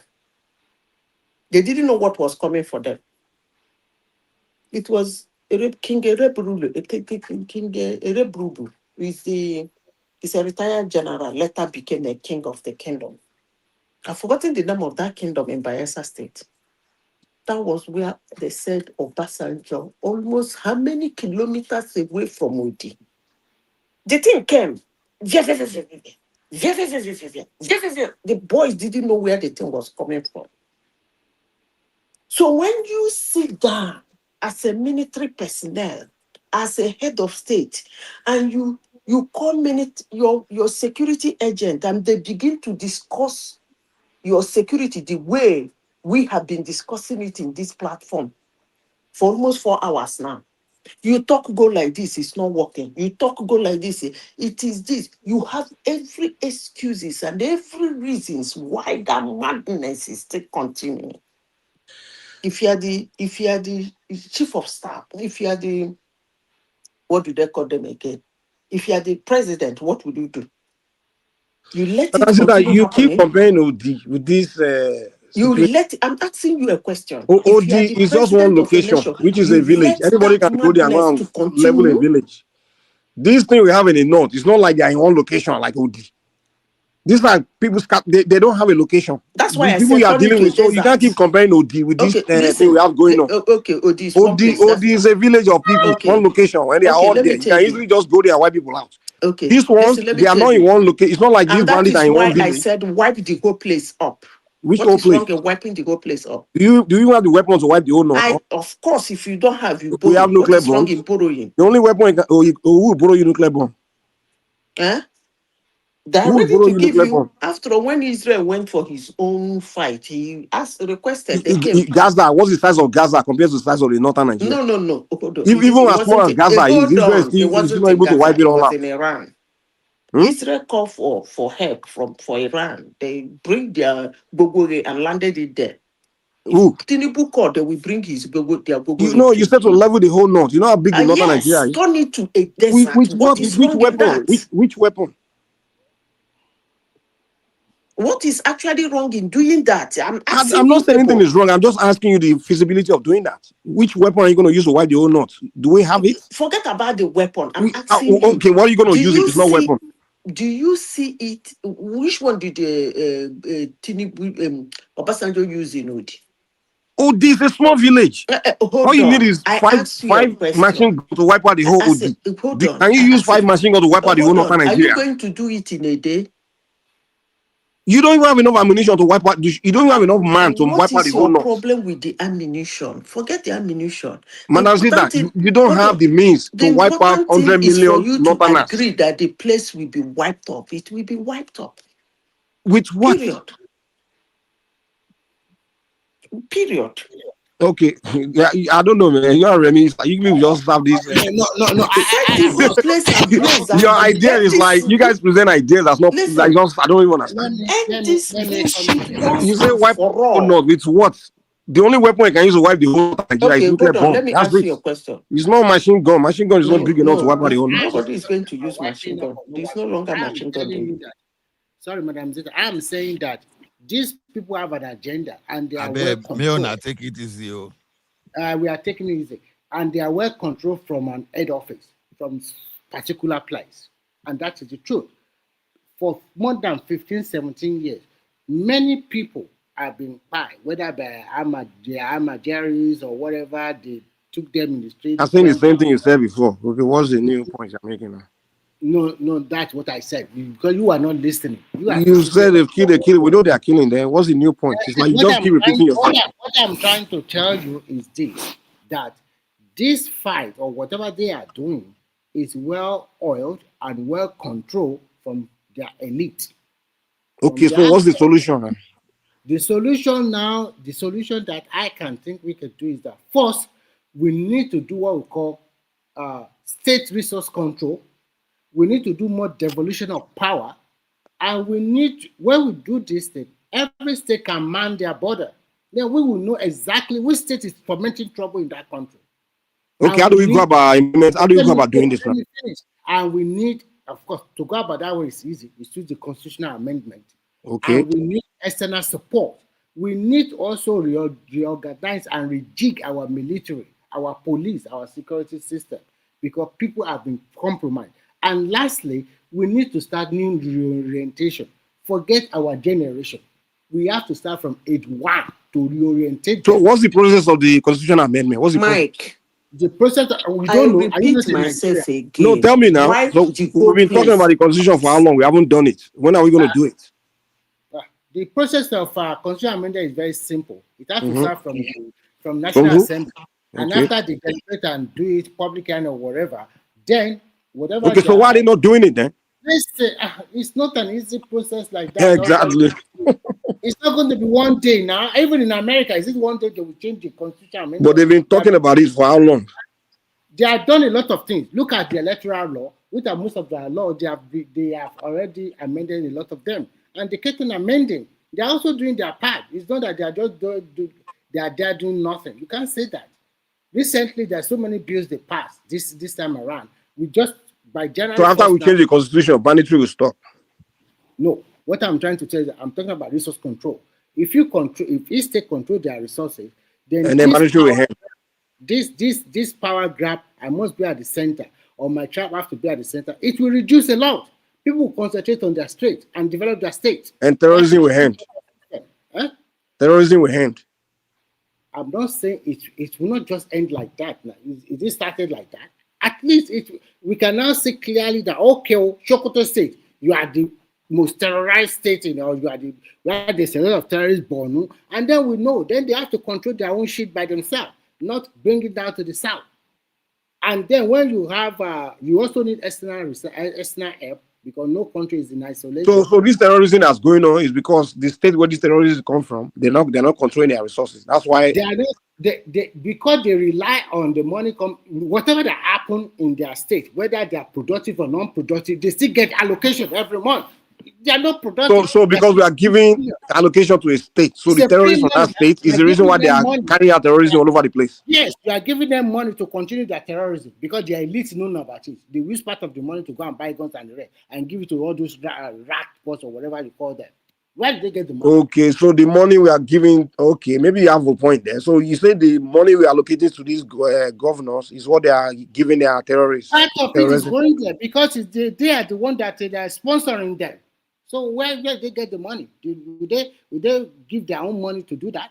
Of course, they also get. Maybe you have a point. If they are the one sponsoring it with Nigerian money, That's maybe we what should we are not giving money to them. Yeah. I'm telling you, but you do not. I say it's a well planned something, and they plan it very well. They use different forms for their criminality to hold themselves in power or control whoever is in power. Whatever they do, they just think about that power. And the center, the base, is about that having that power, whether you like it or not.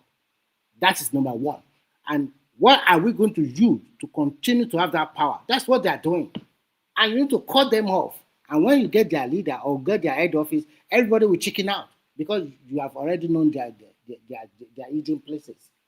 That's what I'm trying to say.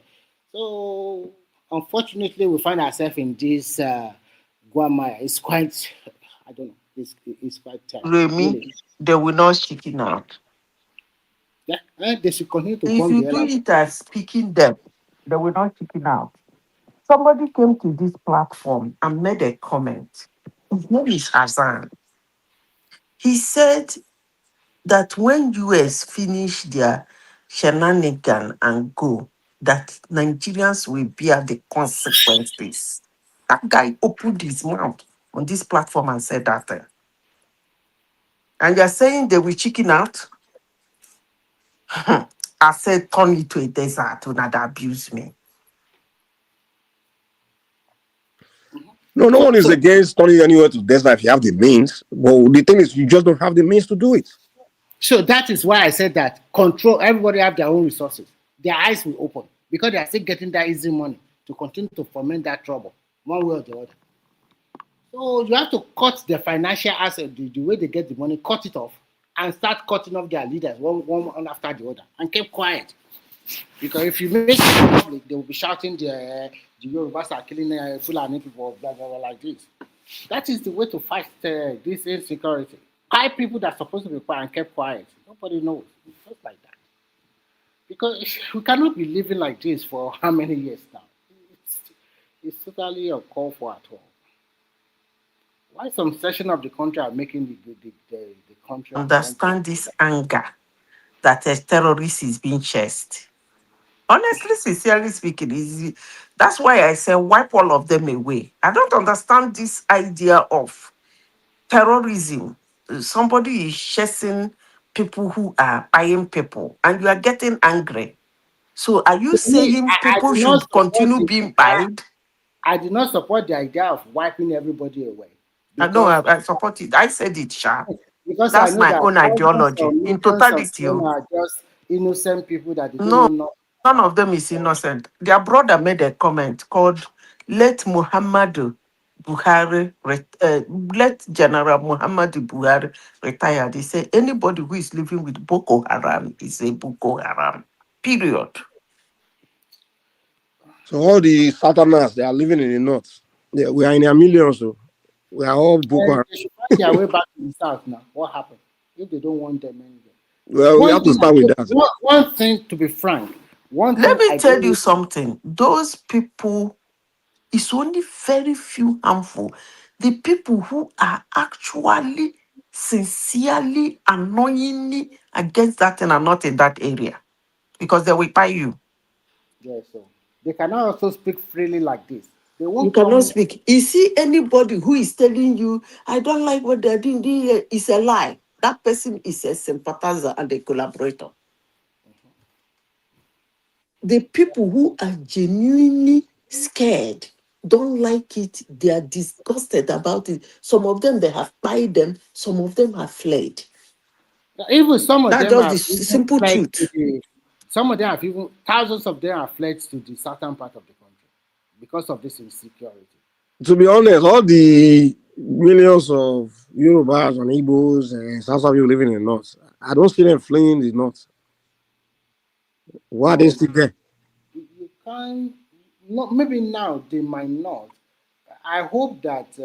But the beauty aspect of it is nice that Nigerians now know that they have an head office, they have a control room, and those leaders, because now the superpower eyes is on them, maybe they will be afraid because I know that some of them are not as core ideologies Muslim like that. That those ones you talk about Mike before with 5 or 6 or 10 wives. They'll be afraid of their money and their children and the rest. Maybe they might put a halt now, and maybe later they can continue. I don't know. To be honest, I also think we over exaggerate what's even going on. To be honest, because when I talk to a lot of my The friends, question is hold on, now. why When I is it? talk to hold on, when I talk to some Southerners, so you people I know that living in the north, they tell me they say a lot of these things happening in the rural areas. Like All right. yeah, they say it's not really something that bothers them much. Like people, you know, No, no. so Actually, if you look at it very well, the states that are really in trouble, we can talk when we talk about Northwest, we can talk about Sokoto, Zamfara, and Kebbi. Those 3 states. And when you go to the Northeast, you can talk about Borno or sometimes maybe Yobe. I don't think nothing is happening so much in Bauchi or maybe. let me tell you how the north is. Let me tell you one thing about the north. If you ever go, you know, in the south, right? Before you drive, when you drive from one town in the south, before you drive 10 minutes, you're in the next town. You understand? Before you drive another miles, you don't reach another tribe or another village. You know, we are so close by. But in the north, you can drive miles and it's just empty land. You understand? Yeah, So you you are get right. to one village, you know, different terrain. You see mountains and different. You have to drive this another many miles. You just empty land, you know. So Mike, that's one of the reasons why it is. Mike, you are right. But the problem is that during Buhari era, you can see that for you to travel from Abuja to Kaduna alone, there's a lot of banditry, terrorism, a lot of trouble Yeah, happening. and there's so many mountains, and so these people. Hey, but all those mountains you are talking about, all those small town or village you are talking about, are they not Nigerians? Are they not buying them like chicken? They are now. Who's decided? So So and they have bought them in millions already. So a lot of them has been no, displaced. no. So many displaced to neighboring country. So many IDP in Nigeria. Those ones that have been living in Yeah, I don't think you get my wider point. The wider point I'm making is in the south because the proximity and every town's kind of like more I density. And understand you. I understand. they are able to have like police stations or uh, army barracks and things like more closer proximity where they can just coordinate. Maybe there's some issue attack or something where they can easily coordinate and maybe tackle it. But a place like the north like that, where it's so spread out. So that means you have to have the army spread out, you know. And when you are spread like that, it's more difficult to coordinate and just tackle one attack that's happening in one location. And it's all villages too, like very poor villages, right? So I think that's the reason. But if you look at the major urban places in the north, you really the problem is not really going on there. That's why I So told the you that issue a now lot of is calm down. the That's issue why I now told you that a lot of the is southerners Mike. are living. They are living in the north. The issue Listen, now wait, let's sort of. A lot of the southerners are living in the north. They live in more in the urban environment. That's why they are saying that hey, this thing we don't really feel it like that. Yeah. okay, fine. They live in more urban. Look at Borno State before. How many local government was in the hand of Boko Haram before? A lot. Apart from So many. Bornu is more of an epic center of And Bornu's even situation is different from the rest of part the of north now. Yobe, 1 or 2 local government was also in their hand. And when you talk about Kebbi never known any rest or Zamfara for more than 15 years now because of the terrorism, gold, or whatever they are fighting themselves over there. All those small town or village you are talking about, Today, they find 50 people there. Tomorrow, they find another 20. And what do you expect? The whole village will be wiped out under 1 year now. So many of their small towns have been wiped out, and they are all Nigerians. So when you talk about the southern part of the country, the southern part is densely populated. And people, because of exposure and because of modernity, they can also protect themselves, give information quickly. But there, you made a very good example. The space are quite, the distance are quite far away from one another. So, and you cannot compare that place with here. There is about religious ideology. Down in the south, it's more about liberalism. Although we still have some people also using religion to talk rubbish most time, which people are also very gullible for. So, but unfortunately for us, at least we are not so like chicken head to just follow whatever they are telling us like that. It's quite unfortunate, and we cannot be living like that for how many years? They are just destroying the image of the country. Do you know that? Do you know that if they put together the murder cases, right, in the south, meaning like somebody that has through stabbing or just murder cases in the south, right? If they put their number together, I'm not talking about banditry or terrorism. I'm just talking about murder cases, like people that got murdered. If you put their number together, you know that it's higher than the people in the north that got killed by bandits. I don't know what you are trying to say. I don't I don't totally get understand what you are trying. What kind You of don't get joke my is point. that? I'm What telling kind you, of a man. joke is that? It's not Come a on joke. I'm now. serious. Like the in the south, criminality is more rampant than in the north. In fact, murder in the south is way higher than murder No, in the north. I don't agree with you. I don't agree Really? with you. Just Yes. go and look at the data. Go and dig the data out. Go. In I, fact, in fact, if you my are talking uncle is about in the police force now. if you are talking The about murder cases in those southern states, look, Benin, Mike, Lagos, look, Mike. If you are talking about data and information, bro, maybe you can have nearly to correct information in the south, but in the north, you won't get nothing from that my north. friend. No, it's there. Police record. We get the number of. Are you kidding yourself? If somebody die in northwest or north, do they go and get a doctor's report quickly and file in the necessary death report? Bro, they They give don't. same data is all over the country, man. Are they not giving us data of banditry, killing, all these things happening in North? They give data Yes, everywhere, I beg. no, but In I fact, don't. they're even making my point. The But data, I don't. the documented data, right, by the police, law enforcement. I'm telling you, If you have they the have source, they have police in the North Army. All those things. When murder happen, they investigate. if You you can't have say that kind of the no. source, Oh no, you you can't say can. the no when they murder somebody. There's no law enforcement, police to investigate. Know that murder happened. Are you kidding me? But I Maybe don't. it's the same. Criminality. What I'm trying to the point I'm trying to make is this: in the south, people that get killed of criminality, right? There are many. There are more than in the north. But however, we're not going to talk. If so, hold on, listen now. Like last week, now they told me about the guy that was murdered in by a friend, right? Those kind of things they're not going to blow on the news because it's not terrorism. It's just crime. You understand?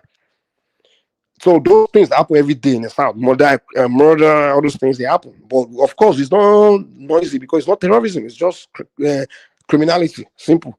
But of course, if a bandit or terrorist kill people now, of course, because that's terrorism, so it scares everybody. Because of course, that's more serious because that is is a crime against the public. It's not really a targeted crime.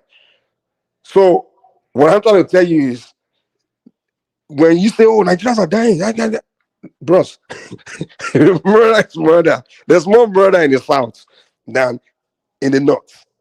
In fact, I feel more safer living in a urban northern city than an urban southern city.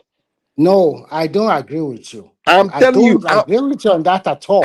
Look, because when I've I lived in think the north and you I've are lived in the only south. In the north, I look. worry less about Let me criminality. tell you something. Let me tell you something. The safest state in Nigeria of today is Lagos State. in terms of safety or policing. So if and when you it's look, not the no, safest. It's a listen, lie. It's not the safest. okay. When you look at most southwest states, they are also safe. Whether you are talking of Safe from Ibadan what? Safe or in terms of Oshogo, safe from what? from criminality or No, that's not murder true. that they That's not say they true. are That's not trying true. people. Ah, boy, you don't know what you're talking about, man. Dude, Okay. Luckily for us, there are so many it's not Yoruba true, in man. this When it comes platform. to criminality, southern states, in fact, even southwest, we have a lot of thugs like Can you Biro tell now. me? Can you We have name a the bros. There's criminality? no Name you the go to Ibadan, criminality. guy, go to Give. Ibadan, Biro, arm robbers. They there, go there. No.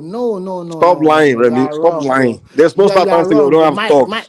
In fact, Mike, calm down, calm down. there's no certain state we don't have thugs. And Mike, calm down. Mike, calm down. Remy, stop lying. How When can you you say there's talk, no criminality in the no, southwest? let us say something now. When you talk of armed robbery has been a thing of the past now. Most What? times you hear from, Are you listen, kidding me? calm down first. Let It's us from talk. Finland that you know what's going on, Abby. Let us talk. Let me finish first. When you talk about kidnapping, I can say yes. But when you No, talk no, about no. Kidnapping, no. Kidnapping is even robbery less. is more Robberies every day. oh Where there's abject Mike, poverty, no one is robbing. Mike, Remy, stop forget playing it. this game, man. They rob every day in Nigeria. Luckily for me, there is Ola on the platform. Do you know the thugs, All the of them on Agbero the boys, platform. they are criminal, they do crime for a living. No, that is not robbery. If you are talking about petty They will theft, rob you, man. If you I know, they go rob you for corner. If you work out, go on alley, do you know windows, they will rob you. which state? Which state is that? Which state are they Every robbing state, your there are property? thugs in every That's a state. lie. That's a There's lie. a state in You Nigeria are where there's no lying. thug. No. What you are saying is that There's a I'm state trying in to tell Nigeria you where that there's no no, thug. listen carefully.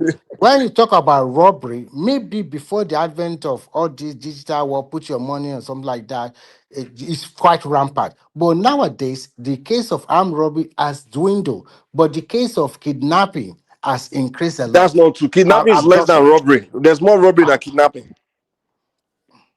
Nobody robbed like before. What are you What are they talking going to about, rob man? about? Robbery is not going to end. Even in America, they are robbing.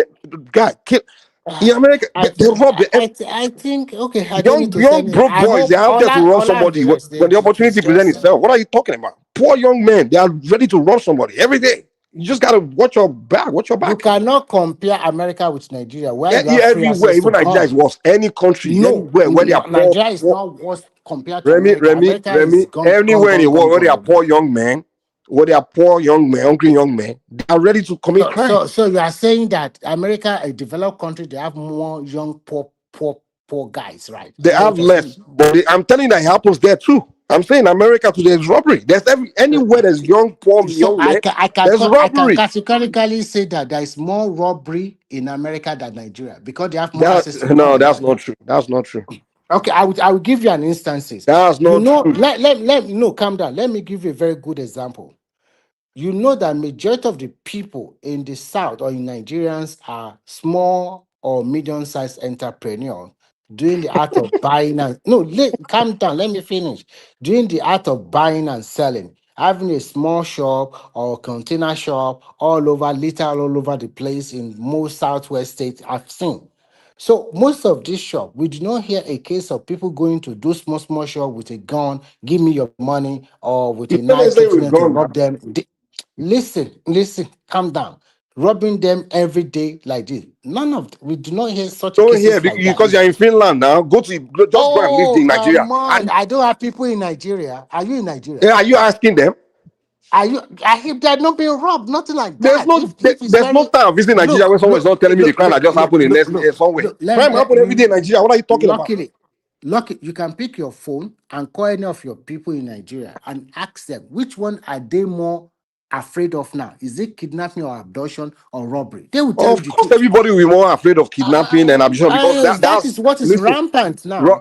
No. Not It's not because robbery it's like rampant. It's you. because it's more. Okay, Hold I on. The think reason anybody let will be go afraid of robbing. that because it's more heinous and more. I mean, why would I want to not be afraid of being kidnapped? And if someone rob me, at least take my Be- stuff. And I know be- that's. Listen, I I will be more afraid of being kidnapped than being robbed. Robbery is just give me your stuff and you take and you live with your property. But kidnapping you is more. They take you your body. That's more dangerous. So I'll be more afraid of that. But you can't tell me that kidnapping is more rampant than robbery. Are you kidding me? I'm telling you the Let truth. me not waste my time with you, man. Robbery is I'm a also daily wasting my occurrence. time It's a arguing daily with you on event. It this. happens I'm also every wasting day. my time because you are not being factual. It's Okay, true. you are not Olapi, can factual. somebody please tell this guy? Robbery happen Okay, every day. okay, calm down. If you're Ola, are talking you about robbery there? with gun, maybe not No, with gun. let's ask Robbery other is people. robbery. Robbery with fist. Let's Do ask you know? other Do you know people. if somebody corner you, two boys, they jump you? Let other people also speak about it now. Okay, Ola yeah. is there, Madam Mia is there, Prince Dad is there, and also Riola, and yeah. If they are hearing you, this should also contribute so that it cannot be between me and you alone. So that they can also. Ola, please say something.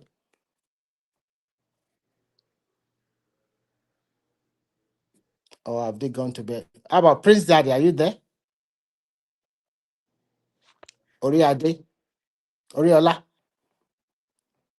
Oh, it seems they have gone to bed. Oh, it seems to me that I will also go away because I need to go out. But whatever. I just feel like Remy, when maybe you are thinking when I say robbery, like you're thinking of with a gun. When I say robbery could be two thugs corner somebody and beat you, okay. take your stuff. That's robbery So too. the way I understand is this: when you say robbery has to do with using a weapon like a gun. You know, it doesn't have to be Or gun. Robbery could be thugs. Oh no, wait, let me explain something to you. no, Listen. Just listen now. Let me explain it so you get what you understand it instead of arguing it blindly. Robbery could be thugs surround you, beat you, take your stuff, or thugs just grab your stuff and run away. you are That's just explaining it in because American you're not context. listening now. Anything No. from that Because to you because are you don't explaining listen it now. in a When very someone trying to indirect tell you something, way. you cut him off. Now That you is will let not. me explain robbery all the way now. Oh my. You're already Okay. arguing. Okay. Continue. I'm trying to define robbery to you. You won't let me define it finish. That's why you keep arguing all day. But because I'm I know you are defining not robbery. Listen, defining it the listen. right way, that is But not you won't robbery. let me finish defining it. That's why you Okay, don't are get you it. talking? Okay, continue. I will ask you a very simple question later. So continue. Robbery is not necessarily just with the gun alone or coming to your house or Mhm, to rob you. Robbery could mhm, be from anything from somebody just forcefully taking your property, whether on the street mhm, or in the mhm, alley, in the corner, to mhm, coming to your house with gun. All that is robbery. mhm, That's what I'm mhm. saying. And that occurs more than anything else. Oh, okay. So to me, I think you are talking about petty theft, No, whereby you are robbery. driving and somebody. Robbery. So to me, when you talk about robbery in Nigerian context, most people will think of armed No, robbery. there's And when one definition of robbery. no, listen. When you go to where every crime have they have to call it a name. For example, when you drive along the road and somebody take your phone, or maybe along the street, two boys corner you, it does not necessarily have That's to be deemed robbery. it as a robbery.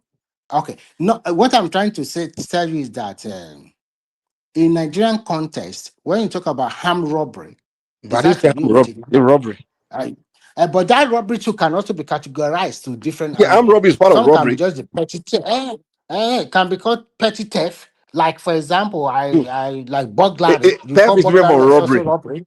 Theft is different from So robbery. many ways, so many things you can talk about. For example, when we are growing up, there's a lot No, of dude, burglary. define rob. When You know, you don't know what no, robbery means. And you don't know what theft is. I know, I understand what you're trying to say. You I'm don't trying know. to tell you that. Okay, okay, you Theft, know. Go theft. ahead. Let me tell you, theft is somebody taking your stuff without you not taking it from you personally. Robbery is possibly taking something from somebody. That's robbery. Like if you leave your phone down and So I take it, hold I'm on. trying to tell you the You one don't. you are No, talking guy. about is not It is because robbery. They when you are take it from you. no Someone forcefully take something from you. That's relax. When you are making your submission the other time, you are talking about the number of murder cases, people that buy in terms of criminality is more in the south than the northern part of the country. That's what you said. yeah. But You won't. I'm trying to tell you, in terms of robbery you are mentioning about, it's not so rampant like before. And you kept on Don't saying it's know very where before rampant. when I don't. That's not my argument. Right before, no. When I say before, compared to like maybe 5 or 10 years ago. But Well, because now you don't have to show me the data for me to believe. listen, because now most people they don't carry cash like before.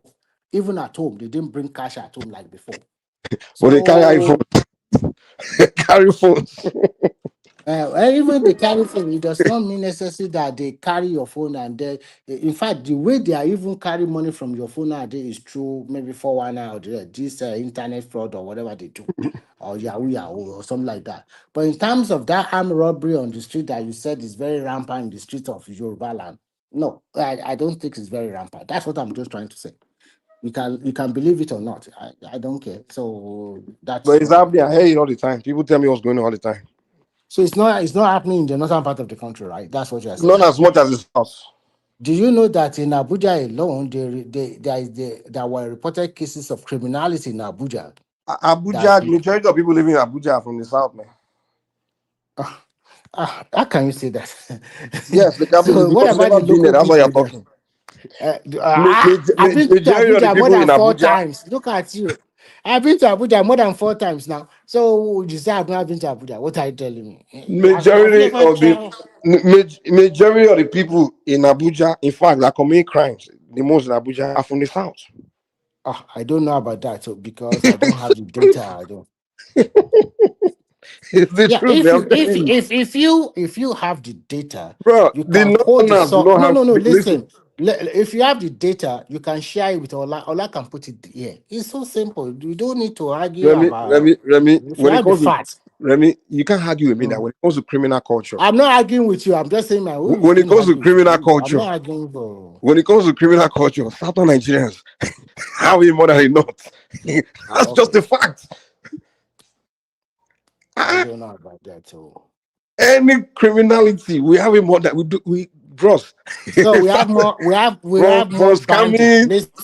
Listen. We have more bandits more than the northern part, right? That's what you can say. They have more than us. Bandits. In That's terms it. of They terrorists, we have have more more than them. terrorism than us. But when it comes But to general you they, mentioned they have more. criminality now. That's what. Listen, they have terrorism. That's all we can say. Like this Islamic Mm, terror thing, they have it. We don't have it because that's not our thing. But when it comes mm. to just general criminality, like for money, Fine, you are right. there's no. Don't even argue that one. When you talk about internet fraud, when you talk about money Doing rituals, anything for then money. Even this uh, kidnapping you're talking about, it started in the south. I mean, what parody? uh, He was the job people. He was the job. He job people that started it, and then but the the southeastern. Fulani also took E- over it Even like even in the southeast, kidnapping is rampant. Even Sasuludu came and said it. He said it.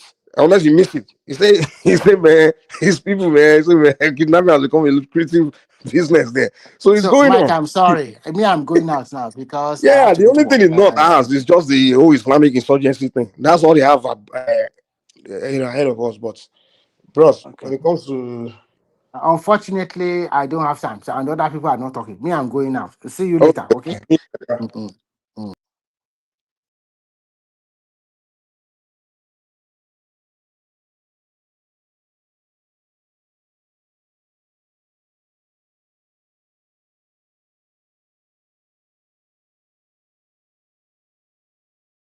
Yeah, what happened to Mike? Mike and Remy DC? Okay, I think we can call it a day.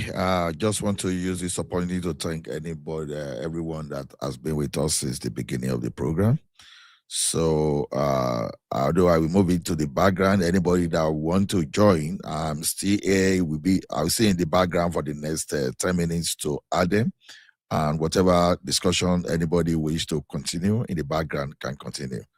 Thank you, everyone. See you later.